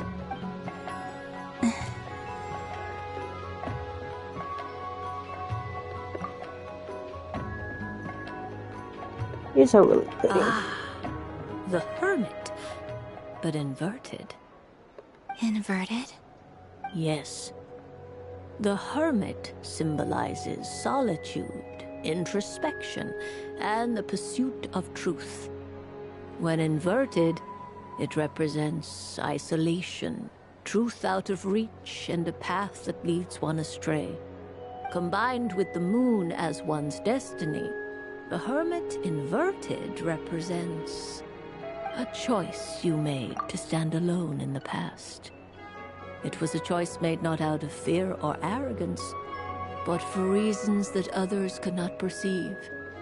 You fumbled through the darkness without a guide, but you did not find your way. Rather, you went astray. More than once, it would seem. Is this about how I became Kutar despite not wishing to become a god? And how I joined the Fatui because I yearned for a place to belong? I suspect only you know the answer to this question. All is not lost. The past is in the past, and so it shall remain. Shall we look into the present now? Oh my. The lovers. One of the most interesting Luna Arcana. What does this one mean? This means that you have had an unprecedented emotional experience. The joy of finding your soul becoming intertwined with that of another. A precious and wonderful thing indeed. It's true. I've made a lot of friends recently, and they are very good to me. I like them a lot. That sounds lovely. I am most delighted for you. The lovers can also represent important decisions, perhaps related to a parting of ways. Now, if I were to guess... Yes. My return to the moon. I understand. Parting with friends is never easy, Columbina. But rest assured, this is not the end of your journey. There is always another story waiting to be told. The future always lies ahead. The future. Well now, it's finally time to flip this most mysterious of cards. Why did it appear? And what does it wish to tell you? I'm ready. Very well. Flip this card and see what lies on the other side. Oh.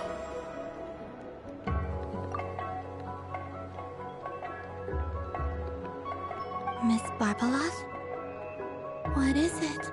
This card is death. That doesn't sound very good. It depends on how we interpret it. It is true that it can represent an agonizing death, a complete and utter end, but at the same time, it can also represent rebirth. Do not forget that your destiny card is the moon. That lends your future many different potential meanings. If death spells the end, is it unavoidable? As I have said, divination can only display general trends. It is a rough guide, but it does not show predetermined outcomes. Allow me to summarize it for you. In the past, you may have lost your way, but now you have gained new connections and new strength. You now face an important decision, one that may bring about a great change in what is yet to be. This change might, in turn, be the end of all things, or their beginning. But remember, everything is subject to change because of the moon present in your destiny. You must see the truth clearly and face your innermost thoughts. The truth. My innermost thoughts. Thank you, Miss Barbeloth. Don't mention it. Some people dislike divinations, for fear of glimpsing an ending to their story that they wish was not so. But I can see that you're different. The result of this divination will not sway your decision. This is a rare quality, and one that diviners always hope to see in the seeker. We are here merely to guide, not to exert undue influence. I understand. Go then and illuminate your future, Miss Columbina. The moonlight that shines from you now is most captivating.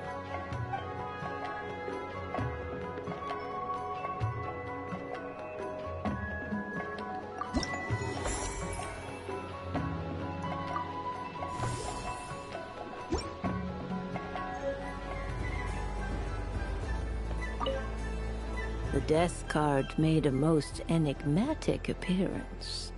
The moon for which Miss Columbina is bound, I fear.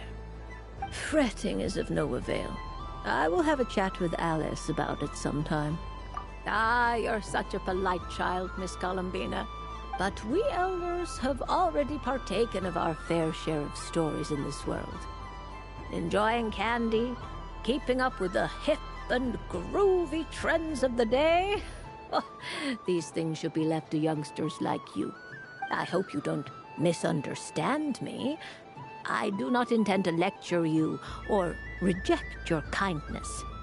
It is simply that the mere sight of this candy is starting to give me a toothache. Oh.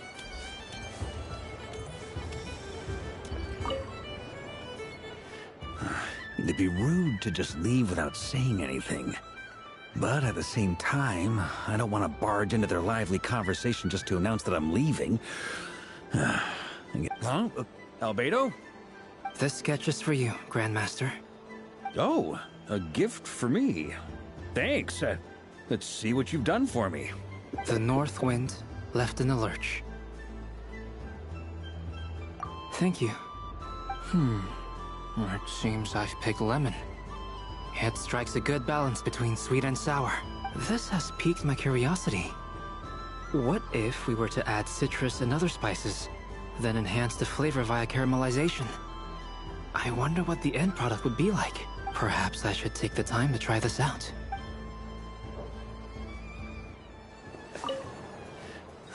It'd be... Huh? Albedo? This sketch is for you. Oh, a gift? The north wind left in the lurch. Ooh, I get one too? Nice, thanks. What is that? Oh, it's so familiar. Don't tell me. Oh, I got it. It's like the candy jar dropped into a vat of today's boon. Seems I'm a proud recipient of today's Feast of the Moon, huh?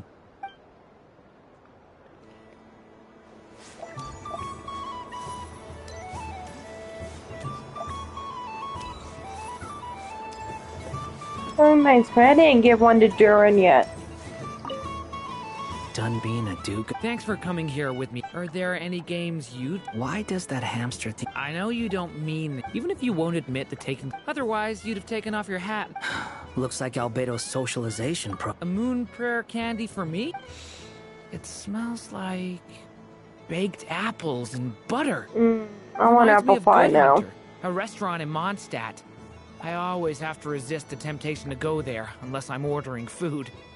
I understand your homesickness, Miss Columbina. I have a double dose of it, because both Simulanka and Mondstadt are my home.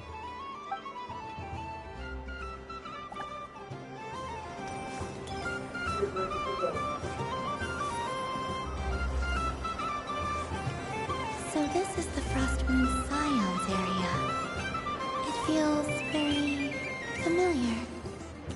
But everyone looks much happier. Wow, the Frostmoon Scion stall looks kind of plain, but it's pretty cool once you get into it. I don't go to Hisi Island much, but it's got that, like, old world cultural feel. And if culture means we get more festivals, I'm all for it! Hello, Yahoda. Columbine...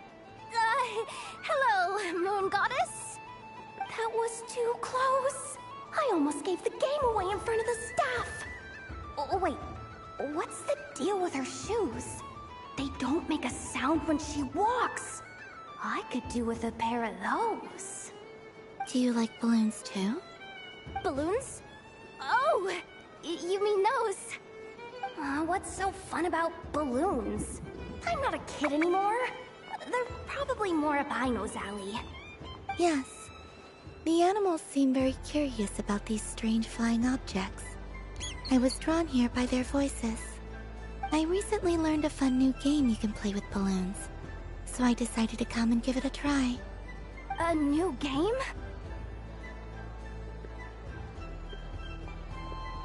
Hello. Welcome home, Moon Goddess. Here to buy some balloons? Yes. Could you give me a few that haven't been inflated yet? Are you sure? I guess it's not a problem, but... Yes, please. Thank you. Uninflated balloons? But those are just little rubber pouches. What does she want with those? Would you like to play the balloon game, Yehoda? Huh? Sure. I guess. How do you play it? Wait here a moment. Oh. So, this is so weird. What have I got myself into now? I thought I saw Columbina nearby. Uh-oh! That's the fourth Harbinger! Although she's helped us out quite a bit, she's good people, right? Is she looking for Columbina? Oh, guess that's my ticket out of here. I'm not sure my heart can take being sandwiched between two Harbingers. Which stall is she checking out? Oh, it's that other Frost Moon Scion's one. Try on the headgear, see what it's like having antlers or animal ears for a day. Oh, I wouldn't be caught dead wearing that stuff. So embarrassing. I have enough gear to carry as it is. Wait, what? She put it on?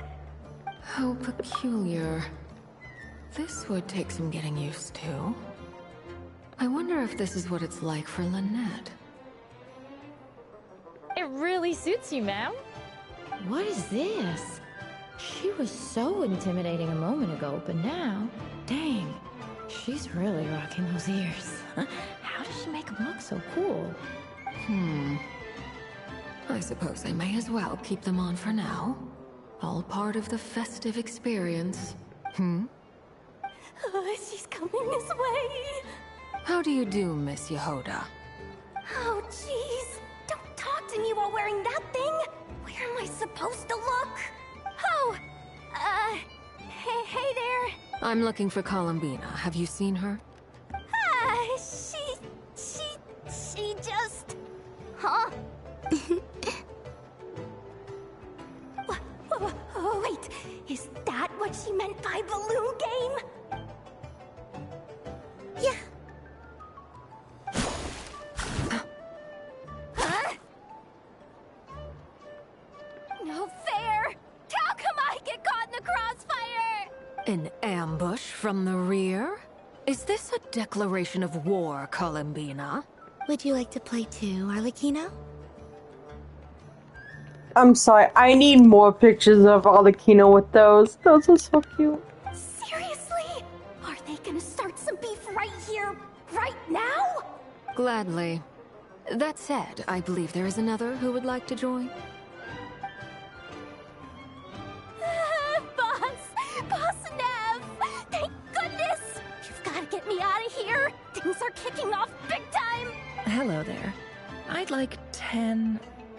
no, make that 20 balloons, please. Uninflated. What? Miss Moon Goddess, I hope you're prepared to pay the price for assaulting my employee. Welcome to the game, Nefer. I'm sorry, this is too cute. Just to be clear, let's keep this a fair fight, okay? No strange powers, please and thank you. Naturally.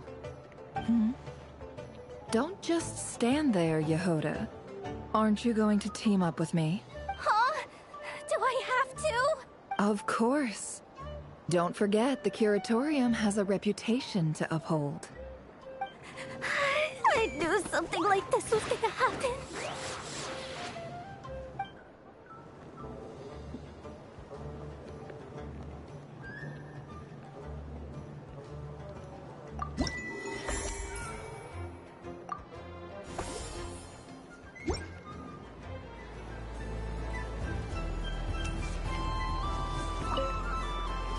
I've seen Linny and the other children play this game before. It would seem that it's not a bad way to relax, once in a while. Candy? Would you mind if I took a handful extra? I'm sure the children will enjoy them. I must say, Columbina, you really have changed. You never used to show this much consideration for other people, even when prompted. I'm sure Sandrone would agree when I say, I like the present version of you better.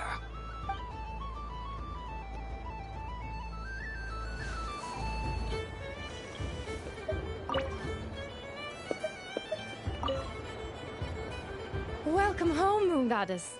Would you like to try on some animal-themed headwear? I always hear Llama saying how heavy her antlers are. I wonder how it feels. Let me give it a try. Oh my! It really suits you. Oh, so cute. It's a little itchy, and it's hard to turn my head. Should I keep wearing it? How does this look? Ah, so cute. How does this look?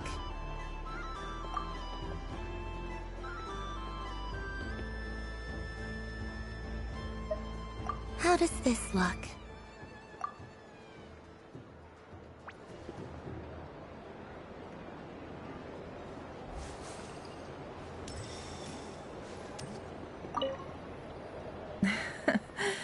That was fun. It's a shame Ashru doesn't like playing with water, or I'd have roped him in as well. Oh, a gift? You shouldn't have, Miss Columbina. Very nice indeed.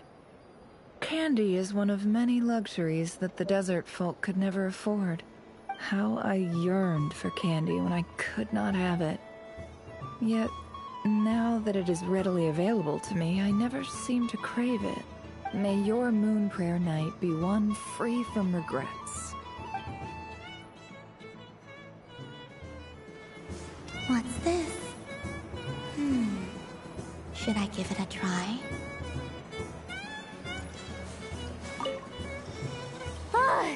I just had a water fight with 2 Fatui Harbingers. Pretty scary, but also surprisingly fun. Aw, man, this feels kinda wrong. Like, shouldn't we be the ones giving you candy rather than the other way around? I guess I'll just take one. What flavor is that? It tastes like getting a mouthful of muddy grass.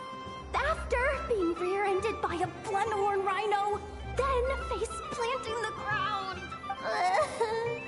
I'll never get this taste out of my mouth. Oh, It's delicious. oh, you Hoda. Why'd she have to get that one?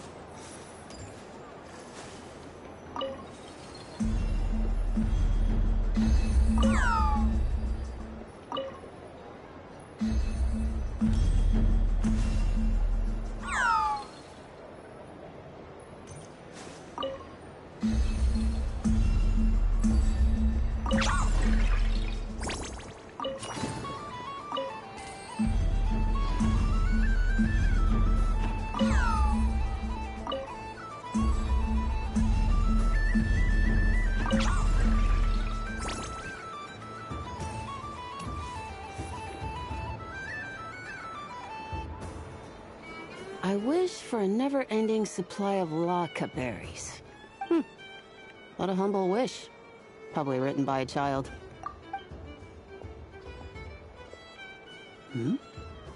Is that Lama the Moon Chanter?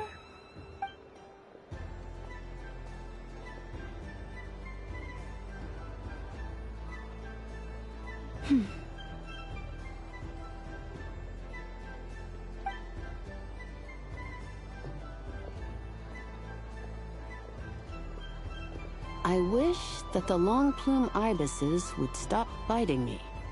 Oh dear, poor Lauma. All right, I'll write that one down for you. I got it.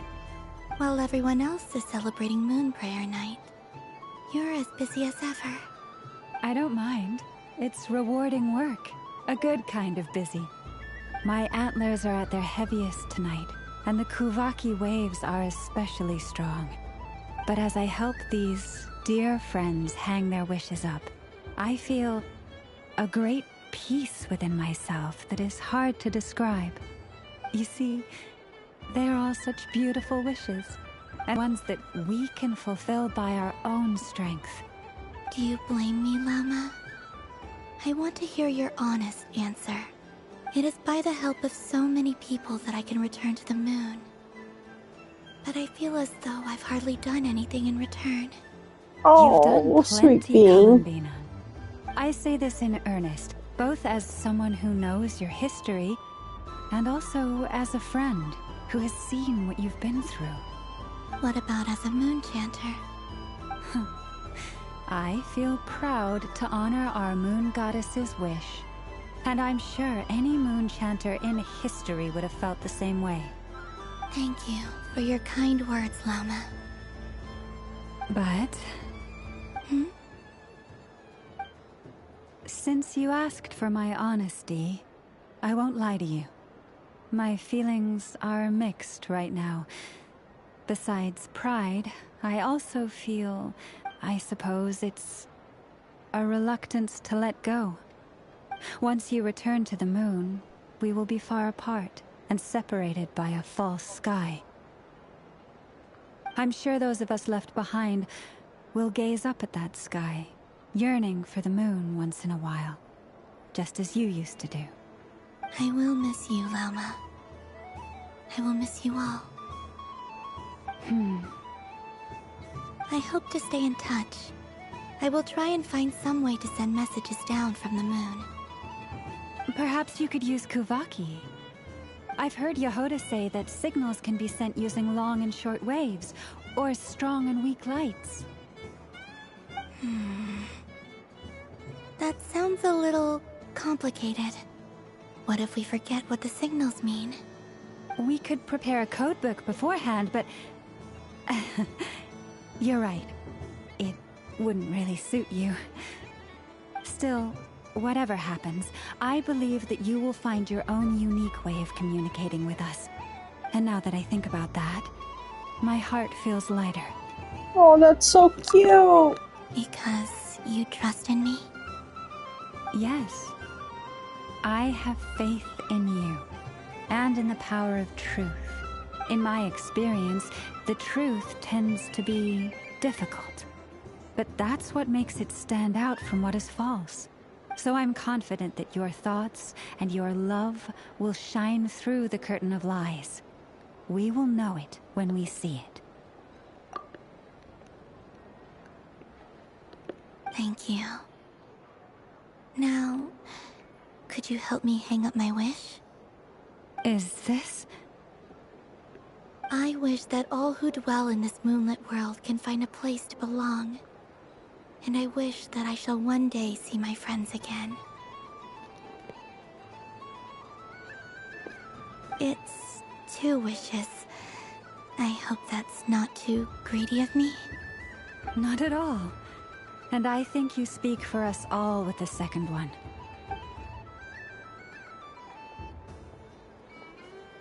I shall continue to pray until the day that all of these wishes come true.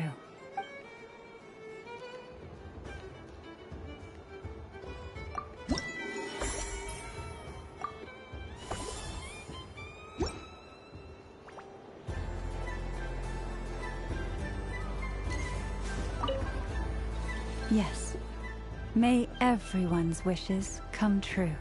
Why, thank you. Don't mind if I do. Oh, my. It's so sweet. I'm so accustomed to plain, simple meals that this sweet treat is quite a shock to the senses. But I savor this moment in its entirety because it tastes like true friendship. Oh.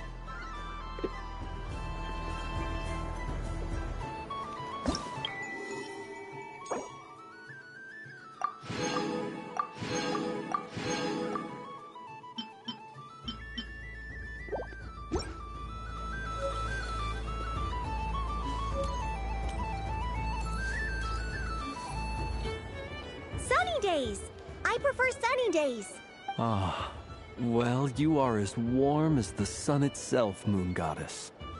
Very well. I believe your spirit animal has to be this most adorable chic badger. Wow! Thank you, Mr. Talking Magic Lamp. Have a very happy festival, Moon Goddess. Lance? That's you, isn't it? It's our little secret, my dear traveler in Paimon.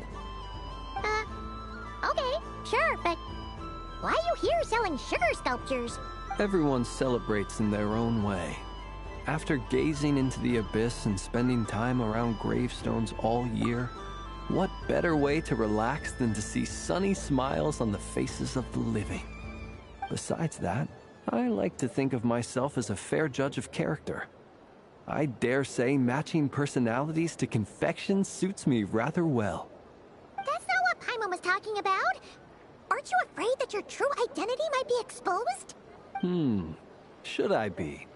There is all manner of magic in the air this moon prayer night, thanks to the work of the great mages. I see Miss Columbina is hiding in plain sight. Why should I not do the same? Why miss this rare opportunity to enjoy a special evening in my true form? Fair enough. You got a point there. People who don't know you will probably think you're just a talking lantern. Well, now that we see eye to eye, what brings you here? Not a search for your spirit animal, I presume? Ah, well, actually... Here, see for yourself. Oh, this is... How wonderful. A beautiful idea. Yeah, we just met Barca, and he said that having everyone draw their own section was kind of boring. So, he did your bit for you. Ah, Varka. Ever the maverick. I see his artistic skills are truly one of a kind. In that case, I shall paint something on Mr. Albedo's behalf in a short while. What? Why not now? Ahem. Welcome home, Moon Goddess. Phew, that was close. Hello, Flins. She recognized you right away! What keen eyes you have, Miss Columbina. Especially considering they are shut. I did not see you. Rather, I sensed you. I can sense the fluctuations in Kuvaki all around me. One would expect no less of the Moon Goddess. Might I interest you in some candy? Yes, please. Excellent. I shall make some for you right away. Something the matter, Miss Columbina? What about my spirit animal? All the other children carrying sugar sculptures are talking about it. Wait, is she taking the test seriously? Ah, my apologies. How could I neglect that? You are quite right, Miss Columbina. Every one of us has a magical creature living in their heart. Would you permit me to help you find yours? Yes, please. Do you prefer the day or the night? Night. Which of the 4 seasons is your favorite? Winter. Think of a perfect day. What is the weather like? Sunny? Rainy? Or perhaps cloudy? Rainy in the morning, sunny at night. What kind of answer is that? Forests, lakes, and open seas. Which do you prefer of these? I like them all. Imagine you opened your very own shop. What would you sell there? Moonlight, I think. Wow! would totally shop there. It wouldn't cost anything. You'd just need to visit. Aha! I believe I know what your spirit animal is. Here, for you. Oh, it's a Kohenki! Indeed. A free-spirited being with a deep love for all things here in Nod-krai, who selflessly lends her aid to as many people as she can reach. It is the perfect fit for you, Miss Columbina. Thank you. It would be my honor. But you shall have to forgive me. We have known each other for quite some time. I doubt there is any answer I could give that would come as a surprise to you. So instead, would you accept this sugar sculpture as a token of our friendship? It's a lantern. Hey, why don't you two go enjoy your candy over there? Paimon wants to try out this spirit animal thing too. Right, Flint's? Come on, play ball. I get this drawing done. But I want to hear Paimon's answers. Ah, but it'll probably take ages. Paimon's a complex soul. And we don't want your candy to melt while you wait, huh? Oh. Okay then.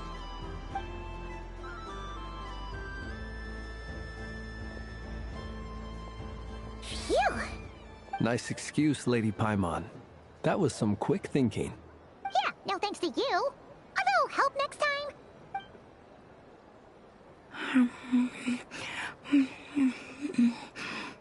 It's sweet. Is that Laka berry? I wonder what flavor the traveler got. This way, this way! It's the candy-selling lantern! I'm coming! Of course. Traveler, maybe we can share? Yes. I found out recently that people share their food sometimes, so I'd like to try it. Or...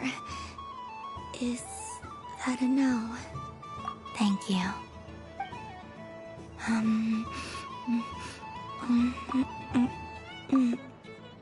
Oh, so cute!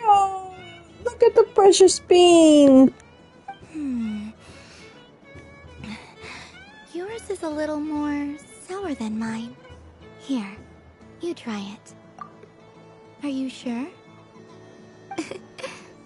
Amazing.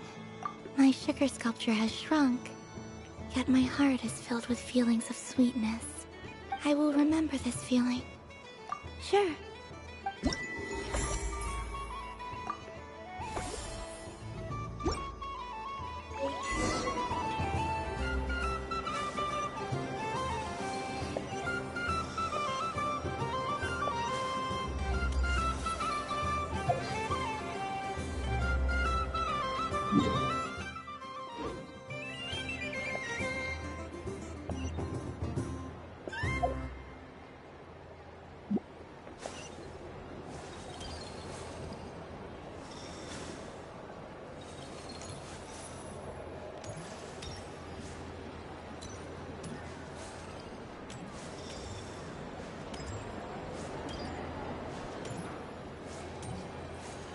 Something about festive lighting always has a way of putting the warmest smiles on people's faces.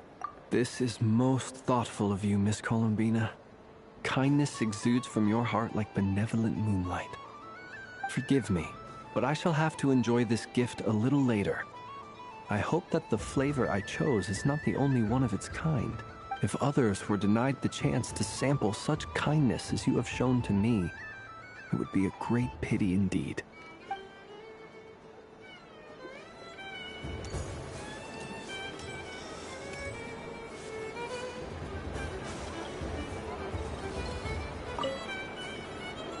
Traveler. Hey there, Columbina!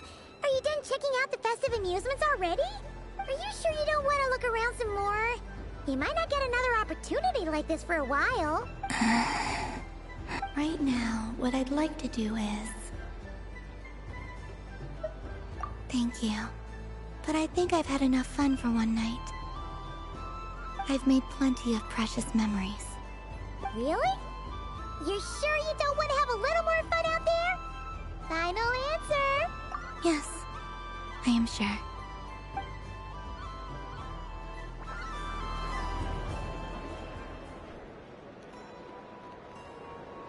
Damn it. This was the most fun I've ever had on a moon prayer night. Everywhere I went, people were saying, "Welcome home," and there were friends at every turn. I only wish it could last longer than one night. Oh. Yes, you're right. The moon prayer blossoms. Ooh, look! Look! Moon prayer night is here.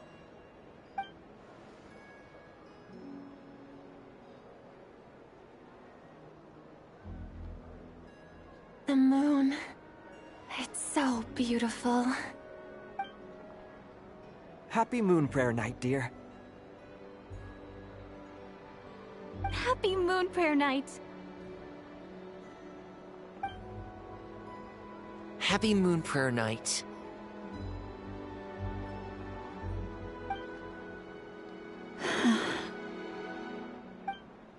Aww.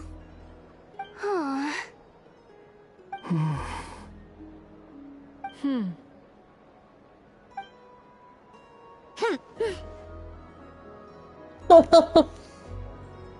Time flies when you're having fun.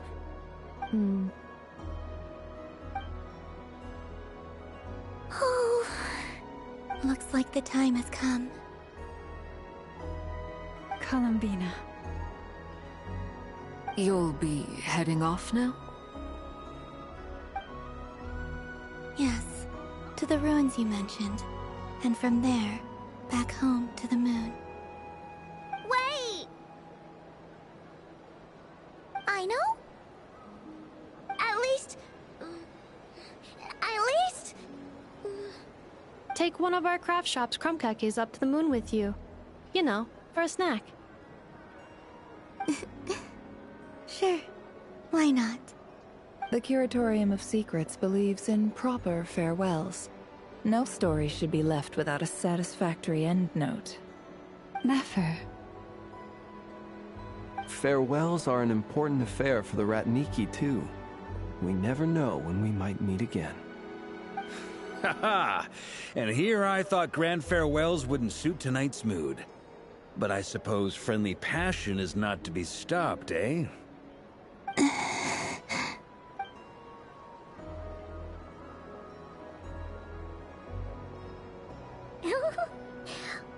made a little something for you, Columbina. Ta-da! What is it? A Moon Prayer Night greeting card with drawings by all of your friends.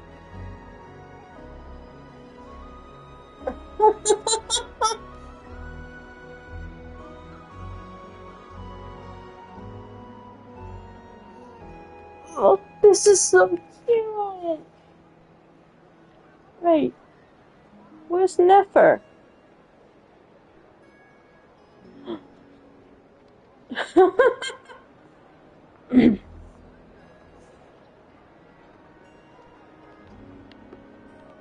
You did mention that you'd like a portrait done, so I took the liberty of creating one for you. I, meanwhile, did the portrait of Mr. Albedo, and Mr. Varka did the same for me. I mean, I think my work was pretty true to life, don't you think? The picture of Ashru was my doing. The two of you seem to get along rather well. Wait, was I the only one who did a full body picture? That's so embarrassing. I did pictures of me and Anefa. I did my own portrait and one for Hat Guy. Plus, there's the two mages, Arlecchino and Sindrune. So, if you ever miss us, just flip the card open and we'll all be right there with you. I don't know what to say. Thank you so much, everyone. This whole moon prayer night was more than I could have ever asked for. It is the greatest gift I have ever received. Lama, I figured it out. Figured what out? Remember how the Frost Moon Scions used to use milk as invisible ink to write hidden messages? That was a very long time ago. Oh, are you saying? Yes. When I miss you all, I shall use moonlight in the same way to write words that only you can see upon the moon itself. Wow, that sounds lovely. Quite. But how will we see them? Simply open your windows on nights when the moon shines bright, and the moonlight will naturally flow towards the words I have written. That sounds most fitting indeed. Very true to form. I'll try to write them in places that won't disturb your sleep. I, for one, would sleep all the better for having read one of your messages before settling down for the night. Exactly! So don't worry about disturbing anyone's sleep. Just promise you'll write to let us know you're okay, alright? Alright. I promise.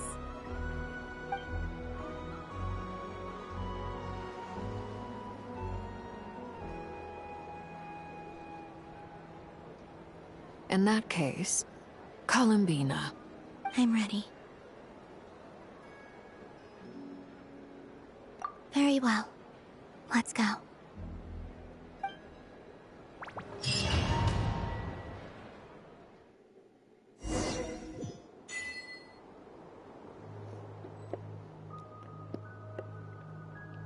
In just a few moments, I will be gone. I still don't know what to expect on the moon. Will I really be able to send messages to my friends? The Kuhenki, the animals of Nod-krai. I'll never get to see them again. I wonder where I'll be when the next moon prayer night comes.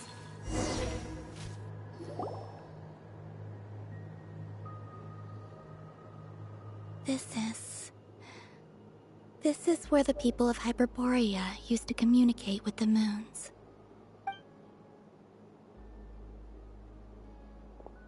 Eternal moon, frost moon, iridescent moon.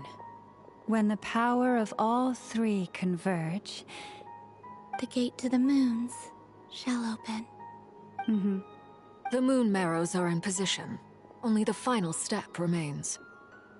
I'm sure Nasha Town is livelier than ever at this moment. Yeah, it's a shame you couldn't be there for it, but it's now or never, right? It's fine. I'm more than happy with this. My last piece of luggage. My only piece of luggage.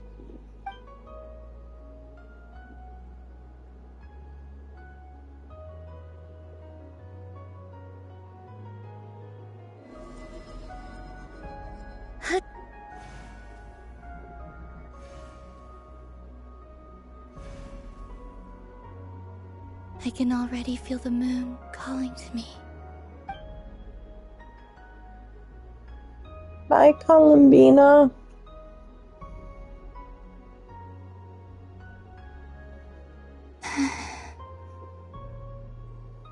This ray of light will lead you home, Columbina.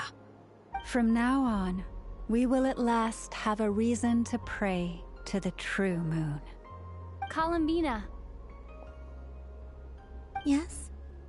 I'm listening. Be sure to come back and see us when you get the chance.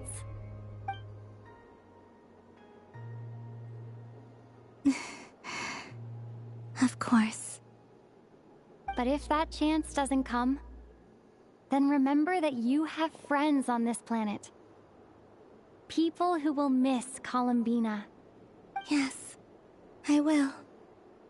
Thank you for everything you've done for me. And remember, come night or day, the moonlight shall always connect us. Well then, farewell, my friends.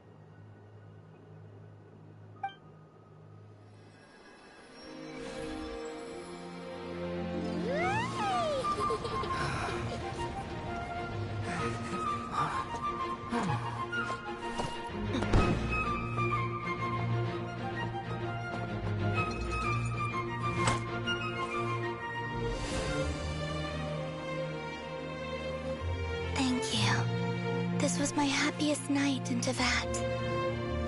Farewell, Columbina.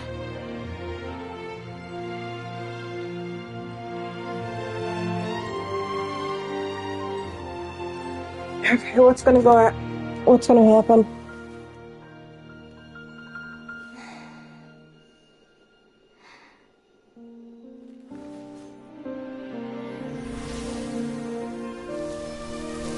Nothing. She's gonna be able to go, no problem.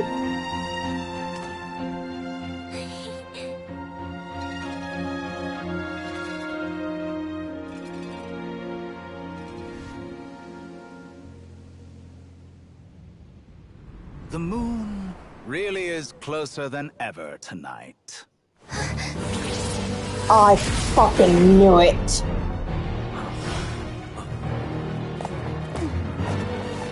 Columbina. All 3 moons in one place. Time for one final experiment. Reason, life, death, time and space. They all believed I would fail.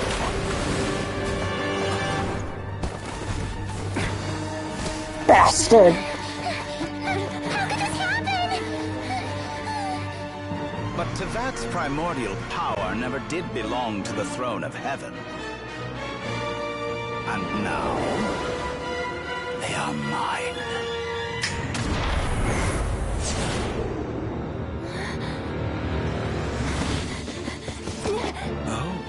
I mean, if my brother didn't have a reason to hate the doctor now, he sure will once it gets to fucking Nod-krai.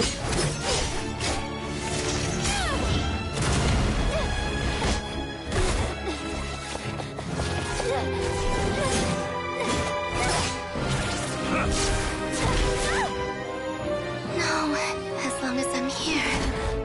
The doctor is free to wield the 3 moons' power.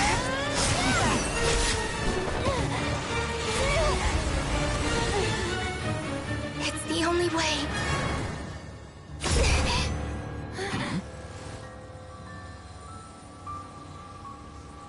I guess I won't be going home today. Columbina! No!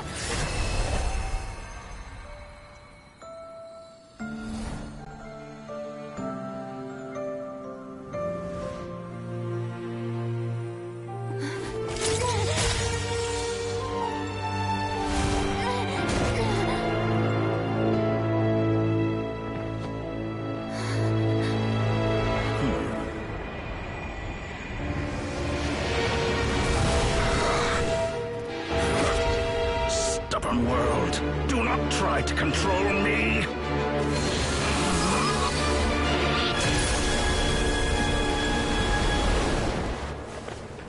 Columbina.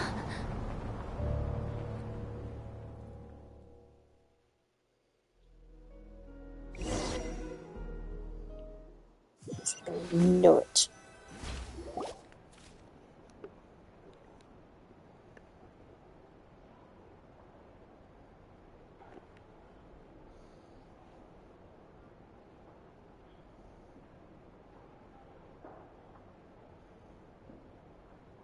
Are you all right? Do your wounds still hurt? I had someone prepare a little medicine that could prove effective. Take it if you need to. In that case, let me relate the contents of the call we made to Alice after the incident occurred. That Dottore is a crafty one. He distracted the Hexenzirkel by creating a huge fuss at Tevat's borders. I'd assumed that the cause was an abyssal intrusion from the outside world, which in fairness is a rather common occurrence. But after learning that you managed to influence the phantoms in Nod-krai, I realized that perhaps this interference could have come from within Tevat instead. But we weren't able to change their fates. True, you couldn't change how their stories ended, but you did build some variables around yourself. Variables? Yes, things you heard that you could not otherwise have learned, ideas that would otherwise have never crossed your mind. All these things are variables. Of course, most variables usually pale into insignificance with the myriad of possibilities floating around. But the moment you start treating them as building blocks and intentionally stacking them, that changes things. That's what Dottore did, and it's how he created the necessary conditions so that when you activated the portal tonight, it played right into his plan.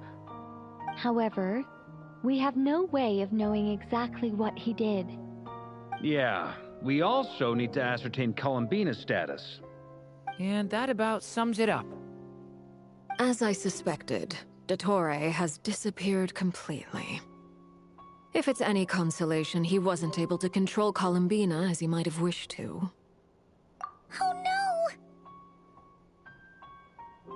What? She did what? All we saw was Dottore appeared and used some kind of power. The next thing we knew, he and Columbina were gone and you were falling into the sea.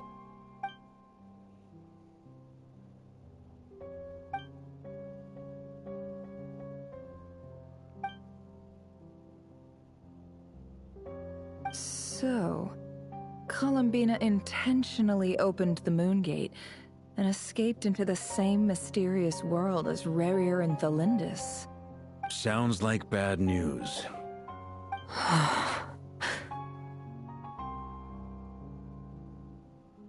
Seen in that way, the trilunar syzygy and Rerir's emergence, Dottore might have been pulling the strings in both cases.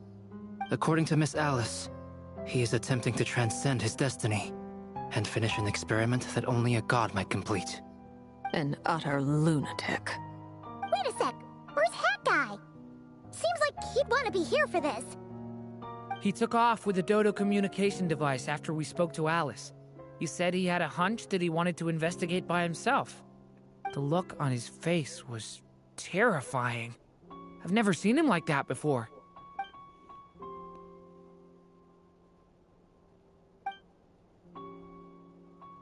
I'm back. Hat Guy! I went to look for the Hyperborean phantoms again. I think I've gotten to the bottom of it. I got them to talk to Nicole on the other end of the communications line. Turns out, the history they describe is different from how Nicole remembers it. Really? But how? Surely Nicole can't have been wrong. Because the phantoms are the ones who are deceived. They speak of a savior who appeared in their history. One who never should have existed. This savior promised to create a new moon within the false sky, and even bring back their moon goddesses. Foolishly, they believed in him, and told him everything he wanted to know about the moons. It's obvious that this was Dottore's doing. Now you mention it, the first time we entered the Hyperborean ruins, we heard the phantoms discussing their history, and I remember Nicole commenting that something sounded a little strange. But Dottore shouldn't have been able to get in there in the first place. He didn't. Nicole said that this was an anomalous state triggered by disruptions in the causal connections between phantoms from the same era. The variables that Dottore put in place were substantial enough that they even affected phantoms that he never met. So it's not that their memories were unclear. They'd been tampered with. That's exactly the possibility Dottore was trying to manufacture. He turned these variables into knowledge and engineered the situation so all that knowledge would fall into his hands. Then, he harnessed that knowledge on Moon Prayer Night to truly create a false moon. How is that even possible? To be precise, he exploited a weakness in the way the spell works. The spell senses Kuvaki to detect the moon's location. So, as long as the false moon more strongly resembled the moon than the frost moon beyond the skies, the gate would teleport Columbina to the false moon's location. In other words, to Dottore's side. Once he had her under control, the teleportation spell remained active, and he manipulated her power to seize both moon marrows. At that moment, the moon marrows disappeared right before our eyes. It was already too late, even as we were leaving the ruins. By then, Dottore had already amassed the power of all 3 moons. So, where does that leave us? What do we do now? I'd certainly like to know what Her Majesty thinks, now that the concerns I expressed to her have come to pass. But we cannot simply sit and wait for her to decide the matter. And in any case, it is not the Fatui Harbinger Damselette who sees us as her friends, but rather Columbina Hyposelenia.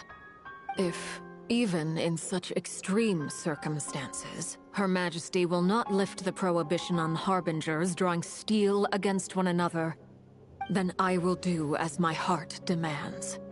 I will fight as Peruware instead.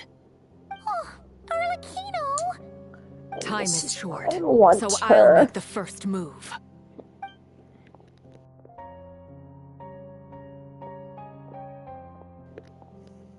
Whew. Even Arlecchino seems to be losing her cool now. Yep, you don't fuck with her family. And Columbina was not just her friend, she became part of her family. Fuck with her family. That is a death sentence. All right. Lose those dejected looks for a moment and let me get a word in. It looks bad, I won't lie. Very bad, in fact. So Dottore's pulled some real dirty tricks to gain the upper hand. For now. And yeah, it's to the point where even the mages say that his variables have affected destiny. I'm not so sure, though. Many have told me that Tevat's destiny is fixed, and that does appear to be the case. Well, what makes Dottore so sure he'll be the exception? And since he was able to stack these variables up, who's to say we can't do the same? You of all people should not be discouraged, traveler from afar. This isn't over yet. And you're not alone in that. Everyone here does, whether they've spoken thus far or not. But none of us are the type to sit back and wait for the sun to shine again. That's exactly how a knight should roll. If they knock you down, you get back up and get back in it. Don't forget, Honorary Knight, you're a legitimate member of Mondstadt too. Mark is right. This is far from over. Dottore's already way overdue a butt-kicking given his past shenanigans. And after this, he's earned himself a double dose. That's what I'm Hi, talking Mon, about. it's not just a double dose. How's everyone else feeling? I think it's a I'll deca use dose Kuvaki now. to investigate Columbina's whereabouts. I am not ready to give up either. Leave the intel gathering to me. Whatever happens within Nod-krai's borders, when the Curatorium of Secrets wants to be in the know, we always find a way. Aino and I will do all we can to support you. We will attempt to reverse engineer Dottore's actions and seek a breakthrough that way. Alice and Nicole are busy dealing with an emergency at Tevat's borders, so they can't return just yet. But they're both very angry about this. They've asked Albedo and me to act on the Hexenzirkel's behalf and do everything in our power to fight back against Dottore.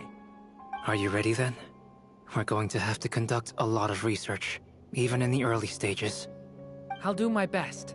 As for me, I'm pretty familiar with Dottore's way of doing things, so I can try to predict his next move. I'll help with your investigation. Nice! Looks like we have our basic division of labor. I'll get in touch with Flints and Itlua, get them to have a chat with their Starshiner. It couldn't hurt to bring the Lightkeepers on board as well. At the same time, I'll pass on instructions to the Knights present in Nod-krai to assist the Lightkeepers and other organizations in ensuring the safety of those living here. Yeah! We'll show him! That's it then. Good luck, everyone.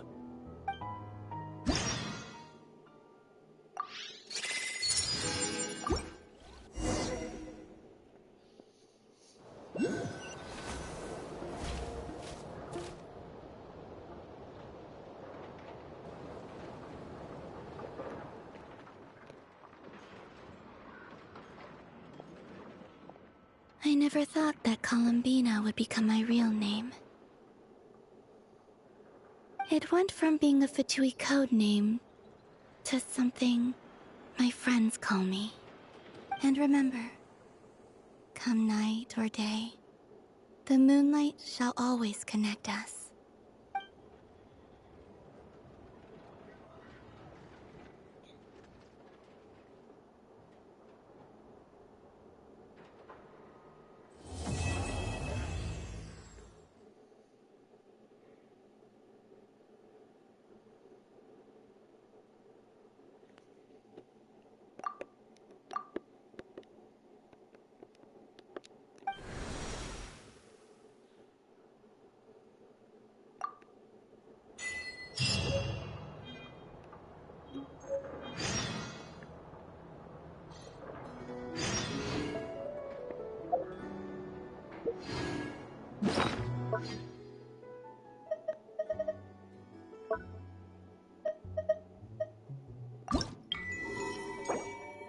Oh, good.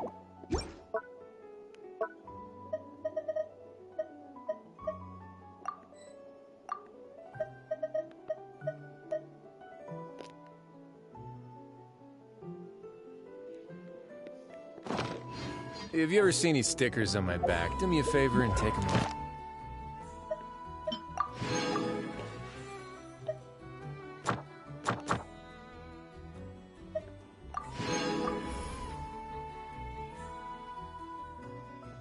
Oh, oops.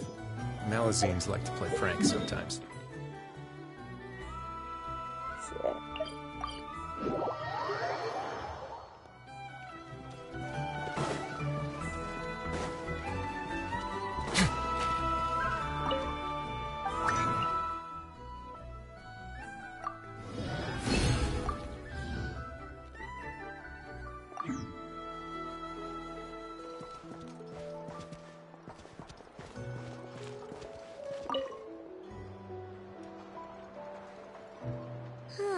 Am I using this wrong? Ineffa, read the operation manual you recorded last time for me again. I know. I believe regular lubricant is already sufficient. There's no need to create a brand new product. Aw, we're already here, aren't we? Come on, I just want to experiment a bit. Oh, hi there, traveler. Just the person we need. I bet you know how to use this crafting bench. Hurry on over and help me make a bottle of that... what's it called again? That cold... frosty something. Potential oil? Frosting essential oil. Yeah, that's the one. The cold stuff. I want to mix it with lubricant to create something special for Ineffa's joints. I was gonna do it myself, but taking efficiency into account, it might be better if you helped me out a bit. The truth is, Aino wasted all her ingredients trying and failing to make essential oil. We presently have enough to make only 2 bottles. I didn't fail. I was well within the bounds of reasonable trial and error. Making essential oil is a piece of cake for me. Piece of cake. But since you're the professional, it makes more sense to let you do it now that you're here. Please?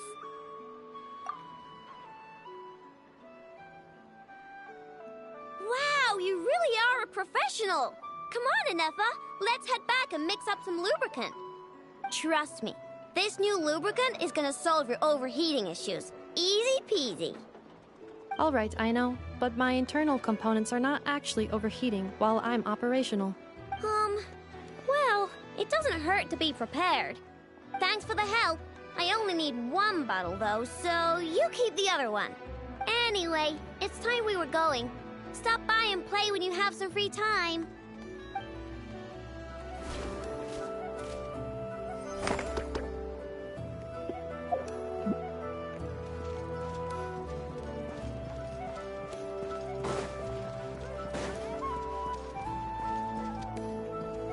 Ad Astra Abyssum.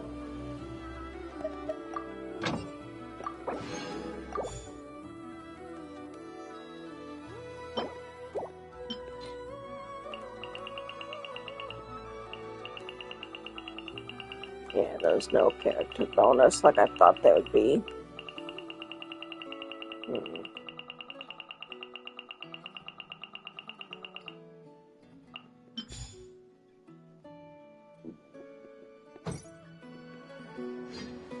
Ad Astra Abbot. Thank you for completing.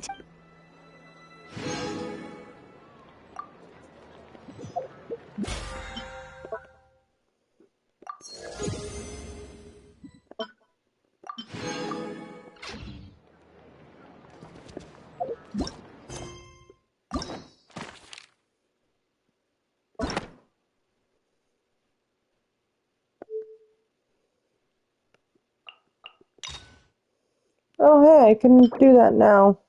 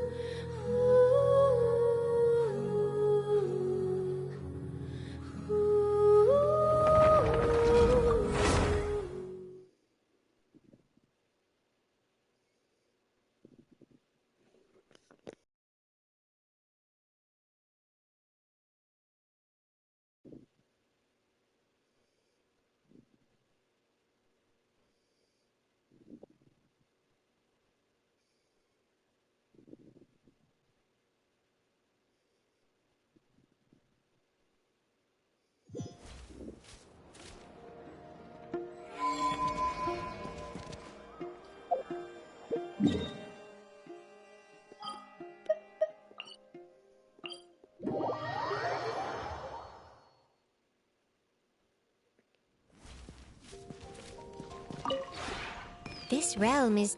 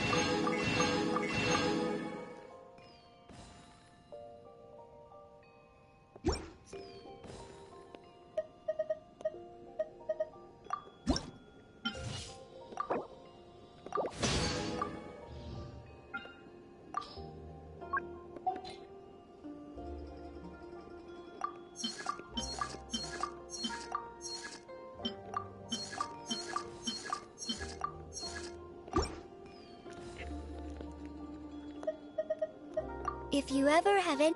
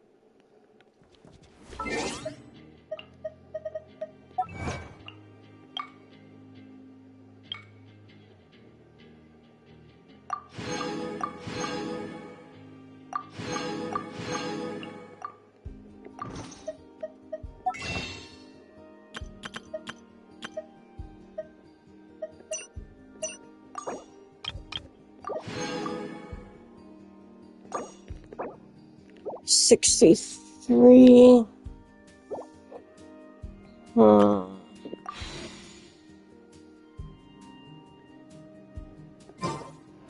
I once considered keeping some pets in my office, but soon gave up on the idea.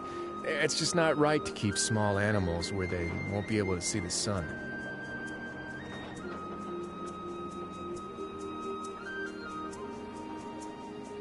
I'm debating.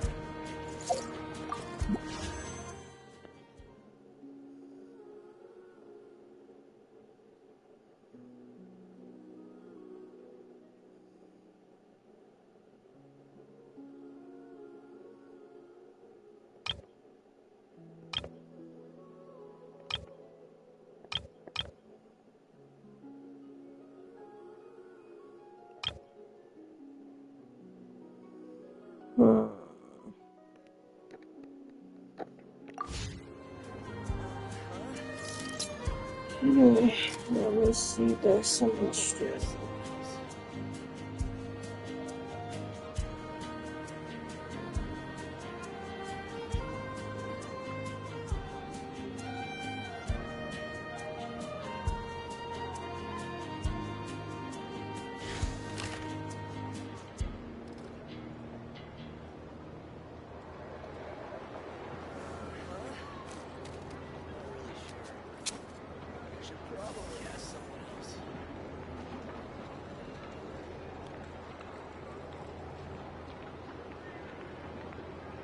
It's not gonna let me raid anyone? Okay.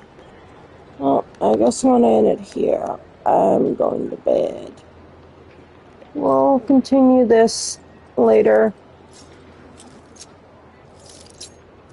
I got an appointment to go to, so I need to go to bed. Night, night. I can't believe I did 2 acts in 6 hours, though.